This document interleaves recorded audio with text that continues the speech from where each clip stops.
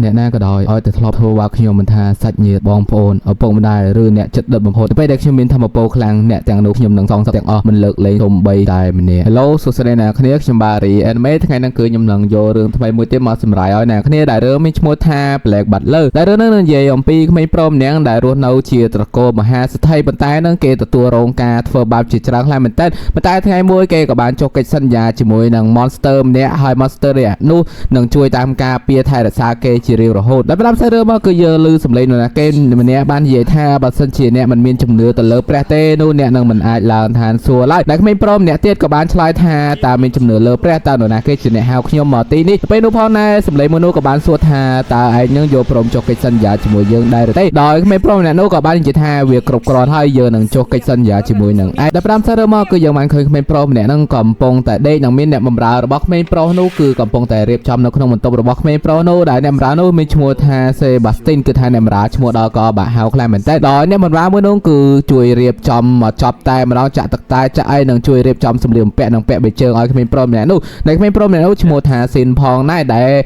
เราไปแต่ขมิ้นพร้อมนู่บานพักตักตายดอยแกบานซาทาตักตายในปัจจิตชงอยคลายเหมือนแต่แต่ถ้าไอ้เนี่ยรานู่ก็เหี่ยสบายจัดพอได้บนตัวมาสินบาสตินกับบานดาเจนตะกราวก็ดอยในเจท่าก็หนังเราจำหน่อยหาแข่งครอบเราไปได้ก็ดาเจนนั่งสินกับบานกบเอาไว้มวยเมื่อต่อโดยจิตสุดๆมาได้ตระบานสินบาสตินจับบานดอยในเจท่าฉบเล็งสาวเวียเตียเตอร์แต่ยังกันมาเมื่อแข่งคราววิ่งคือยังมาเคยไม่โปรใบเนี่ยเราไปโน่กับเมียไว้มวยน้องหอโจกับบานเราบอกไม่โปรได้ปอเลือได้เกรถตโรสินกับบานเจท่าตาลมจ้าเล็งไอตนาบจังหวัดดังงอไปเมนเราไปโน่พองนายสินบาสตินกับบานโจมาดอยฮาวฟินนี่ได้คือจากไม่โปรสับปอเลือดอยสุเกท่าตาเกนั่งบานดำสมาร์รอไฮหรือเน่าไฮก็กับบานฮาวไม่ใส่ปอสับปอกับหอมไหนมีชมุทาเร่นบานสัวทาตาเนียงเบาสำเร็จเปะไฮหรือเน่านั่งบรอมันไหนเตี้ยเมียนสับปอเลืองได้นั่นคือเกมีชมุทาเบิร์ดอยบานสัวทาตานั่นคือเกเธอมโหบสำหรับอาหารไปหลึงไฮได้หรือเน่าไปโน่สินบาสินกับบานฮาวเตาในเนี่ยเตี้ยได้คือจิโลกตาชมุทาตาหนักแก่กับบานสัวทาตาก็มีสุขภาพหล่อได้หรือต่อมาสินบาสินกับบานหยิบแทมจิตทาพัศนเจเนคเนียเมียนเปกเชอร์แบบนี้นั่งมันเตาทัวก้าดอยก้อนใหญ่นั่งได้ทัวเห็นเนี่ยจังใบนั่งไพ่คลาเหมือนกันกับบานรถใจเจอคดีเจนเดือดทัวก้าเต้าต่อมาสินกับบานยามาฮ่าไฮกับบานดาวตกนงแต่ดำใบลานแต่เลอไฮเกกับบานเมื่อรุทอนมวยได้ยังเมื่อรุทอนนั่งเต้าก็ยังมันนั่งท่าจีนหนาเกได้ตายไปไฮจีปกมาได้รบอสินดอยก้อนบังฮ่ากับเกยามาคือโดยมันโจจะได้ยังกันเมื่อซีบาสินเป็นกำปงตายในเยอมปีประเฟอร์ชิบกากรถเฟอร์ชิบกาคือถาไปนี่ต่อไปคลาเหมือนแต่เราไปได้ก้อนกำปงแต่เทิมโฮไปนูกระดังกับบานโรคือดอมองสตาร์ทดีแต่ก็กับบานลานตกแข่งเลอได้ถอยนำราใบเนี่ยเตี้ยนกับบานเอิร์ดเมื่อดอยบานเยธาตามีเพียวมอลแมนได้หรือเต้ไงนั่นได้ใบเนี่ยนั่นคือกรอนแต่เคยซีบาสตินลางแต่บ้านดอยพวกแกบ้านนักเคยกับโรงการเมื่อคือพวกแกนั่งหนึ่งช่วยเรียบจอมซินบาสตินสำหรับเธอไว้แต่งอ้อนไปได้ซินบาสตินมาดอยเคยนั่งกอดพายจีมินกาพยาปาให้เมื่อเต้ได้ยังกันมาเมื่อซินเว้นดอยซินบานใหญ่เต่าปราบซินบาสตินท่าคือกอดนั่งจองยามาหาไปปแต่ซินบาสตินมันน้อยยำเต้มันท่ากอดจองยาไว้เต้คือซินบาสตินนั่นคือมันน้อยกอดยำไล่แต่ท่าแต่ละงี้แล้วนั่นคือกอดมินกาจูบชมจมวยหนึ่งเพียวมันต่อมาซินกับบ้านใหญ่เป็นแทมที่ท่าลูกทอดได้นักซานั่นคือเต่าแต่โยเวียจอปิโปรไอ้เหล่านี้นั่นคือจีเนี่ยกรอบกรอจอนะตรอบแต่งอโรบอเพนทำเฮานั่นคือเจียขยมแต่ทั่วซินบาสตินนั่งอยู่ย้ำให้กับโปรมนะได้เยอะกันมาเมื่อเวียสมาจานชนะหนึ่งจำอันฮาวันคือแต่ไม่ได้ดอยฟินในบ้านใหญ่ท่าคือก่อนน้องชียมปลาทำสำหรับสมาทำใบสมาโดสอาเรีย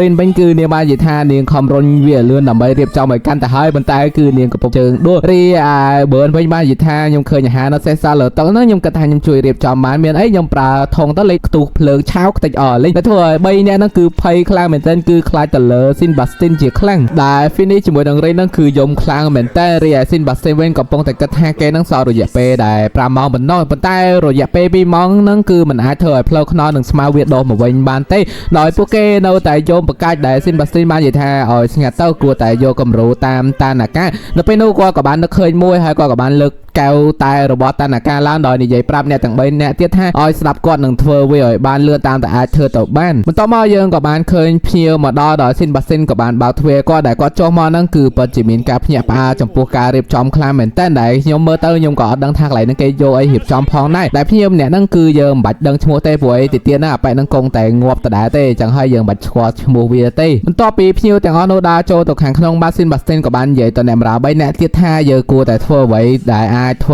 ើបាននៅពេលនេះពីព្រោះអីភ្ញាមអ្នកនេះគឺកំពុងតែពិភាក្សាគ្នាជាមួយនឹងលោកម្ចាស់របស់យើងដែលធ្វើឲ្យ3អ្នកទៀតហ្នឹងក៏យកព្រមផងដែរដែលភ្ញាមអ្នកនោះបានព្យាយាមនិយាយជាមួយស៊ីនអំពីការធ្វើអាជីវកម្មរោងចក្រជាមួយនឹងស៊ីនប៉ុន្តែស៊ីនមិនដែលខ្វាយខ្វល់អំពីពាក្យសម្ដីទាំងអស់នេះទេគឺគាត់គិតតែលេងហ្គេមអុកដោយភ្ញាមអ្នកនោះបាននិយាយថាគឺគាត់ចង់ពង្រីកអាជីវកម្មរបស់គាត់នឹងជាមួយនឹងស៊ីនផងដែរប៉ុន្តែស៊ីនមិនតមាត់ទេគឺថាដល់វ័យរបស់គាត់ដែលត្រូវលេងហើយនៅពេលដែលគាត់និយាយលើកណាហ្នឹងគឺស៊ីនបាននិយាយថាគឺដល់វ័យគាត់រហូតនៅពេលនោះគាត់ក៏បានបោះចូល6គ្រាប់ប៉ុន្តែគាត់ត្រូវដើរបានតែ3ដងទេដោយសារតែគាត់បាក់ជើងទៅហើយដែលធ្វើឲ្យគាត់ក៏ភ្ញាក់ផ្អើលខ្លាំងផងដែរដោយស៊ីនបាននិយាយថានៅពេលដែលអ្នកបាត់បង់អ្វីមួយហ្នឹងគឺវាមិនអាចវិលត្រឡប់វិញបានទេដែលឥឡូវនេះហ្នឹងគឺគាត់កំពុងតែត្រូវភ្លើងឆេះពាក់កណ្ដាលខ្លួនហើយដែលក្របអុករបស់គាត់ដើរដល់កន្លែងភ្លើងឆេះដែលយើងកាន់មកមើលអ្នកបម្រើវិញគឺពួកគេកំពុងតែធ្វើម្ហូបហើយស៊ីបាស្ទីនក៏បានមកមើលផងដែរពេលនោះរីនក៏បានរត់មកជាមួយនៅអវ៉ាន់ដោយនេះបានរត់លឿនខ្លាំងមែនទែនរហូតតតែកំពប់ជើងអវ៉ាន់ទាំងអស់នោះគឺហោះមកប៉ុន្តែស៊ីនបាស្ទីនហ្នឹងបានទទួលយកវាបានទាំងអស់ថែមទាំងបានតូបរីនផងទៀតដោយក៏បាននិយាយថាគាត់បានប្រាប់ប្រហែលដងហើយថាកុំឲ្យរីនហ្នឹងគឺរត់លឿនពេក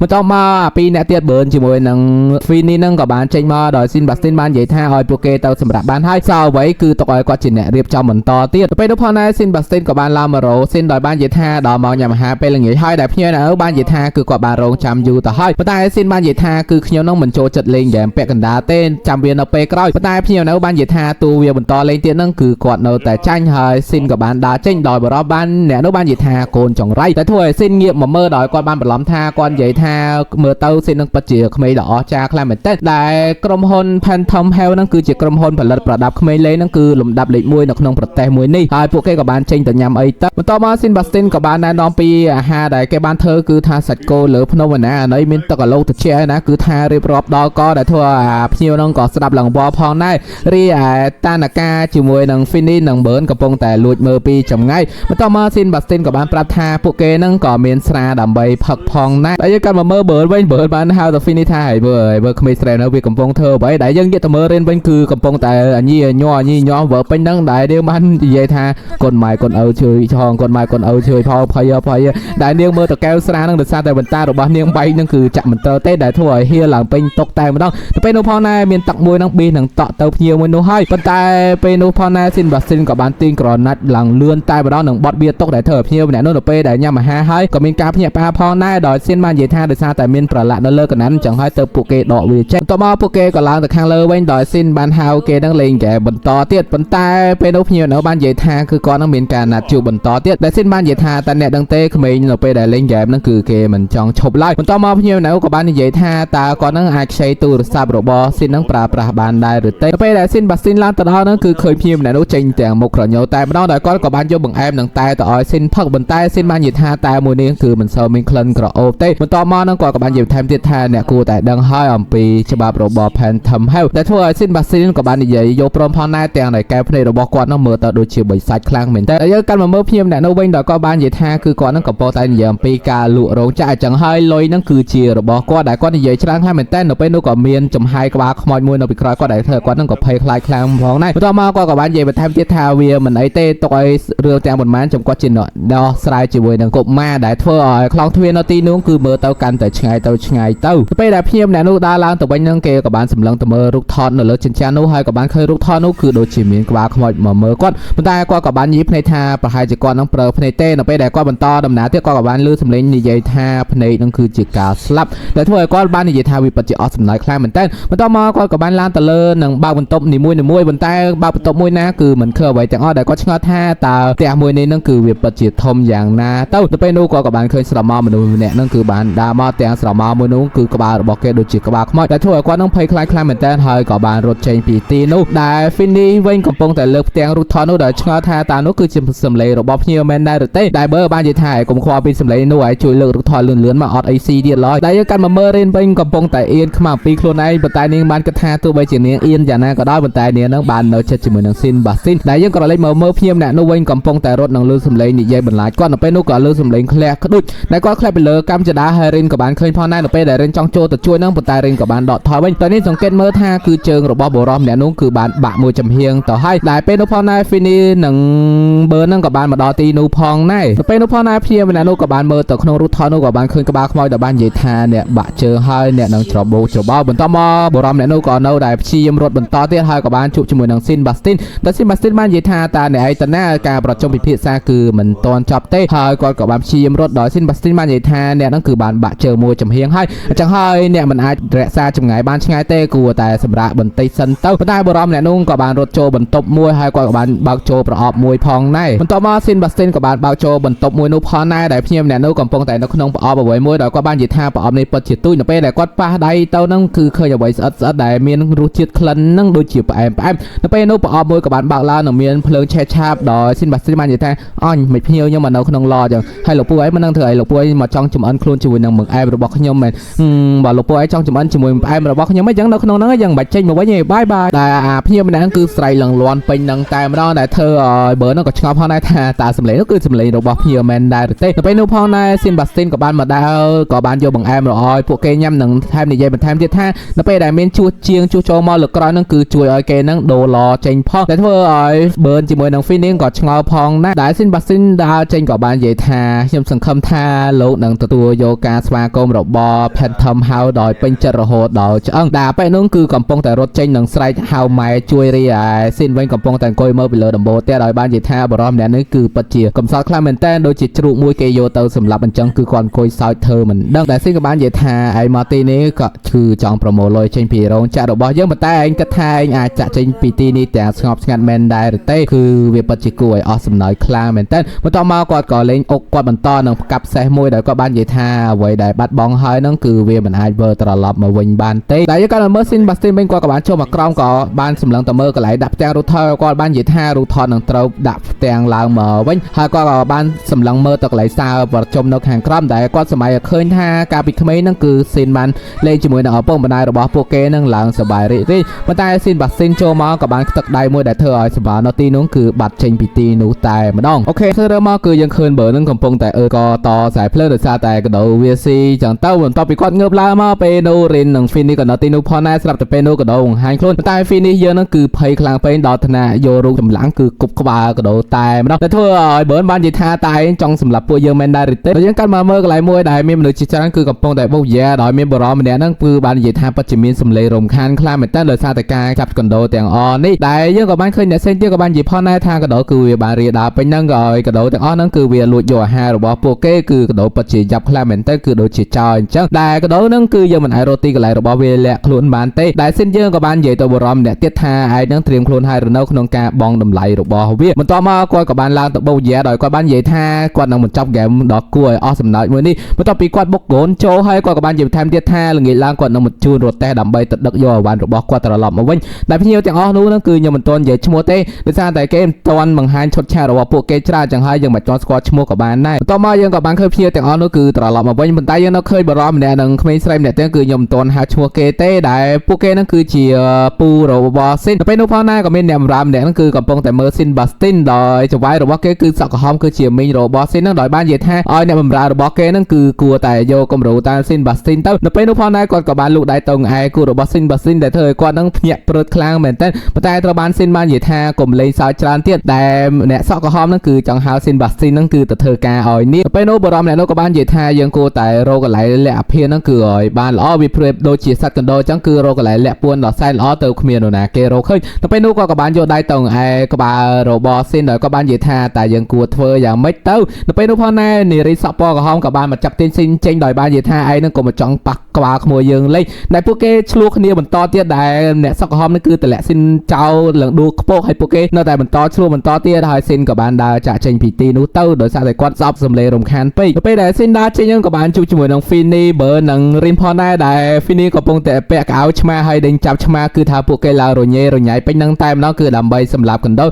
ោទៅពេលនោះផងដែរស៊ីនបាស្ទីនក៏បានមកដោយសួរស៊ីនថាតើគាត់ចង់ញ៉ាំអាហារដែរឬទេដោយបាស្ទីនហ្នឹងនឹងលើកអាហារទៅកន្លែងទទួលភ្ញៀវប៉ុន្តែស៊ីនបាននិយាយថាគាត់ធន់ទ្រាំនឹងសង្គមមួយនេះណាស់ចឹងហើយគួរតែយកអាហារឲ្យគាត់នៅក្នុងបន្ទប់របស់គាត់ហើយគាត់ក៏បានដើរចេញពីទីនោះផងដែរទៅពេលនោះផងដែរ Phoenix បើនឹងរិនក៏បានរត់មកដល់ពេលនោះពួកគេក៏បានឃើញកណ្ដោដោយស៊ីនបាស្ទីនហ្នឹងគឺហក់ចាប់តែមិនតិចទេគឺចាប់បានកណ្ដោទាំងអស់នោះតែនៅពេលដែលស៊ីនឡើងមកដល់បន្ទប់របស់គាត់ក៏បានដងហើមផងដែរថាទីភពវាស្ងប់ស្ងាត់ហើយប៉ុន្តែនៅពេលនោះក៏មានដៃនរណាគេម្នាក់ហ្នឹងគឺបានចាប់គាត់នៅពីក្រោយខ្នងនៅពេលនោះបងដែរស៊ីនបាស្ទីនក៏នៅខាងក្រៅដោយគួរទ្វារហៅស៊ីនប៉ុន្តែអត់មានការឆ្លើយតបទេនៅពេលដែលគាត់បើកចូលទៅដល់ហ្នឹងគឺគាត់បាន បានឃើញបន្ទប់ហ្នឹងគឺឡើងរាយប៉ាយតែម្ដងតែធ្វើឲ្យគាត់ក៏ហត់ផងដែរដោយគាត់បាននិយាយថាតែទាំងអស់នេះហ្នឹងវានឹងឡៃឆ្ងាញ់ហើយតែយើងកាន់មកមើលបរិមម្នាក់ហ្នឹងគឺកំពុងតែជក់ប្រៃដែលធ្វើបង្ងើយដោយគេបានហៅស៊ីនផងដែរដែលយើងក៏រៃទៅមើលស៊ីនហ្នឹងគឺគេវាយលឹងបែកមុខតិចទៅហើយដោយស៊ីនបាននិយាយថាឯងគឺជាអាស៊ូរ៉ូគ្រូសានៃហ្វូរូដែលអាស៊ូរ៉ូបាននិយាយថាគឺគេចាប់ស៊ីនហ្នឹងដោយគេមកសួរថាតើស៊ីនហ្នឹងមិនធ្វើការជួញដូរគ្រឿងញៀនដើម្បីបានលុយច្រើនប៉ុន្តែស៊ីនបាននិយាយថាគ្រឿងញៀនគឺមិនអាចជួញដូរបានទេវាគឺជាខុសច្បាប់មួយទៀតហ្នឹងគឺអាភៀនគេបានចុះឈ្មោះជាថ្នាំពោហ្នឹងតាំងពីឆ្នាំ1968ម្លេះអញ្ចឹងហើយយើងមិនអាចធ្វើបានទេវានឹងខុសច្បាប់ខ្លាំងមែនតើប៉ុន្តែ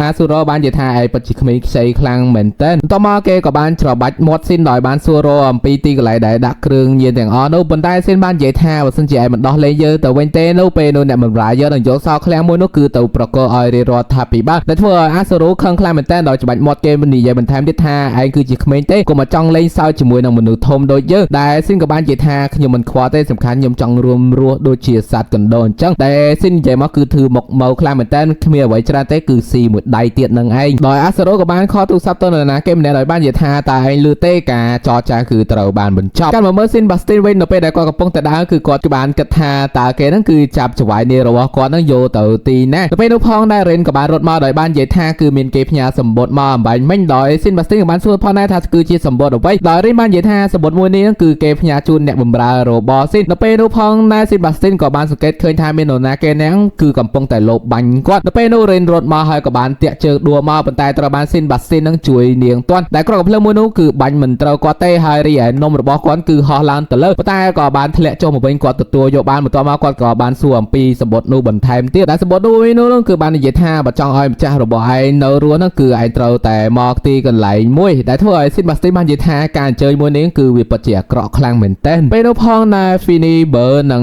មីងនិងពូរបស់ស៊ីនក៏បានរត់មកដល់ដោយសួរស៊ីនបាស្ទីនថាមានរឿងអ្វីកើតឡើងប៉ុន្តែគាត់បាននិយាយថាគឺវាមិនមានរឿងអ្វីកើតឡើងទេហើយគាត់បានប្រកល់នំនោះហ្នឹងគឺទៅឲ្យបើដោយឲ្យបើនឹងជួយថែរក្សានិងសម្អាតវាផងតែធ្វើឲ្យបើនឹងឆ្ងល់ផងដែរថាជួយថែរក្សាសម្អាតដោយបើបានងាកទៅថាតើគាត់នឹងញ៉ាំវាមែនដែរឬទេប៉ុន្តែនៅពេលដែលគាត់ងាកទៅគឺបាត់ស៊ីនបាស្ទីនបាត់ទៅហើយតែយើងកាន់មកមើលអ្នកបម្រើដែលលួចលបបានស៊ីនបាស្ទីនវិញគឺគេកំពុងតែជិះឡានរត់ដោយបានខលទូរស័ព្ទទៅប្រាប់អាស៊ូរ៉ូថាការធ្វើការរបស់គេគឺបរាជ័យនៅពេលនោះក៏មានបុរសម្នាក់គឺសង្កេតទៅខាងក្រោយគឺដូចជាមានសត្វចម្លែកអ្វីមួយនោះគឺកំពុងតែរត់ដេញតាមគេគឺពិតជាលឿនខ្លាំងមែនទែនដែលអាស៊ូរ៉ូបាននិយាយលេងសើចថាតើឯងជិះចូលសបុកខ្លាឃ្មុំមែនដែរឬទេប៉ុន្តែគេក៏បានលើកសម្លេងគ្នារបស់គេបាននិយាយថាឲ្យបន្ថែមល្បឿនបន្ថែមទៀតគឺវាចិត្តមកដល់ហើយតែយើងសង្កេតមកមើលពួកគេនោះគឺកំពុងតែជិះឡានរត់យ៉ាងលឿនប៉ុន្តែសត្វចម្លែកមួយនោះគឺនៅតែដេញតាមគេកាន់តែលឿនទៅដែលម្នាក់នោះផងដែរគឺជាស៊ីនបាស្ទីនដែលធ្វើឲ្យពួកគេភ័យខ្លាំងមែនតែរីឯអាស៊ូរ៉ូក៏បានស្ដាប់សម្លេងផងដែរគឺពួកនឹងស្រែកឡើងខ្លាំងតែម្ដងតែធ្វើឲ្យគាត់នឹងក៏កំពុងភ័យផងដែរទៅពេលនោះផងដែរស៊ីនក៏បាននិយាយថាហាក់ដូចជាហ្គេមនឹងគឺត្រូវបានបញ្ចប់ហើយដែលធ្វើឲ្យអាស៊ូរ៉ូក៏បានទាត់គាត់ផងវាយគាត់ផងនៅពេលដែលអាស៊ូរ៉ូទៅលើកទូរស័ព្ទនិយាយនឹងនៅពេលនោះផងដែរស៊ីនបាស្ទីនបាននិយាយថាជម្រាបសួរបាទខ្ញុំអ្នកបម្រើរបស់ Phantom House តើចវាយនេះរបស់ខ្ញុំនឹងគឺបានឈ្លានពានអ្វីទៅដល់លោកហើយនាងគឺជាករណីអ្វីផងដែរដែលស៊ីនបាស្ទីននៅតែនិយាយបន្ថែមទៀតសួរថាហេតុអ្វីបានជាមិននិយាយចូលគេនៅពេលនោះផងដែរស៊ីនក៏បាននិយាយពាក្យមួយថាវ៉ាដែលធ្វើឲ្យស៊ីនបាស្ទីនបាននិយាយថាអូខេយល់ហើយដែលយើងក៏លេងមកមើលស៊ីនបាស្ទីនវិញគឺកំពុងតែឈរលើដំបូលឡានដោយគាត់បាននិយាយទៅអាពីរដែរថាអរគុណហើយសម្រាប់ការខ្ចីទូរស័ព្ទប៉ុន្តែគឺខ្ញុំមានរឿងពីរ3ទៀតដែលត្រូវសួរឯងតាមម្ចាស់របស់ឯងគឺជានរណាគេដោយគេបានប្រាប់ថាម្ចាស់របស់គេគឺអាស៊ូរ៉ូមកពីគ្រួសារហ្វូរូដែលទីតាំងនោះគឺស្ថិតនៅខាងជើងនៃទីក្រុងឡុងដែលធ្វើឲ្យស៊ីនបាស្ទីនបាននិយាយថា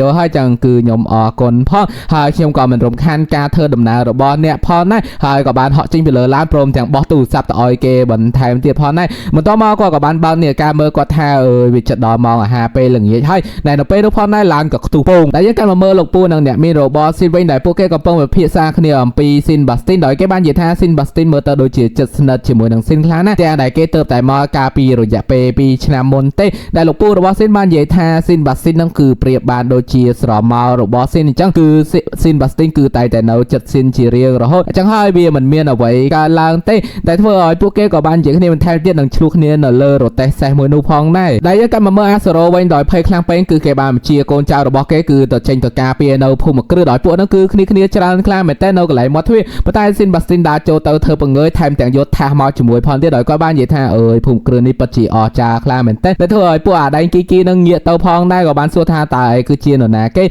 េដោយស៊ីនបាស្ទីនបាននិយាយថាគឺខ្ញុំគឺជាអ្នកបម្រើម្នាក់ក៏របស់ Phantom House ដែលយើងកាន់មកមើលបើ Fini និង Rin វិញពួកគេកំពុងតែឈឺក្បាលជាមួយនឹងនំមួយនោះដោយពួកគេមិនយល់ពីន័យរ របស់ស៊ីនបាស៊ីននិយាយទេថាឲ្យជួយសម្អាតដោយបឺនបានគិតថាឲ្យជួយសម្អាតឬក៏ឲ្យគាត់ញ៉ាំទៅពេលនោះផងដែររិនក៏បានយកដោះគោមកឲ្យបឺនផឹកដោយបាននិយាយថាផឹកដោះគោទៅនឹងធ្វើឲ្យឆ្អឹងរបស់អ្នករឹងមាំតែយើងក្រឡេកមកមើលពួកអាដែងគីវិញគឺថាស៊ីនបាស៊ីននឹងវាយឡើងដេកស្អាតអស់អាលីងតែម្ដងបន្ទាប់មកស៊ីនបាស៊ីនក៏បានធ្វើដំណើរចូលមកក្នុងភូមិគ្រឹះពេលនោះក៏មានអ្នកលោបបាញ់ច្រើនខ្លាំងមែនតែគាត់បានយកថាសនោះគឺរងក្រមួយនោះនឹងគប់ថាសនោះទៅគឺសម្លាប់បានមនុស្សច្រើនខ្លាំងមែនតែបន្ទាប់មកគាត់ក៏បានរត់ឡើងទៅលើតុនឹងយកចាននៅលើតុគឺគុកក្បាលពួកគេម្ដងមួយគឺថាពួកដេកស្អាតតែម្ដងទៅពេលនោះផងដែរនៅពេលដែលគេកំពុងតែបាញ់គាត់ទុងតាំងតែគាត់វិញអង្គុយលើតុមើលម៉ោងដោយបាននិយាយថាគឺវាចិត្តដល់ម៉ោងអាហារពេលល្ងាចហើយតែយើងកាន់មកមើលបឺនវិញគឺគេបានសម្រេចចិត្តហើយថាពួកគេគឺនឹងញ៉ាំនំមួយនេះដោយគេបានឲ្យ Feeling គឺទៅយកកបិតនិងសមប៉ុន្តែនៅពេលដែល Feeling ទៅយកនោះគឺបានបាត់កបិតនិងសមអស់ហើយដោយ Feeling បាននិយាយថាគាត់ចាំច្បាស់ណាស់គឺវាដាក់នៅទីនេះដែលរបស់ទាំងអស់នោះគឺកំពុងតែនៅស៊ីនបាស្ទីននឹងគឺយកគ្រឿងទាំងអស់នោះគឺមកសម្រាប់ពួកនោះកន្លែងនោះវាយគ្នាលួចកំ ប្លែកអញ្ចឹងគឺថាគប់មួយងាប់មួយមិនដឹងថាពួកអានោះវាចេះបាញ់កំភ្លើងក៏អត់ទេប៉ុន្តែបាញ់គ្មានត្រូវស៊ីនបាសេតឯងសំបីតែមួយគ្រាប់គឺថាស៊ីនបាស្ទីនហ្នឹងគឺសម្លាប់ឡើងដេកស្អាតអស់តែម្ដងបន្ទាប់ពីសម្លាប់ហើយគាត់ក៏បានបញ្យល់កលេងដោយគាត់បាននិយាយថាវាចំណាយពេលរៀងយូរបន្តិចហើយគាត់ក៏បានហក់ចុះមកក្រោមនឹងមើលម៉ោងដោយគាត់ដឹងថាគឺគាត់នឹងចំណាយពេលអស់10នាទីដើម្បីសម្លាប់ពួកអាដែងអស់នេះបន្ទាប់មកស៊ីនបាសេនក៏បានដើរចូលមកបន្ទោរបស់ស៊ីនដោយគេក៏បានជួបជាមួយនឹងអាសារ៉ូនិងនិយាយជម្រាបសួរបាទតើចង្វាយនារបស់យើងគឺនៅទីណាដោយអាសារ៉ូបានសួរថាតើគឺជាអ្នកបម្រើអ្នកគាត់មែនដែរទេដោយស៊ីនបាសេនបាននិយាយថាត្រូវហើយគឺខ្ញុំជាអ្នកបម្រើគឺជាមេផ្ទះនិងជាអ្នកធ្វើចុងភៅផងដែរបន្ទាប់មកអាសារ៉ូក៏បានសួរថាតើឯងមានបានយកសមកដែរទេទៅពេលនោះផងដែរស៊ីនបាសេនក៏បានដកសនោះចេញហើយក៏មានគ្រាប់កំភ្លើងមួយគឺបាញ់ចូលក្បាលគាត់និងគ្រាប់កំភ្លើងច្រើនជាងនឹងគឺបាញ់រះមកលើគាត់ច្រើនខ្លាំងមែនទែនទៅឃើញឲ្យគាត់នឹងដេកខ្ពោកតែម្ដងតែធ្វើឲ្យស៊ីននឹងក៏ភ្ញាក់ផ្អើលផងដែររីឯអាសារ៉ូក៏បាននិយាយលេងសើចថាមើលទៅឲ្យពិតជាអន់ខ្លាំងមែនទែនដោយអាសារ៉ូក៏បានចាប់ស៊ីនផងដែរដោយគាត់បាននិយាយថាហ្គេមមួយនេះគឺវាត្រូវបញ្ចប់ទៅហើយគ្រាប់ភ្នែករបស់ឯងមកខាងហ្នឹងវាមិនអាចជួយអ្វីបានទេដោយគាត់ក៏បានយកអាបាំងភ្នែករបស់ស៊ីននឹងចេញដោយគាត់បាននិយាយថាហ្គេមមួយនេះគឺវាត្រូវបានបញ្ចប់ពិតប្រាកដហើយប៉ុន្តែយើងក៏លេចទៅមើលស៊ីនវិញគឺធ្វើដូចជាធម្មតាដោយស៊ីនបាននិយាយថាល្មមបានហើយគឺកំលេងសើចជាមួយនឹងពួកអាដៃអស់នេះហ្នឹងគឺវាច្រើនខ្លាំងពេកទៅពេលផងនោះផងដែរស៊ីនបាក់ស៊ីបាននិយាយថាអូខេយកព្រមហើយគាត់ក៏បានងើបឡើងមកវិញគឺថាងើបឡើងមកគឺគ្មានរបួសអីទេដោយគាត់បាននិយាយថាកាលពីជំនាន់មុនហ្នឹងគឺក្រកកំភ្លើងមិនសូវខ្លាំងទេឥឡូវវាខ្លាំងប៉ុន្តែដូចជាបាញ់ចូលខ្លួនខ្ញុំគឺមិនចុះតែសោះដោយស៊ីនបាស៊ីនក៏បានស្ដោះក្រកកំភ្លើងនោះចេញមកទាំងអស់ហើយគាត់ក៏បានយកក្រកកំភ្លើងនោះហ្នឹងគឺប្រកោទៅឲ្យម្ចាស់ដើមរបស់គេវិញហើយគាត់ក៏បានដើរចូលមកដោយអាសារ៉ូបានគម្រាមថាបើសិនជាស៊ីនបាស៊ីនដើរចូលមកទេគាត់នឹងសម្លាប់ស៊ីនចោលបន្ទាប់មកស៊ីនក៏បាននិយាយបន្ថែមទៀតថាឆាប់ចូលមកជួយយកឲ្យលឿនមកដោយស៊ីនបាស៊ីនបាននិយាយថាតែគេគម្រាមសម្លាប់លោកម្ចាស់ឯងដែលធ្វើឲ្យស៊ីនខឹងក៏បាននិយាយថាតែផ្លេចគិតសន្យានោះហើយមែនដែរឬទេហើយគាត់ក៏បានបើកក្របភ្នែកមួយនោះដែលធ្វើក្របភ្នែកមួយនោះគឺចេញអក្សរច្រើនមែនទែនដោយគាត់បាននិយាយថាឆាប់ចូលមកជួយយកភ្លាមទៅធ្វើឲ្យអាសារ៉ូនឹងភ័យក៏លើសំឡេងបាញ់ក្របតែក្របមួយនោះគឺបាញ់មិនត្រូវស៊ីនទេគឺស៊ីនងាកមកធ្វើមិនដឹងតែក្របមួយនោះគឺត្រូវបានស៊ីនបាស៊ីននឹងចាប់ជាប់ហែមទាំងបំបាក់ដៃបំបាក់ជើងរបស់អាសារ៉ូបន្ថែមទៀតបន្ទាប់មកស៊ីនបាស៊ីនក៏បានចាប់លើកស៊ីនឡើងនឹងបានអបដោយស៊ីនបាននិយាយថាហ្គេមមួយនេះគឺមើលទៅដូចជាមិនសប្បាយទេដោយស៊ីនបាស៊ីនក៏បានចាប់លើកស៊ីនដើរចេញដោយអាសារ៉ូបាននិយាយថាគាត់នឹងប្រកោប្រាក់ឈ្នួលជាច្រើនគុណនឹង10គុណនឹង20លើសពីស៊ីនបន្ថែមទៀតប៉ុន្តែស៊ីនបាស៊ីនបាននិយាយថាគឺគាត់នឹងមិនចូលចិត្តរបស់កខ្វក់ពីមនុស្សឡើយដោយស៊ីនបាស៊ីនក៏បានប្រើអ៊ូរ៉ារបស់គាត់ដោយបាននិយាយថាគាត់គឺជាបិសាចគឺជាឆ្កែដ៏ស្មោះត្រង់របស់ម្ចាស់របស់គាត់ដោយការលះបង់កិច្ចសន្យានិងបំណងប្រាថ្នារួមជាមួយនឹងប្រលឹងរបស់គាត់ផងដែរដែលគាត់នឹងគឺក៏បានប្រើអ៊ូរ៉ារបស់គាត់គឺខ្លាំងមែនតើដែលធ្វើអាសូរ៉ាក៏បានខឹងផងដែររីឯស៊ីនវិញក៏បាននិយាយថាហ្គេមមួយនេះគឺវាត្រូវបានបញ្ចប់ហើយនៅពេលដែលស៊ីនដឹងខ្លួនមកវិញហ្នឹងគឺគាត់បានដឹងខ្លួនរបស់គាត់ថាស៊ីនបាស៊ីនហ្នឹងគឺបានបីគាត់មកដល់ផ្ទះវិញទៅហើយនៅពេលនោះផងដែររីនជាមួយនឹងហ្វីនីក៏បានរត់មកដល់ដោយបានទួថាតើស៊ីននឹងរងរបួសដោយសារអ្វីដោយស៊ីនបាននិយាយថាគឺគាត់នឹងគ្រាន់តែដួលប៉ុណ្ណោះហើយស៊ីនក៏បានសួរថាតើគ្មានអ្វីប្រាប់ទៅម្ចាស់ផ្ទះរបស់គេឬប៉ុន្តែពួកគេទាំងពីរហ្នឹងគឺធ្វើមុខផ្អែមដូចអ្វីទេដោយគេក៏បាននិយាយថាមើលទៅដូចជា sweet ខ្លាំងមែនទេដែលស៊ីនយើងក៏បានដឹងខ្លួនផងដែរគឺគាត់ពិតជាអៀនដោយសារតែគាត់នឹងត្រូវបានស៊ីនបាស្ទីន3គាត់ហើយក៏បានឲ្យស៊ីនបាស្ទីនហ្នឹងគឺទម្លាក់គាត់ចុះដោយស៊ីនក៏បានចុះទៅស្ដីឲ្យពួកគេទាំងពីរអ្នកថាកុំធ្វើដូចសបាយពេកពួកឯងគឺជាមនុស្សនៅពេលនោះផងដែរស៊ីនបាស្ទីនក៏បានអន់ចង្គង់ដល់បានសុំតទៅស៊ីនផងដែរដោយគាត់បានសុំតថាគឺដោយសារតែគាត់ហ្នឹងគឺមិនបានធ្វើម្ហូបទេហើយល្ងាចនេះគឺក៏គាត់មិនបានធ្វើម្ហូបសូម្បីតែបន្តិចអញ្ចឹងហើយគឺគាត់ពិតជាសុំតខ្លាំងមែនទេគឺថាអ្នកបម្រើគេនេះគឺដល់ក៏មានសុំតរឿងអីគឺសុំតរឿងផ្លេចធ្វើម្ហូបហើយអ្នកគ្នាបាច់សួរអេដមីនតាមសេរឿងហ្នឹងគឺយើងលើកសលេងណាគេហ្នឹងគឺស្រ័យឡើងពេញវិមានរបស់ស៊ីនតែម្ដងអ្នកដែលស្រ័យនោះគឺជាគ្រីដែលគេកំពុងតែជីលើរទាចានឆ្នាំងគឺថាលឿនខ្លាំងមែនទេបន្ទាប់មកគេក៏បានទម្លុះចូលមកកន្លែងញ៉ាំអាហាររបស់ស៊ីននឹងបានបុកហ្វីនីឡើងប្រឡាក់ទឹកតែឡើងក្តៅប្រកាច់ពេញនឹងតែម្ដងបន្ទាប់មកគេក៏បានយកកណាត់នៅលើតុហ្នឹងគឺដើម្បីជួយឲ្យហ្វីនីប៉ុន្តែគ្មានទេគឺទាញទាំងកណាត់របស់ស៊ីនកំពុងតែញ៉ាំអាហារឡើងខ្ទេចពេញនឹងតែម្ដងដោយបឺនបានសួរថាមិន ចាស់របស់គេនឹងយកមនុស្សល្ងងបែបនេះមកធ្វើការដោយស៊ីនបាននិយាយថាដោយសារតែមីនរបស់គេនឹងគឺចង់ឲ្យគ្រីនឹងមករៀនជាមួយនឹងស៊ីនបាស្ទីននឹងធ្វើជាអ្នកបម្រើឲ្យបានត្រឹមត្រូវតែយើងសង្កេតមកមើលគ្រីវិញគឺកំពុងតែសុំតបឺនរីននឹងហ្វីនីបន្តមកគាត់ក៏បាននិយាយថាគាត់នឹងធ្វើអត្តឃាតខ្លួនឯងដោយបឺនបាននិយាយថាអើយកុំខឹងប៉ុន្តែរីនវិញបាននិយាយថាហើយគាត់បានក្បត់តឹងកើតបន្តមកស៊ីនបាស្ទីនក៏បានទៅនិយាយថាឯងមិនបាច់ស្លាប់ទេបន្ទាប់មកស៊ីនបាស្ទីនក៏បានបង្រៀនគេពីវិធីឆុងតែទៅឲ្យម្ចាស់របស់គេដែលយើងមើលទៅហ្វីឌីបឺននឹងរៀនអីគឺកំពុងតែកត់ត្រាតាមផងដែរបន្ទាប់មកស៊ីនបាស្ទីនក៏បាននិយាយទៅស៊ីនថាគឺចិត្តដល់ពេលហើយគាត់នឹងយករទេះសេះនឹងគឺចាំនៅខាងមុខទ្វារបន្ទាប់មកស៊ីនបាស្ទីនក៏បានប្រាប់ឲ្យបឺនហ្វីនីនឹងរៀននឹងគឺជួយរៀបចំសម្អាតនៅទីនេះផងរីឯគ្រីវិញគឺគាត់អាចទៅសម្រាប់បានប៉ុន្តែបើសិនជាគាត់មិនចង់សម្រាប់ទេគឺគាត់អាចទៅកាត់ស្លឹកឈើនៅសួនច្បារបានផងដែរបន្ទាប់មកយើងក៏បានឃើញស៊ីនជាមួយស៊ីនបាស្ទីននឹងគឺនៅទីក្រុងមួយបន្ទាប់មកពួកគេក៏បានចូលទៅហាមួយគឺដើម្បីយកឈើច្រត់ដែលម្ចាស់ហានោះក៏បានយកឈើច្រត់មកឲ្យស៊ីនបាស្ទីនផងដែរដែលស៊ីនបាស្ទីនក៏បានយកឈើច្រត់នោះចូលមុខគេដែលធ្វើឲ្យគេភ័យជាខ្លាំងនៅស៊ីនបាស្ទីនបាននិយាយថាឈើច្រត់នេះវាពិតជាអស្ចារ្យខ្លាំងមែនទែនសូម្បីតែស្នាមប្រឡាក់បន្តិចហ្នឹងក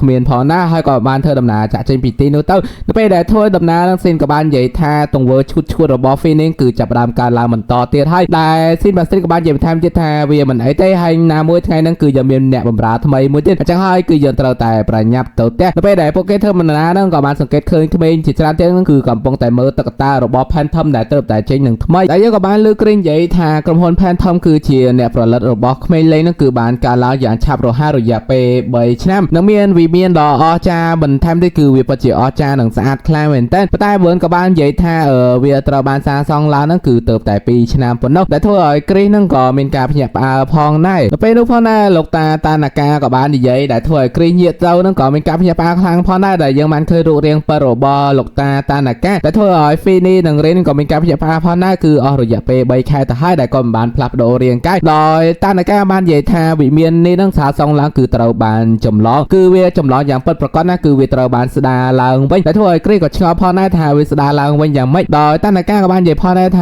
វិមានហ្នឹងគឺកាលពី3ឆ្នាំមុនគឺត្រូវបានឆេះឡើងខ្ទេចតែម្ដងប៉ុន្តែគឺត្រូវបានជួសជុលនិងស្ដារឡើងបន្ទាប់មកគ្រីសក៏បានសួរអំពីឪពុកម្ដាយរបស់ស៊ីនផងដែរដោយលោកតាណាកាបាននិយាយថាឪពុកម្ដាយរបស់ស៊ីនហ្នឹងគឺជាមេរបស់ផ្ទះនេះពីមុនហ្នឹងគឺបានស្លាប់នៅក្នុងសោកនាដកម្មមួយនេះផងដែរបន្ទាប់មកលោកតាណាកាក៏បានធ្លាយខ្យល់របស់គាត់ខ្លះជាមនុស្សតូចវិញក៏បានដេកលក់ផងដែរដោយរៀនបាននិយាយថាគឺលោកតាណាកាហ្នឹងគេអាចប្រែខ្លួនទៅជាមនុស្សធំតាមចំហាយទឹកនៅកៅបានរយៈពេលតែ3នាទីប៉ុណ្ណោះទៅពេលនោះផងដែរដែលធ្វើឲ្យរៀននិងហ្វីនីមានការភ្ញាក់ផ្អើលបន្ថែមទៀតនោះគឺគ្រីសរបស់យើងហ្នឹងគឺបានកាត់ដើមសួនច្បារនៅទីនោះទាំងអស់នោះគឺបានប្រែខ្លាយទៅជាក្បាលខ្មោចដែលធ្វើឲ្យគ្រីសបាក់ទឹកចិត្តខ្លាំងមែនទែនគាត់ក៏បានរត់ទៅចងកដើម្បីសម្លាប់ខ្លួនឯងដែលបឺនហ្វីនីនិងរិនក៏ទៅជួយផងដែរប៉ុន្តែមិនទៅជួយធម្មតាទេគឺជួយទៅរុនចដាចេញដែលធ្វើឲ្យគ្រីសហ្នឹងគឺចង់ដាច់ខ្យល់ងាប់តែម្ដងបន្ទាប់មកស៊ីននិងស៊ីនបាស្ទីនក៏បានវិលត្រឡប់មកផ្ទះវិញដោយស៊ីនបាស្ទីនក៏បានបើកទ្វារឲ្យស៊ីនចូលទៅដោយបាននិយាយថាគាត់ហត់ហើយប៉ុន្តែស៊ីនគ្រាន់តែឃើញក្នុងផ្ទះហ្នឹងគឺមានការភ្ញាក់ផ្អើលខ្លាំងមែនទែនរីឯស៊ីនបាស្ទីនក៏បានសួរថាតើមានរឿងអ្វីកើតឡើងដល់ពេលដែលគាត់អឺតចូលក្នុងផ្ទះគឺគាត់ពិតជាមានការភ្ញាក់ផ្អើលកាន់តែខ្លាំងគឺថាផ្ទះរបស់ពួកគេគឺឡើងរញ៉េរញ៉ៃដូចក្មេងតែម្ដងបន្ទាប់មកពេលនោះអ្នកបម្រើរបស់គេ3នាក់ទៀតហ្នឹងក៏បានរត់មកឡើងលឿនដែលរត់មកប្រាប់ស៊ីនបាស្ទីនថាឲ្យជួយពួកគេផងដោយស៊ីនបាស្ទីនបានសួរថាតើមានរឿងអ្វីកើតឡើងដោយពួកគេបាននិយាយថាមិនទៅសួរក្មេងស្រីឈួតម្នាក់នោះទៅដែលធ្វើឲ្យស៊ីនក៏ឆ្ងល់ផងដែរថាគឺជាក្មេងស្រីណាបន្ទាប់មកស៊ីនជាមួយនឹងស៊ីបាស្ទីនក៏បានអឺតកមើលទៅដែលឃើញក្រេងកំពុងតែចងកបន្ទាប់មកពួកគេក៏បានចូលទៅដោយស៊ីនបានសួរថាតើឯងកំពុងធ្វើអ្វីដោយគ្រីបាននិយាយថាដូចតែលោកម្ចាស់បានឃើញគឺខ្ញុំកំពុងតែស្លាប់ហើយបន្ទាប់មកស៊ីនក៏បានឲ្យស៊ីនបាស្ទីនគឺចូលទៅដោះលែងគេទៅពេលដែលស៊ីនបាស្ទីនដើរចូលទៅក៏មានក្មេងស្រីម្នាក់គឺរត់ឡើងលឿនតែម្ដងគឺរត់មកអោបស៊ីនដែលក្មេងស្រីម្នាក់គឺជាអេលីសាបេតដែលនាងមានឈ្មោះថាលីនស៊ីដែលខ្ញុំហៅអេលីសាបេតទៅស្រួលជាងដែលនាងមកទីនាងគឺថានាងហ្នឹងស៊ីនខ្លាមែនតើអោបស៊ីនហងអីផងបន្ទាប់មកស៊ីនបាស្ទីនក៏បានមកនិយាយជាមួយដោយនាងបានសួរថាហេតុអ្វីបានជាយកគ្រីស្ចុះដោយស៊ីនបាស្ទីនបាននិយាយថាចង់ចឹងទៅវាមើលទៅដូចជាមិនសមទេដោយអេលីសាបេតបាននិយាយផងដែរថាគឺខ្ញុំខំតុបតែងគេតែធ្វើឲ្យស៊ីនបាស្ទីនក៏ឆ្ងល់ផងដែរថាតុបតែងបន្ទាប់មកនាងក៏បានបង្ហាញទីលានផ្ទះហ្នឹងគឺថាសឡងរេយញ៉េរញ៉ៃតែម្ដងគឺដោយរបស់ក្មេងលេងដោយនេះបាននិយាយបន្ថែមទៀតថាវាមើលទៅគឺពិតជាគួរឲ្យស្រឡាញ់ខ្លាំងមែនតើបើមិនជឿទេសួរលោកតាណាកាគឺលោកតាណាកាក៏ត្រូវបានអេលីសាបេតគឺចាប់តុបតែងខ្លួនផងដែរបន្ទាប់មកហ្នឹងអេលីសាបេតក៏បាននិយាយទៅស៊ីនបាស្ទីនផងដែរថានាងក៏មានអំណោយឲ្យគាត់ផងដែរគឺអំណោយហ្នឹងគឺយកចាប់ពាក់ក្បាលរបស់ស៊ីនបាស្ទីនគឺពិតជាជួយខ្លាំងមែនតើតែធ្វើឲ្យបើហ្វីនីនិងរីនហ្នឹងគឺឈោសើចតែម្ដងប៉ុន្តែដល់ពេលដែលស៊ីនបាស្ទីនងាកទៅហ្នឹងគឺធ្វើឲ្យពួកនឹងភ័យគឺឈោឡើងត្រង់ផ្លឹងជាបឋមហ្នឹងគឺគ្មានអ្វីទេគឺស៊ីបាស្ទី ซินคือบ้านจักปวดเนี่ยมากบฏตายไปแล้วมันต่อมาเกกับบ้านใหญ่คะแนนมันแทนเตี้ยดอยเอลิซาเบธนั่นคือบ้านใหญ่จมวยนังเส้นบ้านใหญ่ท่าเนียงมอตีนี่คือจิกาสมงัดดอยเส้นบ้านซัวโรเนี่ยมินผลตายเอลิซาเบธบ้านใหญ่ท่าคือเดียงมอดอยลุยเละเต้ต่อมาเกรกับบ้านซัวท่าตาคเมสเรมเนี่ยคือเชียร์หนนะเกดอยเส้นบ้านใหญ่แนะนำท่าเนี่ยนั่นคือเชียร์เลดี้เอลิซาเบธคือเชียร์มัจจสตรีนจากกับพบมวยเซนเทียท้ายเนี่ยก็คือเชียร์กูตันดังโรบอซินพรได้แต่ถ้าเกรบ้านใหญ่ท่าอ๋อกูกันดังมันตายก็กับบ้านพญาปาเรียกรีเบอร์หนังเรียนก็มีการพญาปาบนไทม์เตียพรได้ดอยเส้นเส้นนั้นคือบ้านใหญ่เรียบร้อยปีเรียจวงโรบอเลดี้เอลิซาเบธมันตายยังใบสลับเต้คือเวียมันสำคัญเต้ดอยก็บ้านใหญ่บนไทม์เตียท่าเส้นนั่นคือมีประปนเตาให้คือเนี่ยมีเกตโยไทรทโนแต่มีประปนเชียนเนี่ยมีไทรทโนพองได้ต่อมานั่งเอลิซาเบธบ้านใหญ่ท่าวิเมียนั่นคือบ้านเรียบจอมอย่างสะอาดให้จากให้ยังกลัวแต่มีวิธีจบเลี้ยงรอมวยแต่เธอไอ้สิ้นนังแนมราใบเจียงกับมีการพญาปาพอได้ดอยเอลิซาเบธบ้านใหญ่ท่าคือเนี้ยคือจังรอมจมวยนังกูแต่ดังโรบอเนี่ยแต่เธอไอ้สิ้นนั่งก่องานคลังพอได้ต่อมาเนี่ยกับบ้านใหญ่บนไทม์ที่ท่าเนี่ยนังก็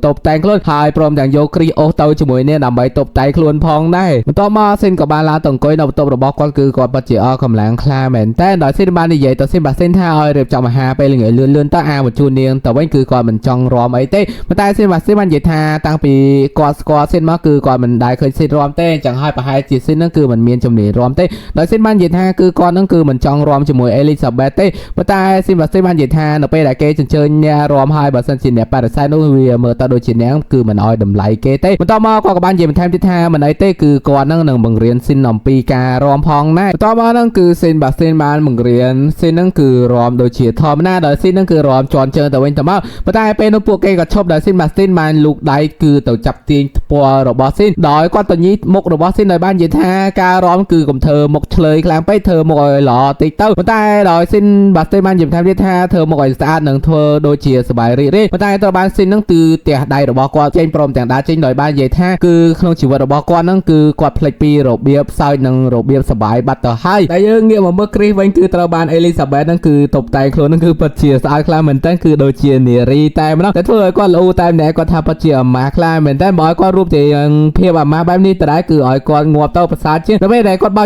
อวดจังโลสำหรับโคลนนั่นคือเมียนนาโจคอเต้ไทม์แต่งซูเกที่ทางตามันคอดเกเตหรือแต่เธออ้อยใบเนี่ยเต้นคืองานคลาเหมือนตั้งแต่ยังเมื่อการรีบจอมตบแต่งเธอคือปัจเจียกับไลคลาเหมือนตั้งต่อมายังกรอเลยมาเมื่อเอลิซาเบธจมวยนังเรนวันคือเรนกับปงแต่ตบแต่งโคลนอ้อยพอได้ต่อมาเอลิซาเบธคือจังตบแต่อ้อยรินปนแต่คือเรนนั่งมันโยโปรมตบแต่นูเต้นไปนพนาซินกับบ้านเมืองฮันโคลนหายกับบ้านจอมาโดยเจียทอมาหน้าปนแต่เอลิซาเบธคือบ้านจ่ารำท่าซินนั่นคือเหมือนบ้านแปะเชียนได้เนี่ยบ้านประกอบอ้อยกอดเต้โดยซินนั่นคือบ้านแปะเชียนปอกเคียวโดยเจียทอมาหน้าโดยก็บ้านยีท่าคือเชียนวันนี้คือวิสาซึ่งคือกอดจองเปะนี่คือเจียรบอกก็ได้เป็นนพนาเอลิซาเบธก็เฉาะโยเชียนมวยนุ๊กโดยบ้านไซท่าให้โดยบ้านเจียมันแปะเชียนรบอเนี่ยโดยเส้นบ้านใหญ่คลางต่อกันเอลิซาเบธท่าฉับประกอบเชียนนี่อ้อยกอดไว้คลางแต่ซินนั่นคือบ้านคลางเหมือนแต่เธอเอลิซาเบธเนียงกับเพย์คลางพอได้ได้เนียงกับบ้านไซเวนท่าโดยซาตายเชียนมวยนี้ให้เติบเธออ้อยซินนั่นคือครั้งนี้ให้เอลิซาเบธกับบ้านเบาเชียนมวยนู้หลังบะแต่ไม่ต้องแต่ถ้าเนี่ยนตินุ่งกับพญาปาพองนะต่อมาซินกับบ้านดาวแต่เราเอลิซาเบธหนึ่งเลือกได้บ่มรงเตี้ยกับเพลียงแต่ให้นั่งปนตายเตาบ้านซินบัสซินนั่นคือจับได้ระบอกขวดชวนต่อมาซินบัสซินกับบ้านใหญ่ต่อปราเอลิซาเบธท่าเชียนมวยนี้คือเวียเปิดเฉียเมียนนำไหลคลางเหมือนแต่สำหรับซินโดยซาเชียนมวยนี้คือเชียตรอบสมบัติดอต่อจำนวนปีจำนวนมนปีเมดักนอมปีมนให้เชียนมวยนี้คือปัจเจปีกาดักนอมระบอกรมพลแผ่นทำห้าวแต่ถ้าเอลิซาเบธนั่งก่อบ้านสมโตซินพอได้มันตายซินกับบ้านเราเชียนมวยนู้ให้กับบ้านโยเวียกบจิงตัวแข็งกรับแต่ถ้าเอลิซาเบธนั่งก่อมีการปัจเจปาหนึ่งยมสองสไลด์พองได้ต่อมาซินกับบ้านใหญ่ท่าตัวใบจิกมินเชียนนี่วดก็ได้บนใต้เยอะกว่าไอ้ปัจเจบ้านท่าขยมคือจิเมดักนอมกรมพลระบอแผ่นทำห้าวต่อมาก่อนกับบ้านตะลุกเอลิซาเบธท่ามันบัดยมเตี้ยเต้เวียคือขมิ้นน้ำลายไว้สำหรับกอเต้หายยังกับบ้านจับประดามการรอมระบอยันก็คือเวียสบายเจ๊เราไปนุพองในตีนบัสซินกับบ้านเลงอยู่ลองหายกรีนกับบ้านโจตัดเชียงพอในแต่ถ้าในมุมราตัวใต้เที่ยวเป็นการเชียร์พาพอในทากรีนนั่นคือเชียงปีโรคลางเหมือนต่อมาเอลิซาเบธกับบ้านรอมเลงชิมวยนังซินเรียฟินิวันคือรอมเลงชิมวยนังลูกตาหน้ากามันต่อมาเอลิซาเบธกับบ้านเกนลัวดอยกรีนนั่นคือเชียเนี่ยจูนเอลิซาเบธนั่งเต่าเตี้ยไว้ดอยก็บ้านใหญ่ออกคนเต่า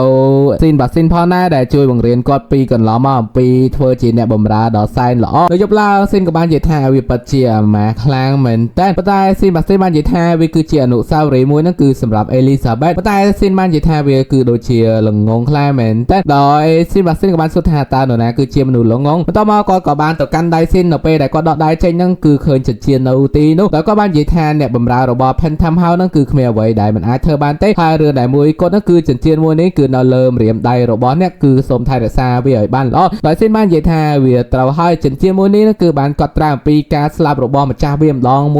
ួយតាំងពីជីដូនតារបស់គេរហូតមកដល់ឪពុកគេហើយចិញ្ចៀនមួយនេះហ្នឹងក៏អាចលឺសំឡេងនៃការស្លាប់របស់គាត់ផងដែរដោយគាត់បានគិតថានៅពេលដែលគាត់បោះវាចោលហ្នឹងគឺគាត់មិនអាចលឺសំឡេងវាទេប៉ុន្តែគឺវាមិនអាចឡើយគឺនៅតែមានសំឡេងមួយនោះមករំខានការគេងរបស់ខ្ញុំបន្តមកស៊ីនបាស៊ីនក៏បានឲ្យស៊ីនហ្នឹងគឺគេងទៅវាយប់ច្រើនណាស់ទៅហើយគឺវាមិនល្អទេសម្រាប់រាងកាយរបស់ស៊ីននៅពេលដែលគាត់យកភ្លើងណាចេញពេលនោះស៊ីនក៏បាននិយាយថាតើស៊ីនបាស៊ីនហ្នឹងគឺអាចនៅចិត្តគាត់បានដែរឬទេដោយស៊ីនបាស៊ីនបាននិយាយថាក៏បង្ហាញភាពទន់ខ្សោយរបស់គាត់ហ្នឹងគឺចំពោះស៊ីនបាស៊ីនប៉ុន្តែគាត់បាននិយាយថានេះគឺគ្រាន់តែជាការបញ្ជាប៉ុណ្ណោះហើយស៊ីនបាស៊ីនក៏បានចូលមកចិត្តវិញដោយបាននិយាយថាមិនថាលោកម្ចាស់ទៅដល់ទីណាទេគឺខ្ញុំនឹងនៅក្បែរលោកម្ចាស់ជារៀងរហូតបន្ទាប់ពីស៊ីនដេកលួហ្នឹងគឺគាត់ក៏បានដើរចាក់ចេញមកខាងក្រៅពេលដែលគាត់ដើរចេញមកខាងក្រៅហ្នឹងគាត់ក៏បាននឹកឃើញអំពីពាក្យសម្ដីរបស់ស៊ីនដែលបាននិយាយថាទោះជាយ៉ាងណាគាត់គឺជាម្ចាស់នៃ Phantom House ហើយស៊ីនបាស៊ីនក៏បានដើរចេញដោយបានគិតថានៅថ្ងៃស្អែកហ្នឹងគឺគាត់ត្រូវមានអ្វីដែលត្រូវផ្លាស់ប្ដូរទៀតហើយរឿងគឺយើងបានឃើញស៊ីនបាស៊ីនជាមួយនឹងស៊ីនកំពុងធ្វើដំណើរទៅណាក៏យើងមិនដឹងផងដែរបន្ទាប់មកពួកគេក៏បានទៅដល់ភូមិគ្រឹះមួយដោយស៊ីននឹងបានលោថានៅលន់ដុនហ្នឹងគឺមនុស្សច្រើនខ្លាំងមែនតើវាគួរឲ្យធុញប៉ុន្តែស៊ីនបាស៊ីនបាននិយាយថាវាមនុស្សច្រើនត្រូវហើយគឺជាទីប្រជុំជនបន្ទាប់មកពួកគេបានធ្វើដំណើរឡើងទៅខាងលើក៏បានបើកទ្វារមួយគឺបានជួបជាមួយនឹងមីងនិងពូរបស់ស៊ីនដែលពូរបស់ស៊ីននឹងមានឈ្មោះថាឡូរីឯមីងហ្នឹងគឺស៊ីនបានហៅគាត់ថាអ្នកមីងសក់ក្រហមអញ្ចឹងយើងហៅកញ្ញាសក់ក្រហមដែរទៅដែលគ្រាន់តែឃើញហ្នឹងគឺស៊ីនងាងខ្លាំងមែនតើដោយសារតែបន្ទប់របស់ពួកគេហ្នឹងគឺរញ៉េរញ៉ៃមិនដឹងថាពួកគេកំពុងតែស្វែងរកអ្វីទេបន្ទាប់មកពួកគេក៏បានអង្គុយពិភាក្សាគ្នាអំពីនៅទីក្រុងលន់ដុនដោយសារតែថ្មីនេះហ្នឹងគឺមានអំពើឃាតកម្មដែលជាច្រើនដែលបានកើតឡើងដោយពួកគេហ្នឹងគឺបានសង្ស័យទៅលើបរិមម្នាក់ដែលមានឈ្មោះថា Jack the Rapper ដែលបរិមម្នាក់ហ្នឹងគឺបានបំភ័យនៅដល់ទីក្រុងលន់ដុនដោយឡហ្នឹងក៏បានសួរទៅស៊ីនផងដែរថាក្មួយប្រុសឯងមកទីនេះហ្នឹងតើអាចជួយរឿងហ្នឹងបានដែរឬទេដោយស៊ីនក៏បាននិយាយថាប្រកាសជាចឹងហើយដោយគាត់មកទីនេះហ្នឹងគឺដើម្បីដោះស្រាយមួយរឿងមួយនេះចឹងហើយសូមកុំបារម្ភអីបន្ទាប់មកពួកគេក៏បានធ្វើដំណើរទៅកន្លែងដែលកាសហើយនៅពេលនោះផងដែរស៊ីនក៏ចូលទៅនិយាយជាមួយនឹងបរិមម្នាក់ប៉ុន្តែគេបាននិយាយថាផ្លូវនេះគឺមិនអោយដើរទេសូមវិលត្រឡប់ទៅផ្ទះវិញទៅប៉ុន្តែពេលនោះស៊ីនក៏បាននិយាយថាហេតុអ្វីបានជាអញដើរមិនបាននៅពេលនោះក៏មានបរិមម្នាក់ទៀតហ្នឹងក៏បានដើរចេញមកដោយបានសួរថាស៊ីនហ្នឹងមកទីនេះធ្វើអ្វីឡតនៃ Phantom House តែធ្វើឲ្យបរិមម្នាក់ទៀតហ្នឹងក៏ឆ្ងល់ផងដែរថាហេតុអ្វីបានជាគាត់ស្គាល់ដោយស៊ីនក៏បាននិយាយថាគាត់មកទីនេះគឺតាមការបញ្ជារបស់គេឲ្យជួយហើយគាត់ក៏បានឆក់យកសបុតមួយនោះប៉ុន្តែគាត់មិនទាន់បានមើលអ្វីទេគឺមេរបស់គេហ្នឹងគឺបានយកសបុតហ្នឹងទៅវិញហើយស៊ីនក៏បានដើរចាក់ចេញពីទីនោះទៅបន្ទាប់មកពួកគេទាំងអស់គ្នាក៏បានធ្វើដំណើរទៅហាងមួយដែលមានឈ្មោះថា Undertaker នៅពេលដែលចូលទៅហ្នឹងគឺស៊ីនបានសួរថាតើ Undertaker នៅទីនេះដែរឬទេដោយ Undertaker ក៏បាននិយាយផងដែរថាវាអស់រយៈពេលយូរទៅហើយដែលឡតមិនដែលមកទីនេះជួបខ្ញុំទាល់តែសោះហើយដើម្បីថ្ងៃនេះហ្នឹងគឺបានជាមកជួបខ្ញុំនៅពេលនោះផងដែរពួកគេក៏បានសម្លឹងរមើប៉ុន្តែ Undertaker ហ្នឹងគឺបានចេញពីក្តារមឈូសដែលធ្វើឲ្យឡនិងអ្នកមីងសក់ក្រហមជាមួយនឹង Green ហ្នឹងក៏ភ័យផងដែរបន្ទាប់មកគាត់ក៏បានចេញមកនិយាយលេងសើចជាមួយនឹងស៊ីនគឺថាបែបនេះចេញមកក៏ដូចឡប់ផងដែរបន្ទាប់មកហ្នឹងពួកគេក៏បាននិយាយដេញថ្លៃគ្នាចង់ឲ្យ Undertaker ហ្នឹងជួយពួកគេអំពីការស៊ើបអង្កេតមួយនេះដោយ Undertaker ហ្នឹងគឺបានទាខ្លាំងមែនតើដែលឡនិងអ្នកមីងសក់ក្រហមហ្នឹងគឺនិយាយរៀបរាប់ពីទ្រព្យសម្បត្តិរបស់គ្រួសាររបស់ពួកគេប៉ុន្តែ Undertaker ហ្នឹងគឺមិនចាប់អារម្មណ៍ជាមួយពួកគេទេដោយគាត់បាននិយាយថាអ្វីដែលគាត់ចាប់អារម្មណ៍ជាងគេហ្នឹងគឺ Lord of Phantom House ដែលគាត់បានសួរទៅស៊ីនផងដែរថាតើមានអ្វីហ្នឹងគឺដោះដូរជាមួយគាត់នៅពេលនោះផងដែរស៊ីបាស្ទីនក៏បានដើរចូលមកដោយបាននិយាយថាឲ្យពួកគេទៅខាងក្រៅទៅទុកឲ្យគាត់ហ្នឹងជាអ្នកដោះស្រាយជាមួយនឹង Undertaker អំពីថ្លៃចំណាយហើយពួកគេក៏បានចាក់ចេញទៅដែលយើងក៏បានលឺសលេងទុងតាំងឡើងឈូផ្លាក់ជួយខ្ទេចខ្ទីអស់តែម្ដងគឺថាស៊ីបាស្ទីនហ្នឹងគឺវាយ Undertaker នៅក្នុងផ្ទះហ្នឹងយកតែម្ដងបន្ទាប់មកហ្នឹង Undertaker ហ្នឹងក៏បានបញ្យល់ទៅពួកគេពីវិធីសម្រាប់របស់មនុស្សមួយនោះផងដែរបន្ទាប់មកគាត់ក៏បានមកធ្វើឧទាហរណ៍ទៅលើស៊ីនដោយគាត់បានធ្វើឧទាហរណ៍ចាក់មុខហងខ្វេះពវៀនខ្វេះអីផងបន្ទាប់ពីបញ្យល់បានហើយអស់ហ្នឹងហើយពួកគេក៏បានចាក់ចេញមកពីទីនោះវិញផងដែរដោយនៅលើអាទាហ្នឹងលោកពូនឹងអ្នកមានរបស់ស៊ីនហ្នឹងក៏ភាសាគ្នាថាតើពួកគេហ្នឹងគួរដោះស្រាយរឿងនេះដោយរបៀបណាដោយពួកគេហ្នឹងគឺមិនអាចរកឃើញផុសតាំងអ្វីបានឡើយតើគួរធ្វើអ្វីបន្តទៀតប៉ុន្តែពេលនោះផងដែរស៊ីនបាស្ទីនក៏បាននិយាយថាវាគ្មានរឿងអ្វីដែលអ្នកបម្រើរបស់ Phantom House ហ្នឹងធ្វើមិនបានទេតែធ្វើឲ្យពួកគេក៏ឆ្ងល់ផងដែរដោយស៊ីនបាននិយាយថារឿងដែលស៊ីនបាស្ទីនចង់ធ្វើហ្នឹងគឺគាត់តែងតែធ្វើបានបន្ទាប់មកស៊ីនបាស្ទីនក៏បានបើកទ្វាររទេះនោះហើយក៏បាននិយាយថាខ្ញុំនឹងទៅដោះស្រាយរឿងទាំងអស់នេះហើយក៏បានបាត់ សមោចេញពីទីនោះទៅដែលអ្នកពេញនឹងលោកពូរបស់ស៊ីននឹងក៏ងាកមើលតាមខាងកញ្ចក់ក្រោយដែរប៉ុន្តែគឺបានស៊ីនបាត់ទៅហើយដោយស៊ីនបាននិយាយថាបាច់ខ្វល់ពីរឿងហ្នឹងទេចាំទទួលតែដំណឹងពេលគាត់វិលត្រឡប់មកវិញទៅបានហើយនៅពេលដែលពួកគេវិលត្រឡប់មកផ្ទះវិញហ្នឹងនៅពេលដែលគេបើកទ្វារមកក៏បានឃើញស៊ីនបាត់ហ្នឹងគឺនៅក្នុងផ្ទះចាំទទួលពួកគេបាត់ទៅហើយដែលធ្វើឲ្យឡនឹងអ្នកមីងសក់ក្រហមហ្នឹងមានការឆ្ងល់ជាខ្លាំងរីឯស៊ីនវិញដូចជាធម្មតាគឺមិនមានអ្វីភ្ញាក់ផ្អើលសម្រាប់គាត់ទេបន្ទាប់មកពួកគេក៏បានសួរទៅស៊ីនបាស្ទីនថាហេតុអ្វីហ្នឹងវិលត្រឡប់មកផ្ទះលឿនយ៉ាងនេះដោយស៊ីនបាស្ទីនបាននិយាយថាគឺគាត់ទៅទទួលព័ត៌មានបានច្រើនគ្រប់គ្រាន់ណាស់ទៅហើយគាត់ក៏បានវិលត្រឡប់មកផ្ទះវិញគឺដើម្បីស្វាគមន៍ពួកគេបន្ទាប់មកគាត់ក៏បានបង្ហាញព័ត៌មានដែលគាត់បានរកឃើញហ្នឹងគឺច្រើនខ្លាំងមែនទែនគឺគាត់អានយកទៅធ្វើឲ្យលោកពូនិងអ្នកមីងនិងគ្រីនហ្នឹងគឺមានការភ្ញាក់ផ្អើលជាខ្លាំងយប់ឡើងហ្នឹងពួកគេក៏បានធ្វើដំណើរទៅភូមិគ្រឹះមួយដោយពួកគេហ្នឹងមានការសង្ស័យទៅលើបុរសម្នាក់ដែលមានឈ្មោះថា Viscon ដែលគឺជាអ្នកប្រព្រឹត្តរឿងក្តីទាំងអស់នេះហើយយប់មួយនេះហ្នឹងគឺជាយប់ជប់លៀងចុងក្រោយរបស់ពួកគេផងដែរហើយពួកគេក៏បានធ្វើដំណើរទៅទីនោះដែលយើងបានឃើញស៊ីនហ្នឹងក៏បានចុះពីលើទៀនផងដែរដែលស៊ីនរបស់យើងហ្នឹងគឺបានតែងខ្លួនធ្វើជាមនុស្សស្រីពិតជា cute ខ្លាំងមែនតែម្ដងបាទតែក៏បាច់មើលមុខអីគឺមុខកាចចុយម៉ៃដែលពួកគេក៏បានចូលទៅក្នុងកម្មវិធីនោះដែលឡជាមួយនឹងអ្នកមីងសក់ក្រហមហ្នឹងគឺកំពុងតែឌឺស៊ីនជាមួយនឹងស៊ីបាស្ទីនដែលពួកគេគឺត្រូវតែតែងខ្លួនបន្ទាប់មកស៊ីបាស្ទីនជាមួយនឹងស៊ីនហ្នឹងក៏បានធ្វើដំណើរដើម្បីដើររកបរិសុទ្ធដែលមានឈ្មោះថា Viscon ដោយពួកគេបាននិយាយគ្នាបន្ថែមទៀតថាក្នុងពិធីបុណ្យមួយនេះគឺជួបនរណាគេក៏ជួបទៅតែកុំឲ្យជួប Elizabeth ប៉ុណ្ណោះប៉ុន្តែនៅពេលដែលពួកគេដើរហ្នឹងក៏បានលើសលេង Elizabeth ដែលពួកគេងាកទៅធ្វើមុខដូចឆ្កែទាំងពីរនាក់គឺងាកទៅ Elizabeth ក៏ដល់ទីនោះផងដែរបន្ទាប់មកហ្នឹងស៊ីបាស្ទីនក៏បានថាអត់អីហេលោកម្ចាស់ឲ្យចុះអន់ចុះយើងដើរចេញពីទីហ្នឹងកុំឲ្យនាងឃើញប៉ុន្តែពេលនោះ Elizabeth ក៏បានហៅពួកគេហើយពួកគេក៏បានដាក់មេប្រូចតែម្ដងដោយ Elizabeth ក៏បានរត់មកដល់កន្លែងនំខេកប៉ុន្តែមិនឃើញពួកគេទេដោយពួកគេហ្នឹងគឺបានលាក់ពួននៅក្រោយនំខេកមួយនោះបន្ទាប់មកស៊ីនក៏បាននិយាយថាដោយសារតែអ្នកមីងរបស់គេហ្នឹងហើយដែលឲ្យគេតែងខ្លួនបែបនេះដោយគេក៏លេចទៅមើលអ្នកមីងរបស់គេវិញគឺកំពុងតែអង្គុយឡើងរំភើយនិងមានប្រុសជាច្រើនមករោមជុំវិញហ្នឹងទៅពេលនោះផងដែរទៅពេលដែលស៊ីនកំពុងតែឈរមើលអ្នកមីងរបស់គេហ្នឹងពេលនោះ Elizabeth ក៏បានងាកឃើញផងដែរដោយនាងបាននិយាយថានាងរកឃើញហើយនាងក៏បានរត់មករកស៊ីនប៉ុន្តែពេលនោះផងដែរត្រូវស៊ីនបាស៊ីនហ្នឹងគឺបានជួយទាញស៊ីនចេញមកដល់ពេលដែលពួកគេកំពុងតែរត់គេចហើយ Elizabeth បានរត់តាមហ្នឹងដោយស៊ីបាស្ទីនបានប្រាប់អ្នកបម្រើឲ្យទៅស្កាក់សួរ Elizabeth ថាតើចង់ផឹកទឹកអ្វីដែរទេហើយពួកគេក៏បានរត់ចាក់ចេញមកខាងក្រៅបន្ទាប់ពីពួកគេរត់ចាក់ចេញមកខាងក្រៅដោយស៊ីនឆ្ងល់ថាតើមានរឿងអ្វីកើតឡើងតើពួកគេគួរធ្វើអ្វីពេលនោះក៏បានលើក្មេងស្រីហ្នឹងនិយាយជាមួយនឹងបរិសម្នាក់ដែលមានឈ្មោះថា Viscon ទៅពេលដែលពួកគេងាកទៅហ្នឹងគឺបរិសហ្នឹងគឺមានសក់ប៉លឿងតាមើលទៅពិតជាសង្ហាខ្លាំងមែនទែននៅពេលដែលពួកគេចង់ដើរទៅរកបរិសនោះហ្នឹងពេលនោះក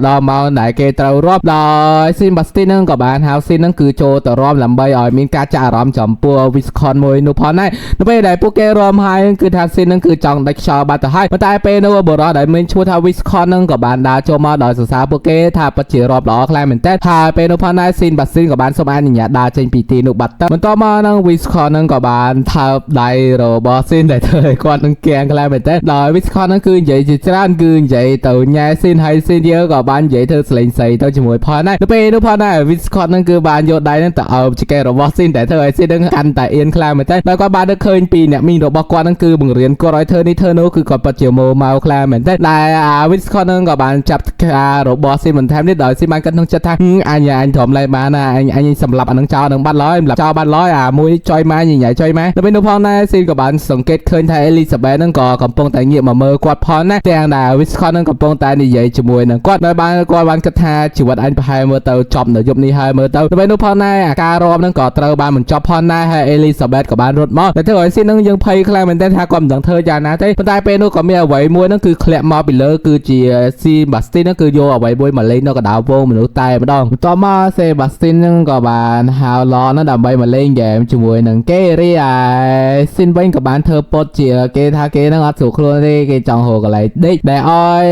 Viscon ហ្នឹងជូនគេទៅកន្លែងដេកដោយ Viscon ក៏ជូនតាមបំណងដោយបាននិយាយថាមិនអីទេកូនទន្សាយតូចខ្ញុំនឹងជូនឯងទៅដេកតែធ្វើឲ្យស៊ីនហ្នឹងគឺម៉ូម៉ៅខ្លាំងមែនតើហើយពួកគេក៏បានដើរឡើងទៅបន្ទប់មួយរីឯស៊ីនបាស្ទីនវិញគឺគេបានលេងស៊ីឲ្យមើលដោយគេបានចូលទៅក្នុងទូនឹងឲ្យឡហ្នឹងចាក់ដាវចូលទៅក្នុងហ្នឹងជាច្រើនប៉ុន្តែនៅពេលដែលបើកទូហ្នឹងមកហ្នឹងគឺថាស៊ីបាស្ទីនហ្នឹងមិនអីទេបន្ទាប់មកស៊ីបាស្ទីនក៏បានដើរចាក់ចេញពីទីនោះផងដែរតែយើងក៏លេងមកមើលស៊ីនវិញគឺនៅពេលដែលចូលមកដល់បន្ទប់មួយជាមួយនឹង Viscon ហ្នឹងគឺគាត់ដូចជាត្រូវថ្នាំអ្វីមួយហើយក៏បានដួលសម្លាប់នៅទីនោះផងដែរតែយើងកាន់មកមើលពេលស៊ីនដឹងខ្លួនគឺឃើញគាត់ដោះកៅអស់ទៅហើយដោយគាត់ហ្នឹងគឺមានភាពឈឺចាប់ខ្លាំងមែនទែនគឺគាត់បានស្រែកឲ្យស៊ីនបាស្ទីនហ្នឹងជួយផងដែរគឺគាត់កាន់តែឈឺចាប់ហើយស៊ីនបាស្ទីនហ្នឹងគឺកាន់តែជួយគាត់ដែលអ្វីដែលកំពុងឈឺចាប់ហ្នឹងគឺស៊ីនបាស្ទីនហ្នឹងគឺចាប់ស៊ីនហ្នឹងដើម្បីពាក់កៅមានពងអីទៅ នៅពេលដែលស៊ីនដឹងខ្លួនដឹងទេហ្នឹងគឺគាត់ដឹងថាវាគ្រាន់តែជាសម្បត្តិទេប៉ុន្តែនៅពេលដែលគាត់ដឹងខ្លួនគឺគាត់នៅទីកន្លែងមួយដែលគឺជាទីកន្លែងដេញថ្លៃមនុស្សអីចឹងទៅដែល Viscon ហ្នឹងគឺជាអ្នកដេញថ្លៃក្មេងស្រីដែលភ្ញៀវនៅទីនោះក៏ច្រើនខ្លាំងមែនទែននិងមានមនុស្សជាច្រើនហ្នឹងបានចាប់អារម្មណ៍ទៅលើស៊ីនផងដែរពេលមនុស្សជាច្រើនចាប់អារម្មណ៍ដេញថ្លៃហ្នឹង Viscon ក៏បានឲ្យមនុស្សស្រីម្នាក់ទៀតទៅដោះក្រណាត់ចេញពីភ្នែករបស់ស៊ីនទៅពេលដែលដោះមកយើងក៏បានឃើញភ្នែករបស់ស៊ីនហ្នឹងគឺមានអាកែវភ្នែកមួយគ្រាប់ទៀតដែលគឺជាកិច្ចសន្យាទៅពេលនោះផងដែរស៊ីនក៏បានហៅថាសេបាស្ទីនឆាប់មកទីនេះលឿនទៅពេលនោះទៀនក៏រលត់ហើយលឺសលេងតែឌុងទាំងនៅពេលដែលទៀនវិលត្រឡប់មកវិញហ្នឹងគឺថាមនុស្សនៅទីនោះគឺបានដេកស្អាតអទៅហើយដែលខ្ញុំចង់បញ្ជាក់ថាភ្នែករបស់ស៊ីនហ្នឹងគឺមិនថាស៊ីនទៅដល់ទីណាទេឲ្យតែគាត់ហៅស៊ីនបាស្ទីនហ្នឹងគឺស៊ីនបាស្ទីននឹងនៅទីនោះផងដែរបន្ទាប់មកស៊ីនបាស្ទីនក៏បានដើរទៅជួយស៊ីនផងដែរដោយគាត់បាននិយាយថាគឺគាត់ហ្នឹងគ្មានថ្ងៃចាក់ចេញពីស្រមោលរបស់ស៊ីនទេហើយគាត់ក៏បានចាប់ទាញដៃនោះនឹងយកស៊ីនឡើងផងដែរដោយពាក្យដែលស៊ីបាស្ទីននិយាយដែលគួរចាក់អារម្មណ៍ជាងគេហ្នឹងគឺ Yes my lord បន្ទាប់មកពួកគេក៏បានស្រាយចំណងគ្នាទៅបន្ទាប់មកហ្នឹងពួកគេដឹងថាម្នាក់ហ្នឹងគឺមិនមែនជា Viscon ទេហើយគេម្នាក់ហ្នឹងគឺជា Jack the Rapper បន្ទាប់មកស៊ីនបាស្ទីនក៏បាននិយាយថាយើងមិនបាច់នៅទីនេះទេយើងគួរតែចាកចេញនៅទីពីទីនេះទៅដែលស៊ីនបាស្ទីនហ្នឹងក៏ចាប់3ស៊ីនហកចេញពីទីកន្លែងនោះដែលយើងមើលទៅហ្នឹងគឺបិទជា sweet ខ្លាំងមែនតើដោយសារតែរឿងទាំងអស់នេះហើយទៅគ្នាយើងគិតថាហ្នឹងគឺជា BL ប៉ុន្តែវាមិនមែន BL ទេដោយសារយើងឆែកក្នុង website ឬមើលក្នុង TikTok គេខមមិនអីហើយអស់ហើយគឺវាមិនមែន BL ទេគ្រាន់តែស៊ីនបាស្ទីនវាតាមជួយការពារស៊ីននេះចឹងទៅដែលមើលទៅដូចជា BL បន្ទាប់មកពួកគេក៏បានហក់ទៅលើដំបូលមួយដែល Elizabeth ហ្នឹងក៏សង្កេតថាដូចជាមាននរណាគេនៅលើដំបូលនោះប៉ុន្តែនៅពេលដែលនាងងាកទៅហ្នឹងគឺមិនឃើញនរណាគេនៅលើនោះទេនៅថ្ងៃបន្ទាប់ហ្នឹងពួកគេទាំងអស់គ្នាក៏បានទទួលបានព័ត៌មានថ្មីមួយទៀតដោយពួកគេទទួលបានព័ត៌មានថា Jack the Rapper ហ្នឹងគឺបានប្រព្រឹត្តឃាតកម្មមួយទៀតហើយដែលធ្វើឲ្យពួកគេឆ្ងល់ខ្លាំងមែនទែនថាតើវាមានរឿងអ្វីកើតឡើងម្ដងទៀតតាមសេរឿងមកគឺយើងបានឃើញក្មេងស្រីម្នាក់គឺត្រូវបានគេចាប់ចម្រិតដោយយើងមិនដឹងថ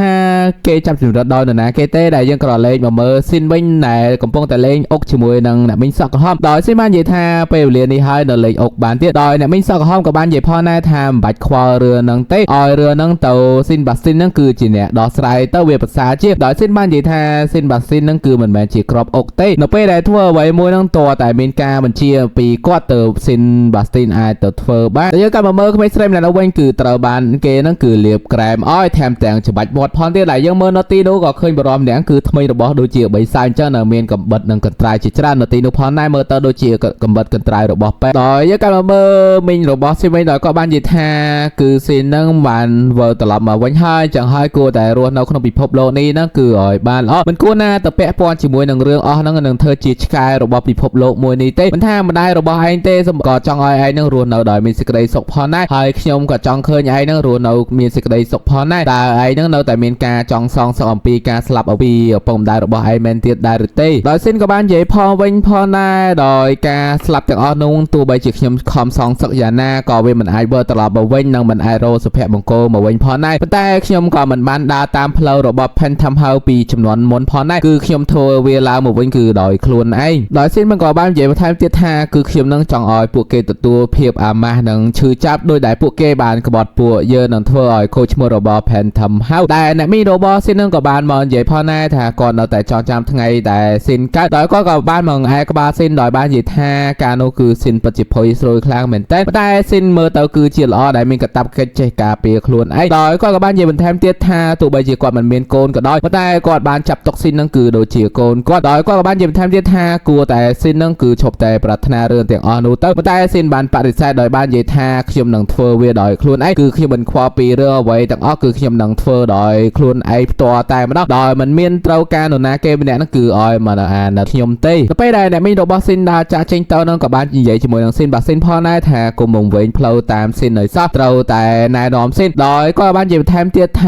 យ៉ាងណាក៏ដោយគឺត្រូវតែមើលថែស៊ីនដោយស៊ីនបាស៊ីនក៏បាននិយាយថាដោយគ្មានការបរាជ័យខ្ញុំនឹងមិនមានបំណងស្នាក់នៅទីនេះជារហូតនឹងការពារគាត់ជារៀងរហូតដល់ទីបញ្ចប់របស់ខ្ញុំនៅពេលដែលអ្នកមីងរបស់ស៊ីនបើកទ្វារចេញទៅហ្នឹងក៏មានគ្រីសអ្នកមកទទួលគាត់ផងដែរនៅពេលដែលស៊ីនកំពុងតែដេកហ្នឹងពេលនៅស៊ីនបាស៊ីនក៏បានចូលមកផងដែរដោយគាត់បាននិយាយថាគាត់អានឯកសារនេះប្រហែលដងហើយវានៅតែដដែលដោយស៊ីនក៏បាននិយាយថាករណីនោះគឺមិនពាក់ព័ន្ធជាមួយនឹង Viscon ទេគឺសូម្បីតែគ្រូសារបស់គេវាមិនអាចទៅរួចទេនៅពេលនោះស៊ីនក៏ភ្ញាក់ផ្អើលរឿងមួយដោយស៊ីនបាស៊ីនក៏បាននិយាយផងដែរថាវាគឺជាអ្នកដែលមានជំនាញផ្នែកវិទ្យាសាស្ត្រនិងទំនាក់ទំនងជាមួយនឹងវេទមន្តខ្មៅឬជាសាសនាដោយស៊ីនបាស៊ីនក៏បាននិយាយថា Viscon នឹងគឺជាមនុស្សម្នាក់ដែលមិនសម នឹងទម្រង់នេះទេដែលស៊ីនក៏បានចាស់អារម្មណ៍ផងដែរថាការសង្កេតការរបស់ស៊ីនបាស៊ីនកន្លងមកគឺគ្រាន់តែជាការប្រព្រឹត្តធ្វើធម្មតាប៉ុណ្ណោះដោយស៊ីនបាស៊ីនក៏បាននិយាយផងដែរគឺជាការបញ្ជាឬរបស់អ្វីមួយគឺតតែលោកម្ចាស់វ័យក្មេងរបស់ខ្ញុំគឺជាអ្នកបញ្ជាទើបខ្ញុំអាចធ្វើទៅបានហើយគាត់ក៏បាននិយាយបន្ថែមទៀតថាខ្ញុំគឺជាក្របអុករបស់អ្នកនិងគឺជាដាវរបស់អ្នកផងដែរគឺហៅស៊ីននឹងឲ្យទៅពិនិត្យជាមួយនឹងគាត់ផងដែរដោយពួកគេក៏បានទៅពិនិត្យនៅកន្លែងនោះដោយស៊ីនក៏បាននិយាយរៀបរាប់ផងដែរដោយស៊ីនបាស៊ីនក៏បាននិយាយថាសក់ខ្មៅរលោះហើយស៊ីនក៏បាននិយាយបន្ថែមទៀតដោយគាត់បាននិយាយថាភុនីពិតជាតុនខ្លាំងមែនទេដល់ពេលដែលស៊ីនងាកទៅនឹងគឺស៊ីនបាស៊ីននឹងគឺកំពុងតែលេងជាមួយនឹងឆ្មាខ្មៅមួយដែលធ្វើឲ្យស៊ីននឹងគាំងខ្លាំងមែនទេដល់ពេលនោះផងដែរក៏លឺសំឡេងមនុស្សស្រីស្រែកដែលធ្វើឲ្យពួកគេក៏ភ្ញាក់ផ្អើលផងដែរពេលដែលស៊ីនរត់ចូលទៅក្នុងផ្ទះមួយនោះគឺឃើញមនុស្សស្រីម្នាក់ត្រូវបានគេកាប់ដាច់ដៃដាច់ជើងដែលធ្វើឲ្យស៊ីននឹងភ័យខ្លាំងមែនទេរីឯស៊ីនបាស៊ីនមកដល់ក៏បានចាប់បាំងភ្នែករបស់ស៊ីនហើយនឹងថយទៅក្រោយនៅពេលនោះស៊ីនបាស៊ីនក៏បាននិយាយថាតើអ្នកដើររាយប៉ាយពេញនេះមែនដែរឬទេ The Jack Rapper ប៉ុន្តែនៅពេលដែលអ្នកដើរចេញមកហ្នឹងដោយក៏បាននិយាយថាវាមិនមែនទេគឺជាគ្រីដោយគ្រីក៏បាននិយាយថានៅពេលដែលគាត់លឺសំឡេងស្រែកហ្នឹងគាត់ក៏បានមកទីនេះប៉ុន្តែគឺវាហួសពេលទៅហើយប៉ុន្តែស៊ីនបាស៊ីនបាននិយាយថាឯងបានឈប់លាក់បាំងវាទៀតទៅវាមិនដែលមានអ្នកបម្រើណាមកធ្វើខ្លួនដូចជាអន់នឹងគ្មានទីពឹងទេឯងពិតជាមានការប្រែប្រួលនឹងបោកបញ្ឆោតអ្នករាល់គ្នាបានដ៏អស្ចារ្យខ្លាំងមែនតើតែពេលនោះផងដែរក្រេសក៏បានប្រែខ្លួនទៅជាមនុស្សម្នាក់ទៀតដែលមានសក់ពណ៌ក្រហមដែលមើលទៅពិតជាអាក្រក់ខ្លាំងមែនតើដោយក្រេសក៏បាននិយាយទៅសារស៊ីនបាស៊ីនផងដែរថាឯងនឹងគឺពិតជាមនុស្សអស្ចារ្យខ្លាំងមែនតើដែលក្រេសនឹងគឺជាមេគ្រួសាររបស់ត្រកូលមួយដែលមានឈ្មោះថា Banner Creek ដែលគាត់ក៏បាននិយាយបន្ថែមទៀតថាវាមិនអីទេក្នុងនាមជាអ្នករួមភេទជាមួយគ្នាគឺវាស័ក្តិសមហើយដែលគេក៏បាញ់បេះដូងទៅស៊ីបាស៊ីនដែលធ្វើឲ្យគាត់នឹងព្រឺសម្បូរខ្លាំងមែនតើដោយក្រេសក៏បាននិយាយថាខ្ញុំមិនដែលឃើញបិសាចណាគឺធ្វើជាអ្នកបម្រើរបស់មនុស្សទេដោយស៊ីនបាស៊ីនក៏បានមិននិយាយច្រើនផងដែរដោយស៊ីនបាស៊ីនក៏បានណែនាំយើងដឹងផងដែរក្រេសនឹងគឺជាបិសាចមួយដែលគេឲ្យឈ្មោះថា Dead God គឺជាអ្នកបម្រើរបស់ព្រះផងដែរដោយស៊ីនបាស៊ីនក៏បានសួរថាហេតុអ្វីបានជាឯងមកធ្វើអ្នកបម្រើរបស់ព្រះដោយក្រេសក៏បាននិយាយថាចុះបើខ្ញុំនិយាយថាខ្ញុំជាប់ចិត្តជាមួយស្ត្រីនៅពេលនោះផងដែរក៏មានស្ត្រីម្នាក់ទៀតនឹងក៏បានដើរចេញមកដោយបាននិយាយថាមិនចាំបាច់និយាយទេបើសិនជាដឹងរួចទៅហើយដោយអ្នកស្រីសក់ហមនឹងគឺក៏បានដើរចេញមកដោយបាននិយាយថាវាលើសពីការរំពឹងទុករបស់គាត់ទៅទៀតដោយស៊ីនក៏បានយកដៃរបស់ស៊ីនបាស៊ីនចេញដោយបាននិយាយថាការប៉ັດនឹងគឺគាត់បានសង្ស័យអ្នកមីងរបស់គេនឹងតាំងពីយូរណាមកហើយដោយអ្នកមីងរបស់គេក៏បាននិយាយថាតើសង្ស័យឯងគិតថាយើងគឺជាសាច់ញាតិតែម្នាក់របស់ឯងមែនដែរទេដោយស៊ីនក៏បាននិយាយថានៅផ្ទះរបស់គ្រួសារ Wiscott នឹងគឺអ្នកមីងរបស់គេនឹងគឺចង់ធ្វើអ្វីបានតាមតែអំពើចិត្តគឺគ្មាននរណាគេម្នាក់នឹងបានមកហាមឃាត់គាត់ឡើយព្រមទាំងជាមួយនឹងអ្នកបម្រើរបស់គាត់គឺជាគ្រីផនដែរដែលគាត់ក៏បានទៅស៊ើបការនៅពេទ្យមួយដែលនៅទីក្រុងឡុងផនដែរដែលមនុស្សស្រីភាគច្រើនទៅទីនោះគឺត្រូវបានសម្លាប់ប៉ុន្តែមានក្មេងស្រីម្នាក់នោះគឺមិនបានសម្លាប់ទេដែលនាងមានឈ្មោះថាម៉ាគីប៉ុន្តែខ្ញុំបានគិតថាម្នាក់ដែលម៉ាគីនោះគឺបានស្លាប់នៅក្នុងផ្ទះរួចទៅហើយដែលខ្ញុំនោះគឺមិនអាចមកជួយគេទាន់ពេកដោយអ្នកស្រីក៏បាននិយាយថាក្មួយប្រុសដ៏គួរស្រឡាញ់អើយបើឯងមិនទាន់ចាប់រឿងនេះទេនឹងយើងនៅតែលេងអូកបន្តទៀតប៉ុន្តែឥឡូវនេះគឺហួសពេលហើយគឺខ្ញុំចង់បានអ្វីដែលជារបស់ខ្ញុំមកវិញតតែបាទនៅពេលនោះក៏បានលឺសំឡេងរ៉ូណាមួយនោះគឺហក់ទៅកាប់ស៊ីនប៉ុន្តែត្រូវបានស៊ីនបាស្ទីននោះគឺចាប់ជាប់ដោយស៊ីនក៏បានសួរថាតើវាគឺជារបស់អ្វីដោយស៊ីនបាស្ទីនក៏បាននិយាយថាវាប្រហែលគឺជាកន្ត្រៃមួយសម្រាប់កាត់ប្រឡឹងរបស់មនុស្សប៉ុន្តែត្រូវបានក្រេបាននិយាយថាគាត់បានដាក់ឈ្មោះវាថា Cider ហើយគាត់នឹងគឺជាអ្នកជំនាញខ្លាំងមែនទែនក្នុងការប្រើវាឥឡូវនេះនឹងគឺគាត់នឹងគឺចង់មកហាត់ប្រាណជាមួយនឹងវាជាមួយនឹងស៊ីនបាស្ទីនតែធ្វើឲ្យស៊ីនបាស្ទីននឹងក៏ម៉ូម៉ៅខ្លាំងផងដែរដោយស៊ីនបាស្ទីនហើយបាននិយាយថាហេតុអ្វីបានជាខ្ញុំត្រូវមកធ្វើការដល់ស្អកខ្ពើមបែបនេះដែលធ្វើឲ្យក្រេក៏បាននិយាយថាហេតុអ្វីបានជាស៊ីនបាស្ទីននិយាយបែបហ្នឹងតើដឹងទេគឺគាត់ចូលចិត្តពណ៌ក្រហមសក់ពណ៌ក្រហមអ្វីពណ៌ក្រហមគឺគាត់ចូលចិត្តខ្លាំងមែនតើហើយអ្វីដែលសំខាន់នោះគឺគាត់ចង់ធ្លាក់នៅជំរឿជ្រៅហ្នឹងគឺជាមួយនឹងស៊ីនបាស្ទីនដែលគាត់និយាយផងគឺទៅបុកជួដល់គឺតែពេលនេះគឺរោគចិត្តខ្លាំងមែនតើដោយស៊ីនបាស្ទីនក៏បាននិយាយថាគឺខ្ញុំមិនចង់លេងជាមួយនឹងរបស់អបយទាំងអស់នេះយូរទេគាត់ក៏បានដោះកៅរបស់គាត់ហ្នឹងទៅពេលឲ្យស៊ីនផងដែរហើយគាត់បាននិយាយថាគាត់មិនចង់ឲ្យឧបករណ៍ទាំងអស់នេះគឺមកប្រឡាក់នៅលើលោកម្ចាស់តូចរបស់គាត់ឡើយគាត់នឹងទៅសម្លាប់វាដោយសន្តិវិធីដោយស៊ីនក៏បាននិយាយផងដែរថាអញ្ចឹងហើយគឺក្នុងនាមជាម្ចាស់របស់ឯងយើងបញ្ជាឯងហ្នឹងគឺឲ្យកំចាត់ពួកគេទាំងអស់ទៅដោយស៊ីនបាស៊ីនក៏បាននិយាយផងដែរថា Yes my lord ដែលយើងក៏បានឃើញក្រេហ្នឹងគឺដេញកាប់ស៊ីនបាស៊ីនឡើងពេញហ្នឹងតែម្ដងរីឯស៊ីនបាស៊ីនហ្នឹងគឺគិតតែកិច្ចដែលយើងមើលទៅគឺស៊ីនបាស៊ីនហ្នឹងគឺគ្មានគីឡូជាមួយនឹងគ្រីទេដោយគ្រីក៏បាន teleport មកពីក្រោយគាត់នឹងកាប់គាត់មករណាប៉ុន្តែត្រូវបានគាត់ចាប់ជាប់ដោយគ្រីក៏បាននិយាយថាបើសិនជាគាត់មិនរើបំរាស់ខ្លួនចេះឲ្យលឿនទេហ្នឹងរណាមួយនេះនឹងគាត់បន្តិចម្ដងនឹងធ្វើឲ្យគាត់នឹងគឺឈឺចាប់ទៅពេលនោះផងដែរយើងក៏លេងមកមើលអ្នកមីរបស់ស៊ីនវិញដោយគាត់បាននិយាយថានៅពេលនេះហ្នឹងស៊ីនគឺជាឆ្កែឈាមទៅហើយបើសិនជាស៊ីននៅតែតាមប្រមាញ់គាត់ទៀតហ្នឹងគឺស៊ីននឹងមិនរួចមានជីវិតទេដោយនេះក៏បានរត់ទៅចាក់ស៊ីនផងដែរដែលស៊ីនកិច្ចប៉ុន្តែចាក់ត្រូវដៃដែលធ្វើឲ្យស៊ីនបាស៊ីនហ្នឹងក៏មានការព្រួយបា អារម្មណ៍ផងដែរដោយសិនក៏បានសួរទៅអ្នកមីរបស់គេថាហេតុអ្វីបានជាអ្នកមីរបស់គេធ្វើជាគ្រូពេទ្យដោយអ្នកមីងសក់ក្រហមក៏បាននិយាយថាទោះបីជាយកខំយកបណ្ណាក៏មនុស្សល្ងីល្ងើដូចជាឯងមិនយកផងដែរដោយក៏បានចាប់ច្បាច់ករបស់ស៊ីនដោយបាននិយាយថាឯងត្រូវតែស្លាប់មិនគួរណាកើតមកទេតែនាងបំរុងនឹងចាក់ស៊ីនទៅហើយប៉ុន្តែនាងក៏សម័យឃើញមុខរបស់បងស្រីរបស់នាងដែលគឺជាម្ដាយរបស់ស៊ីនផងដែរទៅពេលផងនោះផងដែរស៊ីនបាស្ទីនក៏បានចូលមកជួយតន់ដោយនាងបានចាក់ត្រូវដៃរបស់ស៊ីនបាស្ទីនប៉ុន្តែត្រូវបានស៊ីនបាននិយាយថាគឺគុំសម្លាប់អ្នកមីរបស់គេតដែលសោះដែលយើងក៏បានឃើញស៊ីនបាស្ទីនក៏ត្រូវរបួសផងដែរដែលគ្រីក៏បានសម័យឃើញថាអ្នកដែលចាក់ត្រូវស៊ីនបាស្ទីននឹងគឺជារ៉ូណារបស់គេផងដែរដោយគ្រីក៏បាននិយាយសួរថាហេតុអ្វីមិនសម្លាប់ក្មេងម្នាក់នោះតែមីសក់ក្រហមក៏បាននិយាយផងដែរថាគាត់មិនអាចសម្លាប់បានទេដោយគាត់អាចមើលឃើញបងស្រីរបស់គេនឹងសម្លាញ់នឹងក្មេងតូចដ៏គួរឲ្យស្រឡាញ់គឺខ្ញុំនឹងគឺមិនអាចសម្លាប់កុមារនេះបានឡើយហើយកូនម្នាក់នេះគឺជាប៉ុន្តែនិយាយមិនទាន់ផុតទេត្រូវបានគ្រីនឹងគឺចាក់សម្លាប់នៅកណ្ដាលមុខតែម្ដងពេលដែលចាក់សម្លាប់នឹងពួកយើងក៏បានឃើញការចងចាំជាច្រើនដែលគ្រីជាមួយនឹងស៊ីនបាស្ទីនក៏នៅក្នុងនោះផងដែរដោយគ្រីបាននិយាយថានេះគឺជាការចងចាំរបស់ស្ត្រីម្នាក់ដែលគេក៏សម័យយើងឃើញមកដែរថាម្ដាយរបស់ស៊ីនជាមួយនឹងអ្នកមីងសក់ក្រហមនឹងគឺបានចូលមកធ្វើការនៅក្នុងផ្ទះរបស់ឪពុករបស់ស៊ីនដោយអ្នកមីងរបស់ស៊ីននឹងគឺដើមឡើយគឺស្អប់ពណ៌ក្រហមខ្លាំងមែនទែនប៉ុន្តែនៅពេលដែលឪពុករបស់ស៊ីននឹងគឺបានសរសើរអំពីពណ៌សក់របស់នាងបានធ្វើឲ្យនាងនឹងគឺមានការស្រឡាញ់ពណ៌ក្រហមប៉ុន្តែក្រោយមកនៅពេលដែលម្ដាយរបស់ស៊ីនបានការជាមួយនឹងឪពុករបស់ស៊ីនគាត់ក៏ចាប់ផ្ដើមស្អប់ពណ៌ក្រហមម្ដងទៀតនៅក្នុងពិធីជប់លៀងនោះគឺគាត់បានជួបជាមួយនឹងបុរសម្នាក់ទៀតនៅហើយក៏បានរៀបការជាមួយគ្នានឹងមានកូនផងដែរប៉ុន្តែថ្ងៃមួយនោះគឺពួកគេគឺជួបគ្រោះថ្នាក់ដោយឪពុករបស់ក្មេងប្រុសដែលជាកូនរបស់អ្នកមីងសក់ក្រហមគឺត្រូវបានស្លាប់ហើយកូនក្នុងផ្ទៃក៏បានត្រូវបានស្លាប់ផងដែរនៅពេលដែលអ្នកមីងរបស់ស៊ីនជាគាត់ក៏បានវិលត្រឡប់មករកស៊ីនវិញប៉ុន្តែនៅពេលដែលមកដល់នោះគឺឃើញគ្រួសាររបស់ស៊ីនរួមទាំងបងស្រីរបស់គេនោះគឺបានស្លាប់បាត់អស់ទៅហើយនៅថ្ងៃមួយនៅពេលដែលគាត់នៅធ្វើការនៅទីពេទ្យនោះគឺមានក្មេងស្រីម្នាក់នោះគឺបានមកឲ្យគាត់ជួយរលូតកូនចេញដោយនាងបាននិយាយថាមានកូនក្មេងគឺជាភាពរញ៉េរញ៉ៃខ្លាំងបំផុតនៅយប់ឡើងថ្ងៃមួយនោះគឺគាត់បានមកជួបជាមួយនឹងមនុស្សស្រីម្នាក់នោះក៏បានសម្លាប់អ្នកស្រីនោះផងដែរហើយថ្ងៃនោះហើយដែលគាត់បានជួបជាមួយនឹងគ្រីសផងដែរនៅថ្ងៃបន្ទាប់គាត់ក៏បានដឹងរឿងថាស៊ីនដែលគឺជាក្មួយប្រុសរបស់នាងនោះគឺបានវិលត្រឡប់មកវិញជាមួយនឹងអ្នកបម្រើម្នាក់ផងដែរតែយើងកាន់មកបច្ចុប្បន្នវិញអ្នកស្រីសក់ខំក៏ត្រូវបានស្លាប់ដោយគ្រីសបាននិយាយថាខ្ញុំមិននឹកស្មានថានាងគឺជាមនុស្សដ៏អន់និងថោកទាបទាំងនេះសោះខ្ញុំសហការជាមួយអ្នកដោយសារតែអ្នកចូលចិត្តពណ៌ក្រហមនិងមានភាពដូចជាខ្ញុំប៉ុន្តែឥឡូវនេះនឹងគឺអ្នកបានស្លាប់ទៅហើយវាពិតជាគួរឲ្យអស់សំណើខ្លាំងមែនតើហើយអ្នកក៏មិនត្រូវពាក់ដែរពាក់កៅអៅពណ៌ក្រហមផងដែរគាត់ក៏បានផ្លាស់ប្ដូរកៅអៅពណ៌ក្រហមមកពាក់វិញដល់គាត់បាននិយាយថារឿងនេះចប់ហើយគឺបាយជំទាវស្រីហើយគាត់ក៏បានដើរចាក់ចេញពីទីនោះផងដែរដោយស៊ីនក៏បានទៅបិទភ្នែកអ្នកមីងសក់ខំដោយបាននិយាយថាតើស៊ីនបាស៊ីននឹងកំពុងធ្វើអ្វីដែលខ្ញុំបានប្រាប់អ្នកនោះគឺឲ្យតាមប្រមាញ់ The Jack Rapper ហេតុអ្វីបានជាអ្នកនៅឈរនៅទីនេះឆាប់ទៅកំចាច់វាទៅដែលធ្វើឲ្យស៊ីនបាស៊ីនក៏បាននិយាយថាយោប្រុសតែគ្រីក៏បាននិយាយថាខ្ញុំបានទុកអ្នករស់ហើយហេតុអ្វីបានជាអ្នកនៅតែបង្ខំខ្ញុំគាត់ក៏បានងាកទៅកាប់ស៊ីបាស៊ីនមិនដែលស៊ីបាស៊ីនដល់បានកិច្ចផុតដោយបានទៅឈរនៅលើរ៉ូណារបស់គាត់ដែលចាប់ផ្ដើមធ្វើឲ្យគ្រីនឹងគឺចាប់ផ្ដើមមានការភ័យហើយដោយស៊ីនបាស៊ីនក៏បានហក់ទាត់គាត់ម្ដងទៀតប៉ុន្តែទាត់ខុសដោយគ្រីក៏បានថាហេតុអ្វីបានជាបិសាចនេះល្ងីល្ងើខ្លាំងបែបនេះដោយស៊ីបាស៊ីនក៏បាននិយាយថាបើសិនជាម្ចាស់របស់ខ្ញុំប្រាប់ឲ្យខ្ញុំឈ្នះខ្ញុំនឹងឈ្នះផងដែរដោយគ្រីបាននិយាយថាតើឯងមិនខ្លាចការស្លាប់ដោយសារកន្ត្រៃមរណៈទេឬដ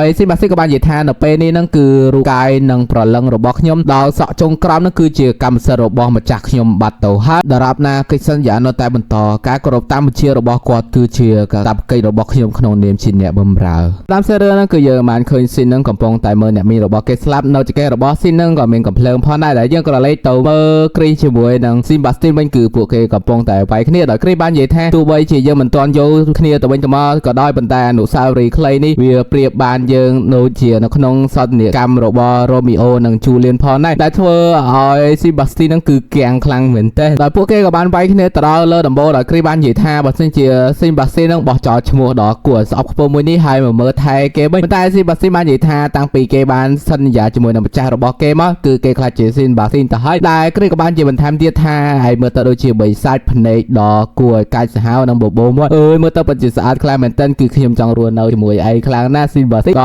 ើយគ្រីនឹងគឺនិយាយទៅប៉ែខ្លាំងមែនទែននៅនិយាយបន្ថែមទៀតថាគឺខ្ញុំនឹងចង់មានកូនជាមួយអ្នកស៊ីបាស្ទីនតែធ្វើឲ្យស៊ីបាស្ទីនបាននិយាយថាសូមឈប់ទៅនោះវាគឺគួរឲ្យស្អប់ខ្ពើមខ្លាំងមែនទែនបន្ទាប់មកពួកគេក៏បានចូលទៅវាយគ្នាបន្ថែមទៀតដល់ស៊ីបាស្ទីនក៏បានជន់រ៉ូណារបស់គេជាប់ដល់គ្រីក៏បាននិយាយថាបើសិនជាព្រះតែមិនតូនភ្លឺទេគឺខ្ញុំចង់បន្តរស់នៅជាមួយឯងជារៀងរហូតប៉ុន្តែវាពិតជាហួសពេលទៅហើយការប្រកួតមួយនេះគឺត្រូវតែបញ្ចប់ដោយគ្រីក៏បានយកក្បាលរបស់គាត់បុកស៊ីនបាស្ទីនដោយគាត់បាននិយាយថាមើលឲ្យខ្ញុំមើលការចងចាំរបស់ឯងមើលដោយគាត់ក៏បានយករ៉ូណានោះគឺអាស៊ីនបាស្ទីនតែម្ដងនៅឃ្លាការចងចាំរបស់ស៊ីនបាស្ទីនចេញ ចេញមកដោយការចងចាំរបស់ស៊ីនបាស៊ីនគឺតប៉ែខ្លាំងមែនតើក៏បើកឆាមកចេញលោកតាតាកាដែលធ្វើឲ្យគ្រីងក៏ធាំងផងដែរដោយចេញហ្វីនីនិងរីនមកបន្ថែមទៀតគឺការចងចាំរបស់ស៊ីនបាស៊ីននឹងគឺដល់ក៏សិតតែអ្នកបំរើឡើងញ៉ៃញ៉ៃពេញនឹងតែម្ដងដែលគ្រីងបាននិយាយថាឲ្យស៊ីនបាស៊ីននឹងបង្ហាញការចងចាំដ៏ល្អមកប៉ុន្តែស៊ីនបាស៊ីនបាននិយាយថាកាលពី1ឆ្នាំហ្នឹងគឺគាត់មានរឿងតែប៉ុណ្្នឹងទេបន្តមកហ្នឹងស៊ីនបាស៊ីនក៏បាននិយាយថាអើយកៅវាបានខូចមួយទៀតបាត់ទៅហើយដែលគ្រីងបាននិយាយថា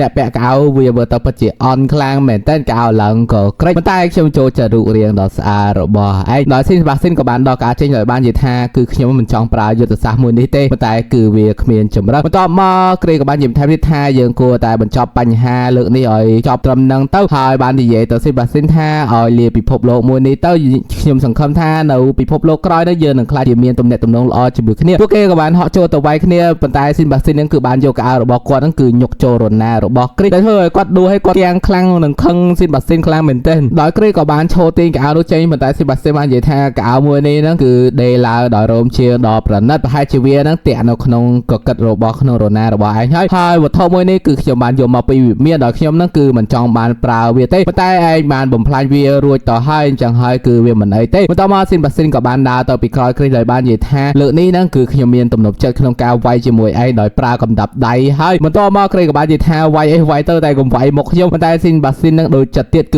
វាយរោតែមុខរបស់គ្រីទេគឺដៅយកដៅផងទាត់ផងគឺវាយគ្រីឡើងខ្ទមតែម្ដងតោមួយដៃចុងក្រោយនេះគឺធ្លាក់ចុះទៅក្រោមមើលទៅដូចជាចង់ត្រូវស៊ីនប៉ុន្តែពេលនោះផងដែរស៊ីនបាស៊ីនក៏បានហក់ចូលមកនឹងទាត់គេមួយជើងក្តៅមុខទៀតឡើងប៉ើងតែម្ដងបន្តមកហ្នឹងស៊ីនបាស៊ីនបានដើរទៅរកគ្រីដោយបាននិយាយថាឯងហ្នឹងគឺមិនអាចស្លាប់ដោយសារការប្រើកំដាប់ដៃទេចុះបើសិនជាយើងប្រើរើនេះវិញដោយស៊ីនបាស៊ីនហ្នឹងក៏បានយករណាដើរទៅរកគ្រីដោយគ្រីបាននិយាយថាឯងចង់ធ្វើអ្វីប៉ុន្តែស៊ីនបាស៊ីនហ្នឹងក៏បានទាត់មួយជើងទៀតចូលកដាមកហើយនឹងយករណានោះបំរុងនឹងសម្រាប់គ្រីហើយប៉ុន្តែពេលនោះក៏មានខ្សែអ្វីមួយនោះគឺបាញ់មកស្កាក់មុខរបស់ស៊ីនបាស៊ីនផងដែរដោយអ្នកដែលបានមកជួយគ្រីគឺមានឈ្មោះថាវីលៀមដែលគេគឺជាអ្នកគ្រប់គ្រងនៅក្នុងគ្រួសាររបស់គ្រីផងដែរបន្ទាប់មកគេក៏បានហក់ចុះមកដែលធ្វើឲ្យគ្រីសប្បាយចិត្តបាននិយាយថាតើវីលៀមនឹងមកជួយគេមែនដែរទេប៉ុន្តែពេលវីលៀមនឹងក៏ល្អដូចចិត្តទៀតគឺហក់ចុះមកនឹងគឺជន់កណ្ដាលមុខគ្រីម្ដងទៀតបន្ទាប់មកគាត់ក៏បាននិយាយពីបទរមើរបស់គ្រីដោយបានយករណាមរណៈនឹងធ្វើអ្វីខុសឆ្គងនឹងជាច្រើនទៀតដោយគាត់បានសុំទៅស៊ីនបាស៊ីនថាគាត់នឹងសូមយកគ្រីទៅវិញដោយកាត់ក្តីដោយខ្លួនឯងហើយគាត់ក៏បានអូគ្រីចេញទៅនៅពេលដែលវីលៀមកំពុងតែដើរចេញនឹងស៊ីនបាស៊ីនក៏បានលើករណាគប់ទៅគេប៉ុន្តែគេចាប់ជាប់ដោយស៊ីនបាស៊ីនបាននិយាយថាឯងនឹងគឺបានភ្លេចវាហើយវីលៀមក៏បានអរគុណនឹងបានដើរចេញថែមទាំងរណានឹងគឺធ្លាក់កិនគ្រីបន្ថែមទៀតបន្តមកស៊ីនបាស៊ីនក៏បានដើរទៅរកស៊ីនដោយបាននិយាយថាគឺគាត់នឹងមិនអាចសម្លាប់ Jack the Ripper បានទេប៉ុន្តែស៊ីនបាននិយាយថាគឺវាបានបញ្ចប់រួចទៅហើយបន្តមកស៊ីនបាស៊ីនក៏បានយកដៃទៅងែថ្ពាល់របស់ស៊ីនដោយដឹងថាគឺវាត្រជាក់ខ្លាំងមែនតើដោយគាត់បាននិយាយថានៅពេលដែលត្រឡប់មកវិញនឹងគាត់នឹងដាំទឹកក្តៅដើម្បីឲ្យស៊ីនងូតទឹកបន្តមកនៅពេលដែលស៊ីនងើបឡើងនឹងមើលទៅដូចចង់ដួលដោយស៊ីនបាស៊ីនក៏បានចូលទៅជួយទប់ផងដែរប៉ុន្តែស៊ីនក៏បានកលាស់ចេញដោយបាននិយាយថាគឺគាត់អាចឈរដោយខ្លួនឯងបានគឺគាត់គ្រាន់តែអស់កម្លាំងបន្តិចតែប៉ុណ្ណោះដោយយើងកាន់មកមើលកន្លែងមួយគឺយើងបានឃើញក្មេងពីរនាក់ហ្នឹងរត់លេងបន្តមកក៏មានក្មេងពីរនាក់ឆ្ងល់ថាតើទីនេះហេតុអ្វីបានជាមនុស្សច្រើនខ្លាំងបែបនេះដោយគេក៏បានសួរទៅបងធំរបស់គេប៉ុន្តែបងធំរបស់គេបានមិនដឹងទេដោយគេបាននិយាយថាសូម្បីតែបងធំក៏មិនដឹងដែរពិតជាល្ងងខ្លាំងមែនតែដោយបងធំរបស់គេបាននិយាយថាគឺខ្ញុំទៅតែអាយុ14ឆ្នាំទេអញ្ចឹងហើយគឺខ្ញុំមិនដឹងនៅពេលនោះឡងដែរយើងក៏បានលើកសលេង Undertaker ក៏បាននិយាយថាត្រូវហើយក្មេងអាយុ14ឆ្នាំគឺវាមិនដឹងអីទេនៅទីនេះគឺមានពិធីបុណ្យជុំលៀងដ៏ធំមួយរបស់ម្ចាស់ស្ត្រីហើយពិធីជប់លៀងមួយនោះគឺជាពិធីជប់លៀងចុងក្រោយនៃជីវិតរបស់មនុស្សហើយនោះគឺជាពិធីបុណ្យសពដែលយើងក៏មកមើលក្នុងពិធីបុណ្យសពវិញយើងក៏បានឃើញ Elizabeth ក៏នៅទីនោះផងដែរនៅពេលនោះបងដែរទ្វារក៏បានបើកដែរអ្នកដែលដើរចូលមកនឹងគឺជាស៊ីនតែមនុស្សជាច្រើនបាននិយាយថាវាគឺជាស៊ីនប៉ុន្តែហេតុអ្វីបានជាគាត់មានរោពណ៌ក្រហមវាមើលទៅមិនស័ក្តិសមទេប៉ុន្តែក៏មានមនុស្សផ្សេងទៀតបាននិយាយថាដោយសារតែលោកជំទាវនឹងគឺស្រឡាញ់ពណ៌ក្រហមបន្ទាប់ពីស៊ីនដើរចូលគាត់ក៏បានហក់ចូលទៅរកអ្នកមីងពណ៌ក្រហមហើយបាននិយាយថាមិនថាអ្នកមីងពាក់ឈុតពណ៌សឬសម្លៀកបំពាក់បែបណាទេវានឹងសមជាមួយអ្នកមីងប៉ុន្តែអ្វីដែលស័ក្តិសមជាមួយនឹងអ្នកមីងកាន់តែខ្លាំងនោះគឺពណ៌ក្រហមដែលគឺជាពណ៌ដែលអ្នកមីងចូលចិត្តបំផុតតែនៅពេលនោះផងដែរក៏មានផ្កាកុលាបជាច្រើននោះគឺបានហើរចូលមកខាងក្នុងបន្ទាប់មកយើងក៏បានឃើញក្មេងស្រីម្នាក់គឺកំពុងតែច្រៀងបទមួយបទហ្នឹងអ្នកគ្នាក៏ធ្លាប់ស្ដាប់ផងដែរប៉ុន្តែដាក់ចូល YouTube អត់កើតទេ copyright ដោយក្មេងស្រីនោះនៅតែច្រៀងហើយយើងក៏បានឃើញស៊ីនបាស៊ីនកំពុងតែឈរមើលវីខាងក្រៅផងដែរដែលយើងក៏លេងមកមើលស៊ីនវិញដោយស៊ីនបានសម័យឃើញនៅគ្រាមួយនៅពេលដែលគាត់លេងជាមួយនឹង Elizabeth និងអ្នកមីងនិងម្ដាយរបស់គេហ្នឹងគឺអ្នកមីងរបស់គេហ្នឹងគឺចាប់បីគេឡើងដោយអ្នកមីងសក់ក្រហមហ្នឹងគឺស្រឡាញ់ស៊ីនខ្លាំងមែនតើបន្តមកស៊ីនក៏បាននិយាយទៅកាន់អ្នកមីងថាឲ្យសម្រាប់ឲ្យបានល្អណាស់តែយើងកាត់មកខាងក្រៅវិញគឺយើងបានឃើញ Fini រីនឹងបើកំពុងតែប្រកែកគ្នាដោយបាននិយាយថាអ្នកមីងសក់ក្រហមបានស្លាប់ហើយគឺអស់អ្នកផ្ដល់ដំណឹងឲ្យគេទៀតហើយតែយើងកាត់មកលើមើល មើលលោកតាតាណាកាដោយក៏បាននិយាយថាតើអ្នកបានទៅហើយមែនទេអ្នកបានទៅទីកន្លែងដែលអ្នកចូលចិត្តហើយលោកស្រី Angelina ដែលយើងកាន់មកមើលកន្លែងកើតហើយវិញក៏មានមនុស្សជាច្រើនគឺកំពុងតែស៊ើបអង្កេតនៅទីនោះពេលនោះក៏មានបរិមអ្នកទៀតក៏បានដើរចូលមកដោយបាននិយាយទៅប្រាប់បរិមអ្នកនេះថាបើសិនជាឯងមិនស៊ើបអង្កេតរឿងនេះវាប្រហែលជាល្អជាងសម្រាប់ជីវិតរបស់ឯងដែលយើងកាន់មកមើលស៊ីនកំពុងតែនិយាយជាមួយឡដោយឡបាននិយាយថាគឺគាត់នឹងគឺមិនបង្កបញ្ហាដល់ស៊ីនទេដោយស៊ីនបាននិយាយថាអណ្ដូងអាភៀននឹងគឺវាត្រូវបានរកឃើញហើយដោយស៊ីនក៏បាននិយាយថែមទៀតថាបើសិនជាឯងចង់វិលត្រឡប់ទៅប្រទេសរបស់ឯងវិញគឺវាមិនទាន់យឺតពេលទេប៉ុន្តែឡក៏បាននិយាយថាគឺគាត់នឹងមិនទាន់អស់អាឡ័យជាមួយនឹងប្រទេសមួយនេះទេគឺគាត់នៅចង់រកស៊ីបន្តទៀតហើយគាត់ក៏បានដើរចាក់ចេញពីទីនោះទៅបន្តមកនឹងស៊ីនបាស្ទីនជាមួយនឹង Undertaker ក៏បានមកមើលភ្នោរបស់ក្មេងស្រីដែលត្រូវបានគេសម្លាប់ផងដែរដោយស៊ីនបាននិយាយថាបើសិនជាគាត់ចង់ជួយនឹងគឺមានវិធីជាច្រើនណាស់ដែលត្រូវជួយហើយវាគឺមិនអាចទៅរួចទេហើយខ្ញុំក៏បានឈោមើលនាងនឹងគឺស្លាប់នៅចំពោះមុខខ្ញុំគឺជាសាច់ញាតិដែលមួយក៏របស់ខ្ញុំផងដែរដោយ Undertaker បាននិយាយថានាងគឺជាភ្ញៀវចុងក្រោយរបស់គាត់ហើយគាត់ក៏បាននិយាយទៅស៊ីនបន្ថែមទៀតថាធ្វើយ៉ាងណាធ្វើទៅក៏អាវមួយនោះបន្ទាប់មកស៊ីនក៏បាននិយាយថាវាមិនអីទេដោយ Undertaker បាននិយាយថាតើឯងស្ដាយក្រោយដែរឬទេដោយស៊ីនក៏បាននិយាយថាគឺខ្ញុំនឹងគឺមិនស្ដាយក្រោយទេបន្ទាប់មកនឹងគាត់ក៏បានចាប់ក្រួតកអាវរបស់ស៊ីនដោយបាននិយាយថាឯងធ្វើយ៉ាងណាធ្វើទៅតែកុំឲ្យកអាវរបស់ឯងនឹងគឺរបូតចេញពីក្បាលឯងឲ្យទាល់តែសោះបន្ទាប់មកគាត់បាននិយាយថាគឺគាត់ធុញទ្រាំហើយគាត់នឹងវិលត្រឡប់ទៅវិញហើយបើមានបញ្ហាអ្វីបន្ថែមទៀតហ្នឹងគឺអាចមករកគាត់បងដោយស៊ីនជាមួយនឹងស៊ីនបាស៊ីននឹងគឺបានឈរនៅទីនោះដល់ល្ងាចដោយស៊ីនបាស៊ីនក៏បានយកកអាវទៅពាក់ដោយស៊ីនបាននិយាយថាហើយកុំនិយាយដដែលទេវាមិនមែនជារឿងសប្បុរសធម៌ទេប៉ុន្តែស៊ីនបាស៊ីនបាននិយាយថាវាគឺជារឿងសប្បុរសធម៌ដោយសួរថាហេតុអ្វីបានជាស៊ីននឹងគឺមិនបានបាញ់ជំទាវសក់ក្រហមដោយស៊ីនក៏ភ្ញាក់ផ្អើលផងដែរដោយស៊ីនបាស៊ីនបាននិយាយថានៅពេលនោះគឺស៊ីននឹងគឺមានកំភ្លើនៅចង្កេះហេតុអ្វីបានជាមិនបាញ់ដោយសារតែស៊ីននឹងគឺមានការសាក់ស្ទើរនឹងក្នុងការបាញ់បងប្អូនសាច់ញាតិរបស់ខ្លួនឯងបើមិនជាពេលនោះស៊ីនចង់សម្លាប់នាងនឹងគឺសម្លាប់បាត់ទៅហើយក៏បង្ហាញភាពទន់ខ្សោយបែបនេះបន្តទៀតតមកនឹងស៊ីនបាស៊ីនក៏បាននិយាយបន្ថែមទៀតថាស៊ីននឹងគឺមិនអាចសម្លាប់មនុស្សដែលជិតស្និទ្ធជាមួយគាត់បានទេប៉ុន្តែស៊ីនបាននិយាយថានោះគឺជាការងាររបស់ឯងដោយឯងនឹងគឺបានចុះកិច្ចសន្យាជាមួយយើងដោយយើងគឺចង់ឲ្យឯងការពារយើងដោយជីវិតរបស់ឯងគឺបិសាចនឹងគឺវាគ្មានភក្តីភាពនិងភាពជឿជាក់ទេអ្វីដែលពួកវាជឿនឹងគឺជាការព្រមព្រៀងគ្នាហើយចឹងហើយគឺខ្ញុំនឹងគឺចង់ឲ្យឯងការពារខ្ញុំរហូតដល់គោលការណ៍របស់ខ្ញុំនឹងគឺបានសម្រេចឯងគឺជាអំណាចរបស់ខ្ញុំហើយគឺជាអ្នកការពាររបស់ខ្ញុំដល់ទីបញ្ចប់ផងដែរបន្ទាប់មកស៊ីនបាស៊ីនក៏បានសួរថាហេតុអ្វីហ្នឹងគឺមិនបានឲ្យគាត់សម្លាប់ជំទាវសក់ក្រហមនៅពេលនោះដោយស៊ីនក៏បាននិយាយផងដែរថានៅពេលដែលមីងរបស់គេចង់សម្លាប់គេហ្នឹងប៉ុន្តែមីងរបស់គេគឺមិនអាចលើកកបិតសម្លាប់គេបានផងដែរចឹងហើយគឺគាត់មិនចង់សម្លាប់ទេដោយស៊ីនក៏បានដើរចេញដោយបាននិយាយថានោះហើយគឺជាហេតុផលរបស់ខ្ញុំដោយស៊ីនបាស៊ីនក៏បាននិយាយថាវាប្រៀបបានដូចជាស្ដេចមួយដែលនៅក្នុងអុកដែលស្ដេចទាំងអស់នោះគឺបានប្រើក្របអុកជាច្រើននឹងគឺដើម្បីយកឈ្នះនឹងបន្តដំណើរទៅមុខបន្តទៀតដែលក៏បាននិយាយថាប៉ុន្តែនៅពេលដែលស្ដេចស្លាប់នោះប៉ុន្តែស៊ីនក៏បាននិយាយថាវាមិនខ្វល់ទេគឺខ្ញុំនៅតែបន្តតស៊ូទៅមុខរហូតខ្ញុំមិនស្ដាយក្រោយមួយជំហានដែលខ្ញុំបានធ្វើវាទេនោះហើយគឺជាមូលហេតុដែលខ្ញុំមិនជាឯកុំឲ្យក្បត់ខ្ញុំនឹងការពារខ្ញុំដល់ទីបញ្ចប់ដោយស៊ីនបាស៊ីនក៏បាននិយាយទៅវិញថា Yes my lord ដោយស៊ីនបាស៊ីនបានគិតថាមិនថាអ្នកទៅដល់ទីណាទេគឺខ្ញុំនឹងទៅតាមអ្នកជារៀងរហូតទោះបីជាក្របស្ដាច់ត្រូវដួលរលំស្លាប់ក៏ដោយប៉ុន្តែក៏ស្ដាប់នៅលើគំនោសពដតីជាច្រើនទៀតផងដែរហើយគឺនេះខ្ញុំនឹងគឺនឹងដេកនៅតម្រងដ៏តូចរបស់អ្នកនឹងដេកនៅក្បែរអ្នកជារៀងរហូតសេរីនឹងគឺយើងបានលើក្មេងៗដែល Finny Burr និង Rain កំពុងតែសប្បាយចិត្តថាពួកគេនឹងបានទៅដល់លេងនៅរមណីយដ្ឋានពពក9ឯណាណៃនៅពេលដែលពួកគេកំពុងធ្វើដំណើរពួកគេពិតជាសប្បាយចិត្តខ្លាំងមែនទែនដែលលោកម្ចាស់របស់គេនឹងលើកដេញគឺអាចយកពួកគេមកជាមួយផងដែរដែលធ្វើឲ្យពួកគេនឹងអរគុណខ្លាំងមែនទែនរីឯស៊ីនបាស៊ីនក៏បាននិយាយថាហាក់បីមើលទៅពួកគេនឹងគឺកំពុងតែអរគុណស៊ីនហើយប៉ុន្តែស៊ីនបាននិយាយថាបើសិនជាយើងមិនយកពួកវាមកវាទុកវានៅចោលនៅផ្ទះនឹងប្រហែលវាបំផ្លាញវិមានខ្ទេចអស់ហើយដែលស៊ីនបាស៊ីនក៏បាននិយាយផងដែរថាវាគឺជាការប៉ັດដល់ពេលនោះផងដែរពួកគេក៏បានដល់ច្រកចូលក្នុងរមណីយដ្ឋាននោះតែក៏បានហៅឲ្យអ្នកបម្រើមើលដែល Finny Burr និង Rain គ្រាន់តែងាកឃើញហ្នឹងគឺដាច់ចកែខ្លាំងមែនតើគឺសិតតែខ្សែចងកនឹងក្បាលខ្មោចដល់ស៊ីនក៏បាននិយាយថាខ្ញុំភ្លេចប្រាប់អានេះគ្រាន់តែជាកម្រងនៃការសាងសង់រមណីយដ្ឋានទេដែលយើងកាត់ទៅមើលប្រហែលម៉ោងមុនហ្នឹងបន្តិចគឺដោយស៊ីនហ្នឹងគឺបានពិភាក្សាគ្នាជាមួយនឹងស៊ីនបាស្ទីនដោយស៊ីនបាននិយាយថាតើស៊ីនបាស្ទីនធ្លាប់លើអំពីការប្រកួតគ្នារវាងសត្វដែរឬទេដោយមានសត្វខ្លាឃ្មុំមួយហ្នឹងមានឆ្កែជាច្រើនទៀតបានខាំដោយច្បាប់មួយនេះគឺគេបានចារឡើងតាំងឆ្នាំ1983គឺមិនត្រូវឲ្យមានការសម្លាប់គ្នារវាងសត្វនិងសត្វទេប៉ុន្តែបច្ចុប្បន្ននេះហ្នឹងគឺវានៅតែមានភូមិមួយដែលមានឈ្មោះថាហុងស្វាត់ដែលពួកគេតែងតែប្រើឆ្កែដើម្បីប្រមាញ់ផងដែរដែលស៊ីនបាស៊ីនក៏បាននិយាយថានោះគឺជាភូមិឆ្កែដែលក៏បាននិយាយថែមទៀតថាតើនេះមែនទេគឺជាគម្រោងដែលដើម្បីបង្កើតរមណីយដ្ឋានមួយដែលស៊ីនក៏បាននិយាយថាត្រូវហើយឬគឺជា ជាហេតុផលដែលខ្ញុំត្រូវទៅភូមិមួយនោះតែយើងកាន់មកមើលទីកន្លែងមួយដែលយើងឃើញឆ្កែ3 4ក្បាលកំពុងតែខំអ្វីពេលនោះពួកវាក៏បានរត់ចែកជើងគ្នាដែលយើងក៏ឃើញឆ្កែធំមួយទៀតហ្នឹងគឺពណ៌ខ្មៅមើលទៅដូចជាឆ្កែបិសាចក៏មិនដឹងផ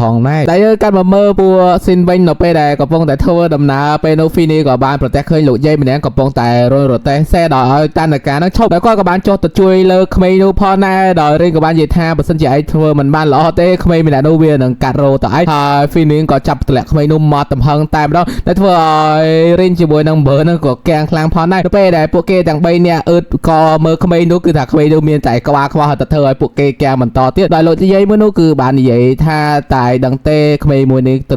រូវស៊ីដោយសัตว์នោះដោយគាត់ក៏បានធ្វើដំណើរបន្តទៀតហើយគាត់បាននិយាយថាឆ្កែសគឺជាឆ្កែល្អរីឯឆ្កែខ្មៅគឺមិនស្ដាប់បង្គាប់ទេគឺជាឆ្កែអាក្រក់ដោយស៊ីនក៏បាននិយាយផងដែរថាគាត់បានលើអំពីភូមិមួយនេះគឺត្រូវមានមនុស្សបាត់ខ្លួននឹងប្រជាជនថយចររយៈពេល10ឆ្នាំក្រោយនេះគឺដោយសារតែឆ្មាឬក៏ដោយសារអ្វីមួយគឺគាត់ក៏មិនទាន់ដឹងច្បាស់ផងដែរបន្ទាប់មកពួកគេទាំងអស់គ្នាក៏បានធ្វើដំណើរទៅដល់ក្នុងភូមិដែលពួកគេក៏បានឃើញមនុស្សម្នាក់គឺកំពុងតែហាត់ឆ្កែដែលគេមានឈ្មោះថាចែមបន្ទាប់មកពួកគេក៏បានធ្វើដំណើរទៀតដោយស៊ីម៉ាស៊ីបាននិយាយថាវាពិតជាគំនិតល្អខ្លាំងមែនតើក្នុងការបង្ហាត់ឆ្កែបង្ហាញឈុតឆាកទាំងអស់នេះគឺពិតជាអស្ចារ្យខ្លាំងណាស់ដែលគាត់ក៏បាននិយាយច្រើនបន្ថែមទៀតប៉ុន្តែស៊ីនបាននិយាយថាបើឯងមានរឿងច្រើនអញ្ចឹងគឺកុំទាន់និយាយវាបន្ទាប់មកស៊ីនបាស្ទីនក៏បាននិយាយបន្ថែមទៀតថាកាលពីគាត់នៅជាមនុស្សឆ្មាហ្នឹងគឺគាត់មិនចូលចិត្តសត្វឆ្កែទេតែគាត់ងាកទៅមើលស៊ីនហើយស៊ីនវិញក៏ធ្វើសលេងព្រុសដូចឆ្កែដាក់គាត់ផងដែរបន្ទាប់មកពួកគេក៏ធ្វើដំណើរទៅដល់ភូមិគ្រឹះមួយដែលមានអ្នកបម្រើម្នាក់ក៏ចេញមកស្វាគមន៍ពួកគេដែលភូមិគ្រឹះមួយនោះមានឈ្មោះថាបារីម៉ូបន្ទាប់មកអ្នកបម្រើនោះក៏បាននាំស៊ីនជាមួយនឹងស៊ីនបាស្ទីនហ្នឹងគឺចូលទៅខាងក្នុងដោយពួកគេក៏បានចាប់អារម្មណ៍ថានៅក្នុងភូមិគ្រឹះមួយនោះគឺសិតតែក្បាលសត្វទាំងអស់ទៅពេលនោះក៏ពួកគេឮសំឡេងវាយដែលមានមនុស្សអ្នកទៀតកំពុងតែវាយម្នាក់បម្រើនោះដោយបាននិយាយថាតើឈីហ៊ូហ៊ូជាសត្វអ្វីតើឯងដណ្ដើមអ្នកដែលទទួលភ្ញៀវដោយព្រះនាងបាន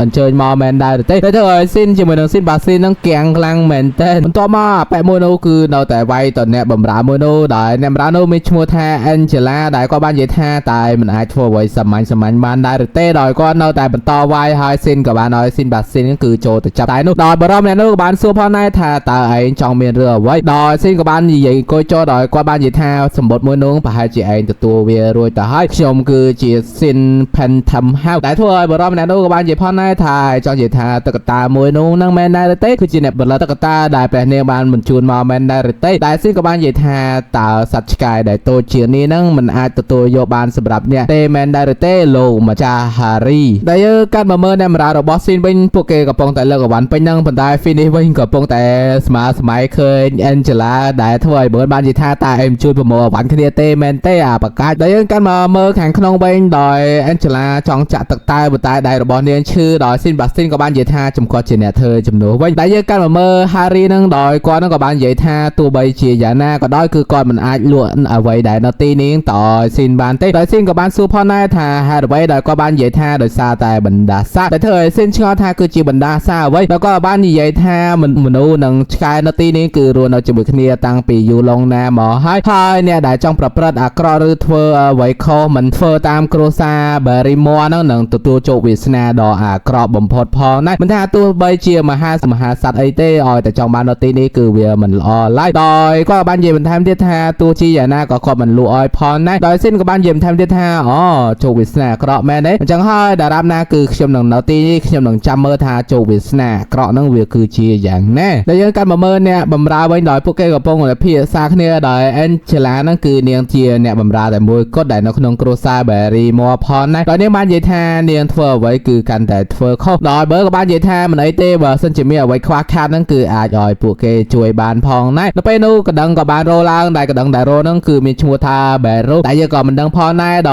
យ Angela ក៏បានប្រាប់ថាគឺលោកម្ចាស់គេហ្នឹងគឺបានហៅនាងទៅហើយដែលយើងកាន់មកមើលយប់ឡើងនៅពេលដែល Finny កំពុងដើរក៏ឮសំឡេងនរណាគេគប់ដុំថ្មមកដោយគាត់ក៏សម្លឹងរោផងដែរតែមិនឃើញពេលនោះ Burn ក៏ហៅគាត់ក៏បានដើរចូលទៅខាងនោះដែលយើងក៏បានឃើញមនុស្សម្នាក់គឺកំពុងតែអើបមើលពីខាងក្រៅដែលមានសក់ពណ៌សដែលយើងកាត់មកមើល Angela វិញជាមួយនឹង Harry ដែល Harry កំពុងតែស្ទាបជើងរបស់នាងដោយបាននិយាយថាព្រះមហាសត្យានីនឹងគឺចង់បានភូមិរបស់គេខ្ញុំនឹងការពារភូមិនេះហើយនឹងហៅ Angela នឹងថាគឺជាទេវតាផងដែរដែល Ren កំពុងតែលួចមើលពីខាងក្រៅក៏គាំងផងដែរថាតើមានរឿងអ្វីកើតឡើងដែលយើងក៏លេងមកឃើញកន្លែងមួយដែលយើងឃើញសត្វអ្វីមួយគឺកំពុងតែរត់ឡើងភ្នំផងដែរបន្ទាប់មកនឹង Angela ក៏បានទៅជួប Sin ផងដែរដោយទៅនិយាយជាមួយ Sin ថាអ ឲ្យស៊ីននឹងគឺដកខ្លួនចេញពីភូមិមួយនេះទៅដល់ស៊ីនក៏បានសួរផងដែរថាហេតុអ្វីដល់នាងបាននិយាយថាគឺនៅភូមិមួយនេះគឺវាពិតជាអាក្រក់ខ្លាំងមែនតើពេលនោះក៏លឺសំឡេងឆ្កែព្រូដល់នាងបាននិយាយទាំងភាពភ័យខ្លាចថាគេមកហើយដក Devil Dog ដែលធ្វើឲ្យស៊ីនក៏ឆ្ងល់ផងដែរថាគេគឺជា Devil Dog ពេលនោះនាងក៏ស្រែកភ្ញាក់ផ្អើលបន្ថែមទៀតនៅពេលដែលឃើញក្បាលឆ្កែហ្នឹងគឺនៅលើបនអ៊ូចដល់ស៊ីនក៏បានស្រែកឲ្យស៊ីនបាស្ទីនចូលទៅមើលផងដែរប៉ុន្តែនៅពេលដែលទាវេណូនចេញហ្នឹងគឺមិនឃើញអ្វីទេដល់ស៊ីនបាស្ទីនក៏បាននិយាយឲ្យស៊ីនសង្កេតមើលដល់គេក៏បានឃើញឆ្កែមួយមានអ្វីភ្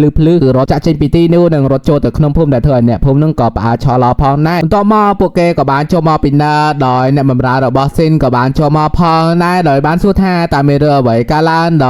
ោយអេនជេឡាក៏បាននិយាយថានេះគឺជាច្បាប់នៃភូមិមួយបើសិនជានរណាគេមិនស្ដាប់បង្គាប់ទេនឹងត្រូវដាក់ទោសដោយអារៈឆ្កែបន្ទាប់មកអ្នកភូមិក៏បានមកបង្ហាញខ្លួនដោយនិយាយប្រាប់គេថាគឺ Devil Dog ហ្នឹងគឺបានបង្ហាញខ្លួនហើយដោយអេនជេឡាក៏បានសួរថាតើអ្នកណាគេដែលត្រូវ Devil God ហ្នឹងគឺដាក់ទោស Devil Dog មិន Devil God ទេបន្ទាប់មកពួកគេក៏បានទៅមើលអ្នកដែលដាក់ទោសនោះគឺជា Jam ដោយ Jam ហ្នឹងគឺត្រូវររបួសខ្លាំងមែនតែនដោយពេលនោះផងដែរ Harry ក៏បានដើរមកដោយបាននិយាយថាកុំឲ្យប៉ះគាត់ឲ្យសោះដោយអ្នកភូមិក៏បាននិយាយផងដែរថា Devil Dog ដាក់ទោសដោយសារតែ Jam នោះគឺចិញ្ចឹមឆ្កែ6ក្បាលផងដែរដោយ Harry ក៏បាននិយាយថាចឹងហើយគឺមិនបាច់ជួយទេតែធ្វើឲ្យ Burn បាននិយាយថាហេតុអ្វីបានជាមិនជួយដោយ Harry ក៏បាននិយាយថាវាមិនត្រូវការជួយទេដោយសារតែគេប្រមើលច្បាប់គឺមិនស្ដាប់បង្គាប់របស់គ្រួសារ Barrymore បន្ទាប់មកអ្នកភូមិនៅទីនោះក៏ចាប់ផ្ដើមនិយាយថាឆ្កែសគឺជាឆ្កែល្អរីឯឆ្កែខ្មៅមិនស្ដាប់បង្គាប់គឺជាឆ្កែអាក្រក់ហើយពួកគេក៏បានដើរចាក់ចេញពីទីនោះទៅនៅថ្ងៃបន្ទាប់ដែលយើងឃើញអ្នកបម្រើរបស់ស៊ីនកំពុងតែអង្គុយឆ្កោដោយគេបាននិយាយថានេះគឺជាដំណើរកំសាន្តដ៏អាក្រក់បំផុតទៅពេលនោះផងដែរស៊ីនបាស៊ីនក៏បានដើរចូលមកសួរពួកគេមានរឿងអ្វីកាលឡាបន្ទាប់មកក៏បាននិយាយថាតែភ្លេចរោមនីស្ថានមួយហើយមែនដែរទេតែក្រោយមកពួកគេទាំងអស់គ្នាក៏បានទៅងូតទឹកសមុទ្រលេអីចឹងទៅបន្ទាប់មកក៏បានមកជួបជាមួយនឹងរីនតែរីនហ្នឹងគឺផ្លាស់ប្ដូរសម្លៀកបំពាក់គឺនាងមិនហ៊ានចេញមកទេដោយសារតែនាងអៀនទៅពេលដែលនាងចេញមកគឺថាបើយើងហ្នឹងគឺសម្លឹងមើលដល់កយតែយើងក៏សង្កេតមើលលោកតាតានាការក៏ល្អមើលខ្លាំងដែរគឺពាក់កៅអៅដល់កតែប៉ុណ្ណោះបន្ទាប់មកស៊ីនបាស៊ីនក៏បានសួរទៅស៊ីនថាតើស៊ីនហ្នឹងអត់ហែទឹកជាមួយគេដែរឬទេតែស៊ីនបាននិយាយថាបើមានពេលហែទឹកនៅក្នុងរដូវក្តៅគឺចឹងគឺគួរតែធ្វើអ្វីផ្សេងតែស៊ីនបាស៊ីនក៏បានសួរថាតើស៊ីនហ្នឹងពិតជាចង់បើរមណីយដ្ឋាននៅទីកន្លែងនេះមែនដែរឬទេដោយស៊ីនក៏បាននិយាយថាវាប្រកបហើយបន្ទាប់មកហ្នឹងគឺស៊ីនបាស៊ីនបានសួរស៊ីនថាចោះអំពី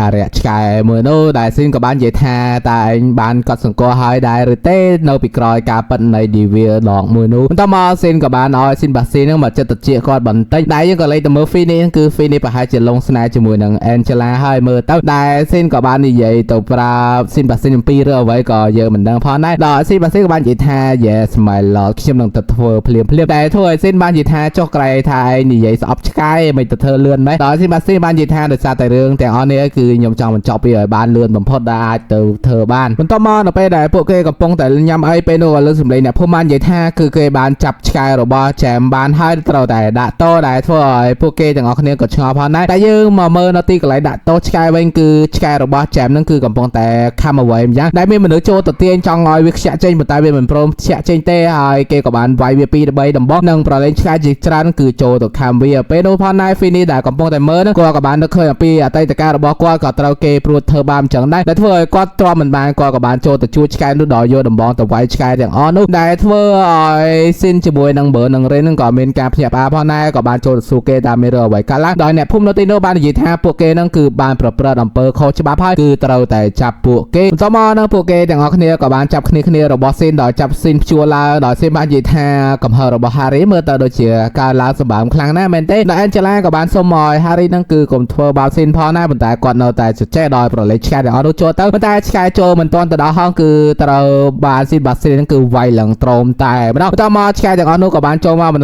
ទៀតដោយវាធ្វើសម្លេងកំហឹងតែធ្វើឲ្យស៊ីនបាស៊ីនបាននិយាយថាដោយសារតែសម្លេងដ៏គួរឲ្យរំខានបែបនេះហើយទើបធ្វើឲ្យខ្ញុំហ្នឹងគឺស្អប់សាច់ឆ្កែដែលគាត់ក៏បានប្រើកែវភ្នែករបស់គាត់ដែលធ្វើឲ្យឆ្កែទាំងអស់នោះភ័យខ្លាចផងដែរតមកហ្នឹងស៊ីនក៏បាននិយាយថាឲ្យអ្នកភូមិទាំងអស់គ្នាស្ដាប់គឺឆ្កែអរិយហ្នឹងគឺវាគ្មានទេអ្នកដែលសម្រាប់ចែមហ្នឹងគឺជាអ្នកបំភាន់ដោយខំដោយរាជរដ្ឋាភិបាលម្នាក់ផងដែរដែលម្នាក់នោះផងដែរគឺជា Harry ដោយការកម្រោរបស់គាត់គឺបានរៀបចំដោយទួថាតើមានផោះតាំងឯណាដោយស៊ីនបាស្ទីនក៏បានទៅយកក្បាលឆ្កែមួយចេញពីក្នុងឆ្កែនោះតែក៏បាននិយាយថានេះគឺជាថ្មិញឆ្កែដែលបានខំចែមបន្ទាប់មកគាត់ក៏បាននិយាយបន្ថែមទៀតថានេះហើយគឺជាការបំភាន់ដោយគាត់បានប្រចាំងអ្វីមួយដែលឃើញរូបក្បាលឆ្កែដោយក៏បាននិយាយថានេះគឺគ្រាន់តែជារបស់គេបញ្ចាំងតែប៉ុណ្ណោះបន្ទាប់មកគាត់ក៏បាននិយាយបន្ថែមទៀតអំពីឆ្កែដែលរត់ទៅមានពលឺភ្លឺគឺត្រូវបាន Harry ហ្នឹងគឺ ចាក់ប្ររត់ទៅលើឆ្កែនោះហើយនឹងប្រឡែងឆ្កែឲ្យរត់លេងនៅទីនោះដែលធ្វើឲ្យអ្នកនរគ្នាហ្នឹងគឺគិតថាវាគឺជ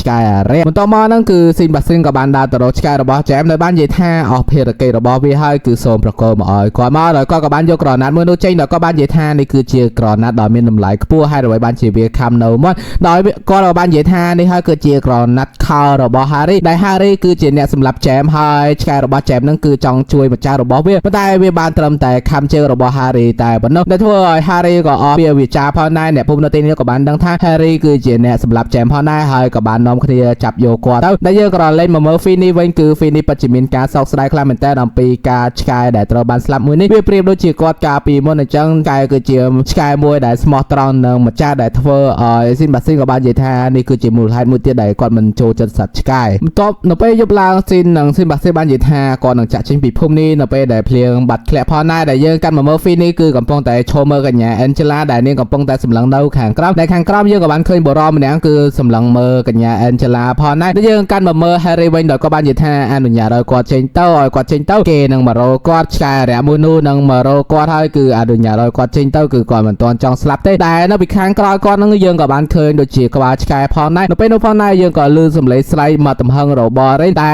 Rin គឺបានចុះទៅមើលបន្ទប់ដែលដាក់ Harry នឹងគឺត្រូវបានសិតតែឈាមដែល Burn និង Finny ក៏បានចុះមកជាមួយផងដែរដែល Harry នឹងគឺកំពុងតែត្រូវរបួងគឺនៅកន្លែងដាក់ទោសរបស់ឆ្កែផងដែរតែប្រាំរឿងភាគថ្មីមកគឺយើងបានដឹងហើយថាមនុស្សជាច្រើននឹងគឺបានមកចុះកន្លែង Harry ត្រូវបានបាត់ខ្លួនចឹងទៅបន្ទាប់មកពួកគេក៏លើសំឡេងនរណាគេម្នាក់គឺបានគួរទ្វាបន្ទាប់ពីពួកគេបានបើកហ្នឹងគឺអ្នកភូមិបាននិយាយថា Lord Devil Dog បានមកហើយបន្ទាប់មកពួកគេទាំងអស់គ្នាក៏បានធ្វើដំណើរទៅកន្លែងកាត់ទោសឆ្កែនៅពេលនោះផងដែរយើងក៏បានឃើញអ្នកភូមិជាច្រើនបាននិយាយដដែលដូចជានិយាយពាក្យថាឆ្កែសគឺជាឆ្កែល្អរីឯឆ្កែខ្មៅមិនស្ដាប់បង្គាប់គឺជាឆ្កែអាក្រក់ផងដែរដែល Sin Bastin ជាមួយ Sin អីហ្នឹងក៏ទៅដល់ទីនោះផងដែរបន្ទាប់មក Sin ក៏បានឲ្យ Sin Bastin ចូលទៅពិនិត្យមើលដល់ពិនិត្យលោកម្ចាស់ Harry ហ្នឹងគឺបានដាច់ដៃមួយចំហៀងទៅហើយដែលអ្នកនាង Angelina ក៏បានដួលសម្លាប់នៅទីនោះផងដែរតោះមកពួកគេទាំងអស់គ្នាក៏បានវិលត្រឡប់មកផ្ទះវិញដោយពួកគេបាននិយាយថាភូមិមួយនេះគឺវាដាច់ស្រយាលពីសង្គមឆ្កែខ្លាំងមែនតើដែលអ្នកភូមិនៅទីនេះគឺខ្លាចបណ្ដាសារបស់ឆ្កែមួយនោះបន្ទាប់មកពួកគេក៏បាននិយាយអំពីអ្នកនាង Angela ប្រហែលជានាងហត់នឿយខ្លាំងទើបដួលសន្លប់ផងដែរតោះមកពួកគេពិភាក្សាគ្នាអំពីសាកសពរបស់ Harry ដោយពួកគេបាននិយាយថាវាមើលទៅដូចជាត្រូវឆ្កែអារក្សខាំបន្ទាប់មកពួកគេក៏បាននិយាយបន្ថែមទៀតថាតើឆ្កែអារក្សហ្នឹងវាទៅជាយ៉ាងណាតែយើងគួរធ្វើអ្វីបន្តទៀតផងដែរបន្ទាប់មក Sin Bastin ក៏បានជួន Sin ហ្នឹងគឺមកស្លៀកពាក់ម្លៀមពាក់ដើម្បីគេងផងដែរដោយ Sin បាននិយាយថាការរឿងអ្វីកើតទៅប៉ុន្តែរឿងទាំងអស់នេះមិនមែនជារបស់មនុស្សទេដោយ Sin Bastin ក៏បានសួរផងដែរថាតើវាយ៉ាងម៉េចដោយ Sin ក៏បាននិយាយថាសង្ឃឹមថាលើកនេះនឹងមិនមាន rapper សក់ក្រហមទៀតគឺនិយាយអំពី Green មួយសក់ក្រហមបកាច់កិនកាលពីភាគមុនហ្នឹងយើងបានដឹងទៅហើយបន្ទាប់មក Sin Bastin ក៏បាននិយាយថាមិនចាំបាច់ព្រួយបារម្ភរឿងទាំងអស់នេះទេប៉ុន្តែ Sin ក៏បាននិយាយថាតើមិនឲ្យគាត់ព្រួយបារម្ភយ៉ាងម៉េចទៅដោយ Sin Bastin ក៏បាននិយាយថាតើ Sin នឹងពិតជាមានភាពស្មោះត្រង់ភក្តីភាពចំពោះម្ចាស់ស្ត្រីមែនដែរទេដោយ Sin ក៏បាននិយាយថាវាមិនពិតទេគ្រាន់តែនៅទីនេះហ្នឹងគឺមើលទៅពិតជាគួរឲ្យចាប់អារម្មណ៍ខ្លាំងមែនតើតែយើងកាន់មកមើល Finny វិញកំពុងតែដើរតែម្នាក់ឯងនឹងគិតពីកញ្ញា Angela ពេលនោះផងដែរគាត់ក៏បានលឺសំឡេងអ្វីមួយគាត់ក៏បាននិយាយថាតើវាគឺជាខ្មោចមែនដែរទេដែលធ្វើឲ្យគាត់ភ័យខ្លាំងមែនតើពេលនោះ Rin ក៏បានមកផងដែរដោយ Rin ក៏បានហក់Finny ក៏បានសួរថាតើឯងមានលឺសំឡេងអ្វីដែរទេតែធ្វើឲ្យពួកគេទាំងពីរនាក់ភ័យផងដែរតែសង្កេតទៅមើលកញ្ញា Rin វិញគឺភ័យគេមើលទៅដូចជាមិនភ័យទេកាន់តែសប្បាយចិត្តវិញបន្ទាប់មកពួកគេក៏បានធ្វើដំណើរទៅទីនោះដល់កញ្ញា Rin ក៏បាននិយាយថាអូយមើលទៅពិតជាគួរឲ្យភ័យខ្លាចខ្លាំងមែនតើតែមកវិញគឺឡើងរញ៉ាំស្រស់តែម្ដងបន្ទាប់មកពួកគេក៏បានធ្វើដំណើរទៅដល់បន្ទប់ Angelina ក៏បានឃើញភ្លើងភ្លឺពេលដែលពួកគេទៅហ្នឹងគឺកំពុងតែឃើញកញ្ញា Angelina ហ្នឹងគឺកំពុងតែធ្វើអ្វីមួយជាមួយនឹងនរណាគេម្នាក់ទៀតក៏យើងមិនដឹងដែរបន្ទាប់ពី Rin បានឃើញហ្នឹងគឺ Rin ក្អួតឈាមតែម្ដងគឺហៀចំោះឈាមដឹងថានេះនឹងកំពុងតែកើតអ្វីទេបន្ទាប់ពី Finny បានឃើញសកម្មភាពទាំងអស់នេះគឺធ្វើឲ្យបេះដូងរបស់ Finny គឺបែកខ្ញែកជាពីរតែម្ដងបន្ទាប់មកគាត់ក៏បានរត់ចេញទៅខាងក្រៅនឹងស្រែកខ្លាំងមែនតើនឹងរត់ដាំឈើនៅទីនោះឡើងបាក់ខ្ទេចតែម្ដងនៅថ្ងៃបន្ទាប់ពួកគេក៏បានងើបមកដូចជាធម្មតាតែចំពោះ Finny វិញគឺមិនធម្មតាទេភ្នែកឡើងដូចផែនណាហើយដោយសារតែយប់មិញហ្នឹងគឺគាត់មិនបានគេងទេបន្ទាប់មកពួកគេក៏បានមកអង្គុយនៅតុពេលនោះផងដែរ Angela ក៏បានមកដល់ដោយលើកអាហារនិងទឹកតែឲ្យពួកគេដោយបើក៏បាននិយាយថាមិនបាញ់ចាំបាច់ធ្វើទាំងអស់នេះក៏បានដែរប៉ុន្តែនាងបាននិយាយថាទោះបីជាម្ចាស់របស់នាងបានបាត់បង់ជីវិតក៏ដោយប៉ុន្តែនាងនៅតែបម្រើចំពោះភ្ញៀវដូចជាធម្មតាផងដែរដោយ Angela ក៏បានសង្កេតឃើញ Finny មើលទៅដូចជាស្រីខ្លាំងមែនតើចង់យកដៃទៅប៉ះ Finny ប៉ុន្តែ Finny បានគិតចេញថាគាត់នឹងគឺមានអារម្មណ៍មិនសូវស្រួលទេបើសិនជានាងប៉ះគាត់នឹងអា អាចធ្វើឲ្យឆ្លងមេរោផងណាហើយគាត់ក៏បានរត់ចាក់ចេញពីទីនោះផងណាបន្ទាប់មកគាត់ក៏បានទៅអង្គុយក្នុងព្រៃសេតតែម្នាក់ឯងព្រោះតែស្រឡាញ់គេតែម្នាក់ឯងដូចអ្នកមើលអញ្ចឹងពេលនោះផងដែររិនក៏បានរត់មកហាហ្វីនីផងដែរក៏យើងមិនដឹងថាមានរឿងអ្វីកើតឡើងផងដែរដែលយើងកាន់មកមើលស៊ីនបាស្ទីនវិញកំពុងតែនិយាយអំពី pudding ហ្នឹងគឺតើឲ្យស៊ីនញ៉ាំពេលនោះរិនក៏បានបើកទ្វារមកដោយស៊ីនបាស្ទីនក៏បានសួរផងដែរថាមានរឿងអ្វីកើតឡើងដោយរិនជាមួយនឹង Finny បាននិយាយថារមិនឃើញកញ្ញា Angelina ទេដោយបើក៏បាននិយាយថានាងហ្នឹងគឺបានទៅ best មកនៅវាភក់តែធ្វើឲ្យ Finny ឆ្ងល់ថាវាភក់បន្ទាប់មកពួកគេក៏បាននិយាយថាឲ្យទៅ best មកនៅវាភក់កំពុងតែរោឌីវាដកមិនទាន់ឃើញតែធ្វើឲ្យ Burn ក៏ចាប់អារម្មណ៍ផងដែរហើយ Finny ក៏បានសួរថាហេតុអ្វីហ្នឹងគឺបានជានាងទៅ best មកនៅវាភក់ដោយ Burn បាននិយាយថានាងហ្នឹងគឺមានការព្រួយបារម្ភអំពី Finny ដែលមើលទៅដូចជា Slate ខ្លះតែធ្វើឲ្យ Finny ហ្នឹងនៅឃើញហើយគាត់ក៏បានរត់ចាក់ចេញពីទីនោះផងដែរដោយ Burn ក៏បានរត់ទៅតាមដោយបានហៅថា Sin Bastin ក៏ត្រូវទៅជាមួយនឹងពួកគេផងដែរប៉ុន្តែ Sin Bastin ក៏បានធ្វើដូចជាធម្មតាបន្ទាប់មក Burn ក៏បានសួរទៅ Rin ថាតើទៅដែរទេ Rin ក៏បានទៅបន្ទាប់មក Burn ក៏បានសួរទៅលោកតាតានកាប៉ុន្តែងាកទៅហ្នឹងគឺលោកតាតានកាហ្នឹងគឺត្រៀមខ្លួនហើយរួចរាល់ហើយមានទាំងកំភ្លើងបន្ថែមទៀតបន្ទាប់មកពួកគេក៏បាននិយាយថាពេលនេះលោកត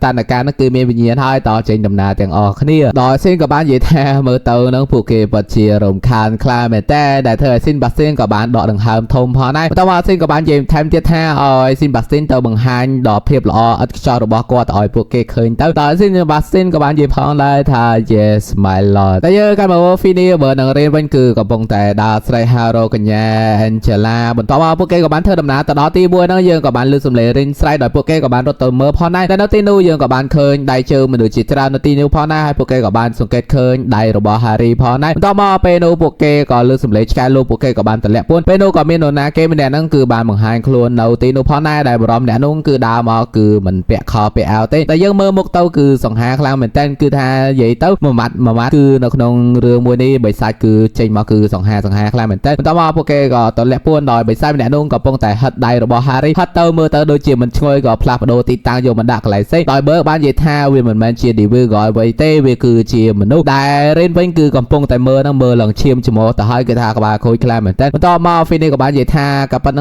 ងគឺរឿងទាំងអស់នេះមិនមានអ្វីពាក់ព័ន្ធជាមួយនឹងកញ្ញា Angelina ទេអញ្ចឹងហើយពួកគេគួរតែឈប់សង្ស័យនេះទៅតែគាត់និយាយលឺខ្លាំងមែនតើដែលធ្វើឲ្យបិសាចមួយនោះក៏បានចាប់អារម្មណ៍ងាកមកឃើញពួកគេផងដែរពេលនោះក៏បានលឺសំឡេងមកក្តាំងរត់មកខ្លាំងមែនតើដែលអ្នកដែលរត់មកគឺអ្នកភូមិផងដែរតែពួកគេរត់មកទីនេះគឺដើម្បីសុំការអភ័យតហ្នឹងគឺពី Devil Dog ផងដែរដែលពួកគេក៏សង្កេតទៅមើលបរិយាដែលបានបង្ហាញខ្លួនមកហ្នឹងគឺបានបាត់ខ្លួនបាត់ទៅហើយ Finny ក៏បានរត់ចាក់ចេញពីទីនោះផងដែរពួកគេក៏បានរត់ទៅតាមរីឯអ្នកភូមិវិញក៏បាននាំគ្នាធ្វើហាត់ប្រាណនៅទីនោះទៅយើងកាន់មកមើល Finny បើរិននិងលោកតាតានកាវិញពួកគេក៏បានធ្វើដំណើរទៅតាមមនុស្សម្នាក់នោះហើយពួកគេក៏បានធ្វើដំណើរទៅដល់គឺបានឃើញឆ្កែមួយគឺធំខ្លាំងមែនតើតែធ្វើឲ្យពួកគេហ្នឹងក៏ភ័យតក់ស្លុតផងដែរពេលនោះឆ្កែមួយនោះក៏បានរត់ចូលមកដោយពួកគេមិនដឹងធ្វើយ៉ាងណាទេប៉ុន្តែ Finny ក៏បានសង្កេតឃើញក្រណាត់ហ្នឹងគឺនៅកញ្ចក់ជើងរបស់ឆ្កែមួយនោះដែលគឺជាក្រណាត់របស់កញ្ញា Angelina បន្ទាប់មកគាត់ក៏បានរត់ទៅចាប់ឆ្កែមួយនោះផងដែរគឺចាប់ជើងតែម្ដងបន្ទាប់មកបើក៏បានកញ្ឆក់កំភ្លើងចេញពីលោកតាតានកាដោយបើបាននិយាយថាថ្ងៃនេះហ្នឹងគឺយើងនឹងបង្ហាញសមត្ថភាពរបស់យើងហ្នឹងគឺទៅឲ្យឯងឃើញបន្ទាប់ពីគាត់ចុចបាញ់ហ្នឹងគឺកំភ្លើងហ្នឹងបាញ់ចេញមកដូចជាកំភ្លើងគេបាញ់ surprise នៅខ្លួនណាហ្នឹងតែធ្វើឲ្យគាត់ដាច់ឆ្កែខ្លាំងមែនតើបន្ទាប់មក Finny ក៏បានទៅឆ្កែនោះវត្តឲ្យដួលហើយឆ្កែនោះបំរុងនឹងហក់មកសម្រាប់ Finny ហើយតែពេលនោះក៏មានអ្វីមួយហ្នឹងគឺបានទប់ជើងមុខឆ្កែមួយនោះដែលគឺជា Sin Bastin ហើយគាត់ក៏បានបំរើឆ្កែមួយនោះគឺឡើងប៉ើងដូចជាសន្លៃតែម្ដងបន្ទាប់មកទៀត Sin Bastin ក៏បានដកចំណីឆ្កែមកដែលធ្វើឲ្យឆ្កែមួយនោះវាធំក្លិនឈ្ងុយដែល Sin Bastin ហ្នឹងគឺថោកទាបខ្លាំងមែនតើដោយវាយឆ្កែមួយនោះគឺមានច្រើនក្បាច់ខ្លាំងមែនតើដូចជាយើងលេងជាមួយឆ្កែអញ្ចឹងគឺក្អែមួយវាយមួយឆ្កឹះក្បាលមួយក្អែមួយគឺថាធ្វើបាបឆ្កែហ្នឹងខ្លាំងមែនតើហើយ skill ចុងក្រោយរបស់គាត់ដែលគាត់បាននិយាយហ្នឹងគឺជាការអោបដ៏ធំមួយបន្ទាប់មកគាត់រត់ទៅអោបឆ្កែនោះហើយនឹងហក់ឡើងទៅលើនឹងបុកចូលមកក្រោមវិញឡើងមកតំហឹងតែម្ដងតែធ្វើឲ្យពួកគេទាំងអស់គ្នាហ្នឹងគឺមានការព្រួយបារម្ភអំពី Sin Bastin ខ្លាំងមែនតើដែលពួកគេទាំង3នាក់ក៏បានឈរទៅមើលរណ្ដៅដែលធ្លាក់ចូលហ្នឹងគឺខំហាត់ស្រែកហៅ Sin Bastin មិនតែគាត់មិនមានការឆ្លើយតបទេប៉ុន្តែ Sin ទៅដល់ក៏បាននិយាយថាល្មមបានហើយគឺកុំលេងស្រោចខ្លាំងពេកឆាប់ឡើងមកលើទីនេះវិញភ្លាមដល់ Sin Bastin ក៏បាននិយាយថាយកប្របន្ទាប់មកពេលនោះទឹកក៏ផ្ទុះឡើងមកលើតែយើងឃើញ Sin Bastin នឹងកំពុងតែ3មនុស្សម្នាក់នោះដែលគឺជាឆ្កែមួយនោះតែគាត់បាននិយាយថានេះគឺជារមណីយដ្ឋានថ្មីដែលមានទឹកនៅខាងក្នុងអីចឹងទៅហើយគាត់ក៏បានហក់ចូលមកវិញដែលអាឆ្កែមួយនោះគឺលទ្ធផលរបស់ Sin Bastin នឹងគឺតប៉ែខ្លាំងមែនតើរីឯ Rin វិញគឺទៀតហើយគឺថាហូរឈាមច្មោះតែម្ដងពេលនោះកញ្ញា Angela ក៏បានមកដល់ដោយបានស្រែកហៅឆ្កែមួយនោះឈ្មោះថា Floto ហើយឆ្កែមួយនោះក៏បានរត់ទៅលិតរ នាងទៅបន្ទាប់មកនាងក៏បាននិយាយថាគឺនាងបានរកឃើញ Floto នឹងកាលពីមួយខែមុនដោយនាងគឺព្យាយាមបង្វឹក Floto ខ្លាំងមែនទែនកុំឲ្យធ្វើអ្វីអាក្រក់ៗប៉ុន្តែទម្លាប់អាក្រក់របស់គាត់នៅពេលដែលគាត់មានការរំភើបខ្លាំងហ្នឹងគាត់នឹងប្រែខ្លួនទៅជាមនុស្សផងដែរបន្ទាប់មកនាងក៏បានសុំទៅស៊ីនបាស៊ីនថាគឺចង់ឲ្យស៊ីនបាស្ទីនហ្នឹងគឺជួយបង្វឹក Floto ហ៎ដោយនាងគឺចង់ឲ្យ Floto ហ្នឹងគឺទៅរស់នៅវិមានរបស់ស៊ីនផងដែរដោយស៊ីនក៏មើលទៅវាដូចជាធម្មតាដោយស៊ីនបាននិយាយថាមើលទៅវាដូចជាគួរឲ្យចាប់អារម្មណ៍ដែរតើហើយគាត់ក៏បាននិយាយថាវាល្អហើយដែលយក Floto ទៅវិមានរបស់គេតែធ្វើឲ្យស៊ីនបាស្ទីនហ្នឹងក៏ចង់ម៉ូម៉ៅផងដែរគឺថាស៊ីនបាស្ទីនគឺមិនចូលចិត្តទេប៉ុន្តែពួកគេគ្មានអ្វីក្រៅពីសម្រាប់ចិត្តទេពេលនោះអ្នកភូមិក៏បានមកដោយអ្នកភូមិក៏បាន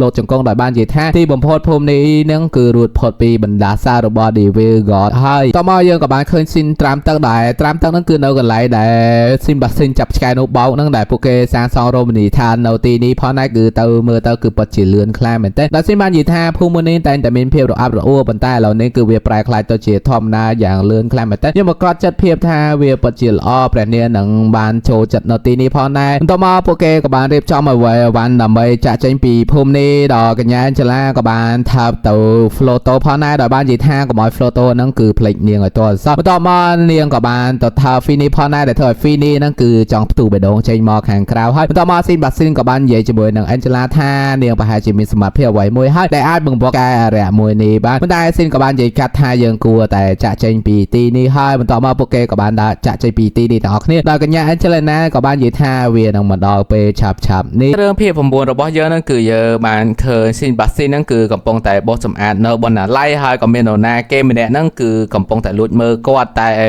យើងមិនដឹងថាគឺជានរណាគេទេតែយើងកាត់មកមើលស៊ីនជាមួយនឹង Burn Rin និង Finish វិញដែលស៊ីនបានហៅពួកគេទាំង3នាក់មកជួបដែលធ្វើឲ្យពួកគេទាំង3នាក់ហ្នឹងគឺភ័យខ្លាំងមែនទេដោយស៊ីនក៏បាននិយាយថានៅថ្ងៃនេះហ្នឹងគឺគាត់មានការងារឲ្យពួកគេធ្វើតែធ្វើឲ្យពួកគេសប្បាយចិត្តវិញដោយពួកគេបានគិតថាប្រហែលជាពួកគេហ្នឹងគឺត្រូវបណ្ដេញចេញពីការងារហើយប៉ុន្តែបែរជាចង្វាយរបស់គេហ្នឹងគឺហៅឲ្យពួកគេមកជួយធ្វើការងារទៅវិញដែលស៊ីនបាននិយាយថាគឺគាត់ហ្នឹងគឺមានកាមេរ៉ាមួយដែលកាមេរ៉ាមួយនេះហ្នឹងគឺថាថតឃើញពីអតីតកាលដែលកាមេរ៉ាមួយនេះគឺវាបានបាត់ជាយូរឡុងណាមកហើយប៉ុន្តែឥឡូវនេះគឺខ្ញុំបានលើការដេញថ្លៃហើយស៊ីនរបស់យើងក៏បានដេញថ្លៃយកវាមកតែធ្វើឲ្យអ្នកទាំង3ទៀតក៏ឆ្ងល់ផងដែរថានោះគឺជាអ្វីដល់លោកតាតាណកាហ្នឹងក៏បានបញ្យល់ផងដែរដោយអ្នកបង្កើតកាមេរ៉ាមួយនេះគឺឈ្មោះថា Henry ដែលគាត់គឺជាអ្នកវិទ្យាសាស្ត្រដ៏ទំនើបនិងគឺជាអ្នកផលិតឧបករណ៍បច្ចេកទេសទំនើបផងដែរដោយកាមេរ៉ាមួយនេះគឺគេបានឲ្យឈ្មោះថាគឺជាកាមេរ៉ាចម្លែកដោយកាមេរ៉ាមួយនេះនៅពេលដែលថតនរណាគេម្នាក់ហ្នឹងវានឹងបង្ហាញរូបម្នាក់ទៀតនៅក្នុងរូបមួយនោះថ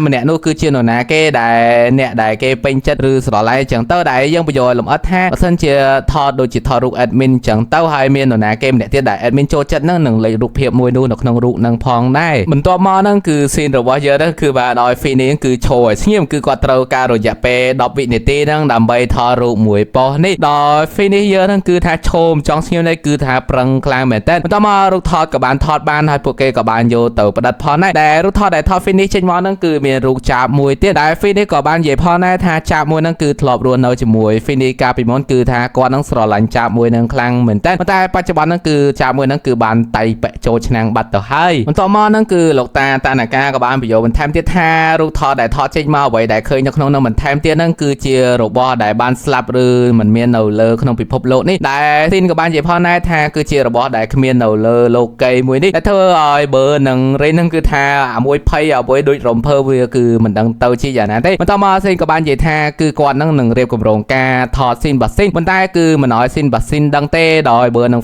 រិនក៏បានសួរផងដែរថាគឺលួចថតមែនដែរឬទេដោយស៊ីនក៏បាននិយាយថាគឺវាត្រូវហើយតែធ្វើឲ្យបើបានគិតថាគាត់គឺជាឱកាសរបស់គាត់ហើយដែល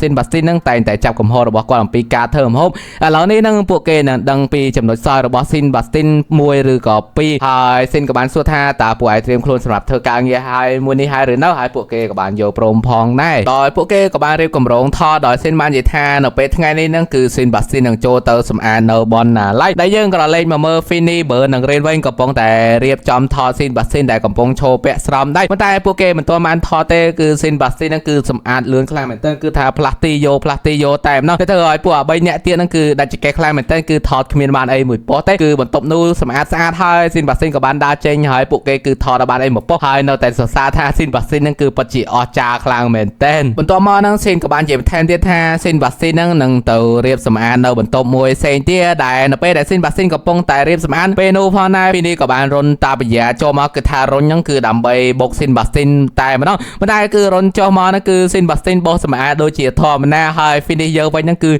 อตะบกจนเชียหลังทะลุกลับตัดตรงตายมันเนี่ยไอ้แต่เธอไอ้เบิร์นดังเรินได้เมื่อเราไปแข่งกราวนั่นคืองานกระแตลองคลังเหม็นเต้นมันตัวมานั่นคือซินกับบ้านเฮาซินบัสตินดำใบมาจวบซินดอยซินนั่นคือไอ้ซินบัสตินคือจุยจองทรายได้นั่นเลอกอหรือว่าก้อนไปได้ซินบัสตินกับปงแต่จอนั่นคือทาเบิร์นไฮรีนั่นกับปงแต่ลุยทอดไปได้พวกเกรอบนิตี้คอยกรอยคือดาวบวนวินิตี้เปโนซินกับบานเงียบมากแต่เธอพวกเกนั่งดันแกกับบานเคลียร์ล้วนตัวแข่งกราวไฮซินบัสตินกับบานเจนมาเมื่อให้กับบานบ้าบังโอ้ยดอยบ้านเยท่าบ้าบังโอ้ยจังให้คือมีชาวอากาศล้อได้ยังกลมตัวกระเล็กเมื่อเบิร์นนั่งเรียนมันคือทาจองเคลียร์ไปเลยจะได้บัตรตัวให้แต่มันต้องมายังขอเลยมาเมื่อเบอร์รีนังฟิลิปปินส์กับปงแต่บัตรตักจะดอยพวกเกบานอูท่าเมื่อไงให้คือเกทอรุซินบัสตินนั่นคือเหมือนบานสมใบแต่มือป้องไปนู่นพอหน้าซินบัสตินกับบานเจนมาได้เธอพวกเกกับเนี่ยปาพอหน้าดอยซินบัสตินกับบานเยท่าคือก่อนนั่งเบียนกางเงียอยพวกเกแต่งใบเนี่ยได้เท่าเธอดอยพวกเกกับบานสู้พอหน้าทานูคือจีกางเงียไว้ดอยซินบัสตินกับบานดอยเมื่อตะบังโอ้ยได้นู้นคือจีพลูหรือบอเยอะนั่งได้ซินบัสตินคือจังอยพวกเกโยพลูใจหยุดไงปีเตะเส้นโดยซาแต่เงี้ยล้านั่งคือเมียนเพียวหรือบอพวกเกมั้งจังให้คือก่อนมันจังอยเพียวหรือบอพวกเกนั่งคือบานเคยพลูไล่ไทยเบิร์นกับบานเยท่าแต่พวกเกนั่งคือเมียนกางเงียตัวล้วนได้เท่าเธอวันใดซินกับบานเยท่าขยมมันควาเต้ตัวเมียนกางเงียตัวล้วนหรืออย่านาเต้สำคัญเอาแต่รวยรอกับมาแต่เปเพียวมานั่นคือเคยพลูซอกแต่การมาเมื่อฟินเนเวงคือกับพงแต่โอฟลูเจนปีเตี้ยได้ฟลูหรือบอเยอะนั่นคือรังกับบาคลายเหมือนเต้คือจองจะเจนเต้ไทยฟินเนเยอร์กับบานจับบอฟลูเหมือนแต่เมียนไอคือฟลูนั่นคือบานปลูเพลิงไว้หลังแช่เป็นนังแต่ไม่ต้องให้กับบานรถโจตะแคงขนมไว้แต่เธอไอเบิร์นหนังเรนก็เป็นกับเชปาพอหน้าแต่ทาฟลูนั่นคือไอพลมเพลิงบ้านได้ยังก็เลยมาเมื่อฟินเนเวงกับปงแต่งกอยยมให้ลูกตาตันการนั่งคือกอยอังมักเธอไม่ต้องได้ยังก็เลยมาเมื่อเส้นจีมือหนังเส้นบัดเส้นเว้นได้เส้นบัดเส้นกับปงแต่เรียบจอมมาหาออยเส้นบริโภคดอยเส้นบ้านยีท่าอะไรอย่างนี้คือกอดนั่งเหมือนจองยามาหาเป้อะไรอย่างนี้ได้ทายเส้นกับบานชงพอหน้าทาปวดเบิร์นฟินเนเรนนั่นคือกับปงแต่เธอไว้เรียเส้นบัดเส้นกับบานจ่ารำเอาไว้ได้นั่นเหลือตกนุพอหน้าคือจีเชียมหนังหรือดอตเตยตุยเส้นที่ได้เส้นบัดเส้นกับบานเจนมาเมื่อพลูดอยกับบานกระทาคือกอดนั่นเหมือนกัวนาปลาเนี่ยแต่งใบซอพลูนั่งบัดซีเนี่ยแต่งใบนั่นคือพายจีละอเจี๊ยแต่เธอกอดชื่อกับบานคลายเหมือนเต้ไปนู่นชมาขมากับบานดาจัดกอดแต่เธอกอดรวมเพิ่มคือกอดรอหลังชมาให้กับบานเล่นจีมวยหนึ่งชมาขมาวันนู้นแต่เธอพลูระบอยยังกอจะไหนกอบานแปลกหลายจีมนึงคือรถมาออฟซินบัดซินแต่เธอซินบัดซินยังนั่งคือกันแต่ชื่อกับบานคลางเหมือนเต้แต่ยังการมาเมื่อซินนั่งเนี่ยบ่มราวันคือท่าพวกเกสมโตซินแต่พวกเกทอรูเหมือนบานล้อเป็นอุปนายรอกับบานโจมาดอยรอบานยีแท้ตาไม่เรือไว้กลัวจะรำพองได้แต่สิ้นบานเด้งแต่วันบนใต้รอกับบานโยชิมดูก่อบานโยมาเล่นดอยบานยีแท้บัสันจิมินสบุกเป็นเปี้ยนั่นคือยังเตาแต่เรือเวชงอ๋อยังเตาแต่เมียนกาออทมนั่นคือดำใบจับโยเอากาได้มาเนาะแต่สิ้นกับบานสุดแท้ตากว่านั่นคือเมียนกำโรนังเฟอร์ไว้คือสิ้นนั่นเหมือนเมียนเพียบออทมเต้ดอยก็บานยีแท้เจ้าบัสันจิกอดบ่มไหลชัวแผ่นทำเฮาเตาเจนเจียบรรดาประเทศเซนเทียตาเวียนหนังเตาเจียอย่างนั้นแต่เธอไอ้พวกเกนั่งดัชแกคลางเหมือนเต้นโดยก็บานสุดแท้ตาพวกเกกับปงเธอไว้กระทาล้อนั่นคือดดคลังเหมือนเต้นมันต่อมาเพียงมันนู่กับบานมาดอยเพียงมันนู่คือเมียนชัวแทโจนนะแล้วไปได้พวกเกดาโจตัวแข้งขนมดำใบพิพิธซากเนี่ยนั่งไปนู่โจนกับบานจ่ารำชัวนั่งเนรี่มันนั่นคือกับปงแต่งกอยนู่แข็งเลยนู่แต่เธอก่อนนั่นคือจ่ารำคลางเหมือนเต้นมันแต่สิ้นบัดสิ้นนั่นคือมันบานจ่ารำมาไว้เต้หายก่อนนู่แต่เมินเนรี่มันนู่คือทาเนรี่มันนู่คือเชียร์ปปนรบล้อนคือทาเย่ใหญ่คลางเหมือนเต้นได้เมียต่างเนี่ยเบาะชอปีกรอมเช่นแต่โจนั่นนั่นคือคอมเมอร์คลายเหมือนเต้นมันได้สิ้นบัสตินไว้นั่นคือเมอร์โดยเฉียทอมหน้าแต่เธอสิ้นจมูกดังล้อนั่นคือทาพวกเกนั่งบักตักจัดคลายเหมือนเต้นโดยซาแต่เธอสิ้นบัสตินนั่งมันเมียนจำหน้ารำส้มใบแต่บนเต้นต่อมาพวกเกกับบานลาเตอร์ปิพิซาคเนียโดยโจนั่นกับบานปิพิซาคเนียจมูกดังหลกตาตาหนักกาโดยโจนั่นกับบานใหญ่ท่าก่อนหนังส่วมปีสำนวนมวยจำนวนได้เตะโต้จมูกดังกรมฮอนแผ่นทำเฮาแต่ก่อนบานส่วนตลกตาตาหนักกาทากรมฮอนนั่งผลัดไอทัวร์ไอจันเต้ามันได้หลกตาตาหนักกานั่นคือบานเฉียดตักบัตรให้แต่เธอก็นั่งปลายคลุนเตาเฉียดตุ้ยหายเนี่ยได้เนี่ยยัยนั่นคือสิ้นบัตรสิ้นคือทานใหญ่เลื่อนคลายเหมือนเต้นโดยก็บานใหญ่แท้กรมฮอนระบอกว่านั่งบ่มไหลเช่นเชียตาเหมือนนาประเทศนั่งเมียนหลวงระบอกไม่เล็กก็แท้ใหญ่จราคลายเหมือนเต้นแต่เธอโจนั่งเนี่ยได้กอดนั่งก็ฮอตเนยคลายเหมือนเต้นคือทากอดเหมือนจองตอนเต้มันต่อมาโปเกก็บานเบอร์ตลับตะเวนได้โจนั่งระบอกเยอะนั่งเมื่อเตาโดเชียฮอตเนยคลายเหมือนเต้นต่อมาสิ้นบัตรสิ้นกับบานเบอร์ตลับมาเฟิร์นนมดำใบออยสิ้นยำใบได้ก็บานใหญ่ขึ้นจมูกนั่งสิ้นบัตร บัสซินท่าการประจมกับบานบนจอบพอหน้าให้กับเมรูทอนเหมือนพอหน้าแล้วก็บานซัวเตอร์ซินท่าตาจองทอรุกเลงได้หรือเต้มันแต่ซินระบอบยังนั่นคือบานปฏิเสธท่าก่อนนั่นคือเมียนเปย์นะตัวทอรุกเลงเต้กันมาดอยยุบลาดอยยังกับบานเคยซินดอยซินบานยีท่าคือเวียดอยเปย์ให้ได้ยังเงี้ยมาเมื่อแข่งกราวนั่นคือเยอะบานเคยฟินีกับปงแต่เลือรู้จุ่มละมวยไฮซินบานโชนอตีนู้ดอยฟินีกับบานซัวท่าตาเวียประกอบจัดแมนได้หรือเต้โลมาจ้าดอยซินกับบานยีท่ากอดดอยเธอไว้นั่นคือเตอแต่เธอมาดอยฟินีกับบานกบรูมวยนู้นั่งมากันซินไฮฟินีกับบานรถหมอโรซินพอหน้าโดยท่าแต่คลายซินนั่นคือมีระบบเป็นนู้ก็ยังก็ลือสำเร็จแดงตายมันต้องได้เนี่ยได้ช่วยโรงซินนั่นคือจีซินบัสตินหายไปนู้ก็มีเนี่ยจิตรานั่งบานพลมเพลหายโปเกบานทอรุบานโชคใช้ดอยลอกบานยีท่าเมื่อรุกเพียมที่ต้องคือปัจเจลอยแคลเมนแต่มันต่อมาฟินีเบอร์หนึ่งเล่นกับบานโยรุกทอนมวยปอนุ่งคือดำใบเต๋อประดับหนึ่งไปได้โปเกประดับหนึ่งจัดเจนมาหายนั่งเป็นนู้ยังก็การเคยฟลูกับบานรถมอคือทาพลมเพลนั่งหลังแช็คโปเกแต่งออรูมแต่รุกทอนมวยนุพรได้หายกับบานรถเบอร์ตลอดแต่โรซินบัสตินเว้นดอยซินบัสตินกับบานออยนมตัวเกยย้ำให้กับบานยีท่าจบนี้นั่นคือเกตดีนกราวเตียเตอร์แต่เธอไอ้ฟลอนั่นก็บักตักจัดคลางเหม็นเต้นมันต่อมาซินบัสซินกับบานดาวแต่โรซินดอยบ้านยีท่าคือเวียดอมอได้เตอร์โจสำหรับให้มันแต่เราไปได้ก้อนบาทเวียโจเตอร์นั่นคือบานเคยซินเดนเอาเลยก็ไอ้ให้ก้อนกับบานจ่ารำรบได้เอาเลยตกนุพรได้ดอยก้อนกับบานนักเคยอย่างปีปัญหาเซนทะลุเตะทะลุไอ้ดอยก้อนบ้านยีท่ากางเงียแต่งอ้อนี่นั่นคือเวียมันกลัวการลามันนอนเตี้ยเต้ให้ก้อนกับบานเคยรู้กำรามวยนั่นคือมันดังท่าก้อนเมงกับโรจอนเทอร์ไว้เต้เราทั้งไงบนต้อมนั่งเยิงกับบานดังท่าคือซินบัสซินคือบานทอรุมวยปอชิมวยนังซินให้เนี่ยได้ตองเชียงนั่นคือท่าโฟล์ได้เธอเนี่ยมาแต่งใบบานกระท่าซินบัสซินนั่นคือบานโจจัดฟลูโดยทั้งไงบนต้อมซินบัสซินกับบานเธอฮาออยซินย้ำโดยจิตทอมหน้าโดยซินบัสซินกับบานยีท่าโดยซาแต่ก้อนนั่นคือเธอไว้โดยเมียนปังไปเลยหนูนะเก็บบานเธอกอดเด็กนั่นเลยก็ไอ้ได้เธอซินนั่งก่อโมมาเอาคลางเหมือนเต้นฮาซินบัสซินกับบานยีบันแทมทิศท่ารุกทอได้รุกทอเจนมอนนั่นคือกรอนแต่เชียรุกบ่มพรตายปนโนแต่ยังก็เล่นมาเมื่อมาแข่งกราววันได้ฟินีกับปงแต่งกอยเมื่อรุกทอดบอซินบัสซินช่วยนังซินนั่งไฮได้ยังก็เลยแต่เมื่อเบอร์นังเรวันกับปงแต่รถโดยซาฟลูเป็นอุปนายโปเกแต่ปีนี้กับบานรถมาโรฟินีไฮฟินีระบอยังกับบานจับฟลูเบาตายมาดองโอเคเนี่ยคะแนนสำหรั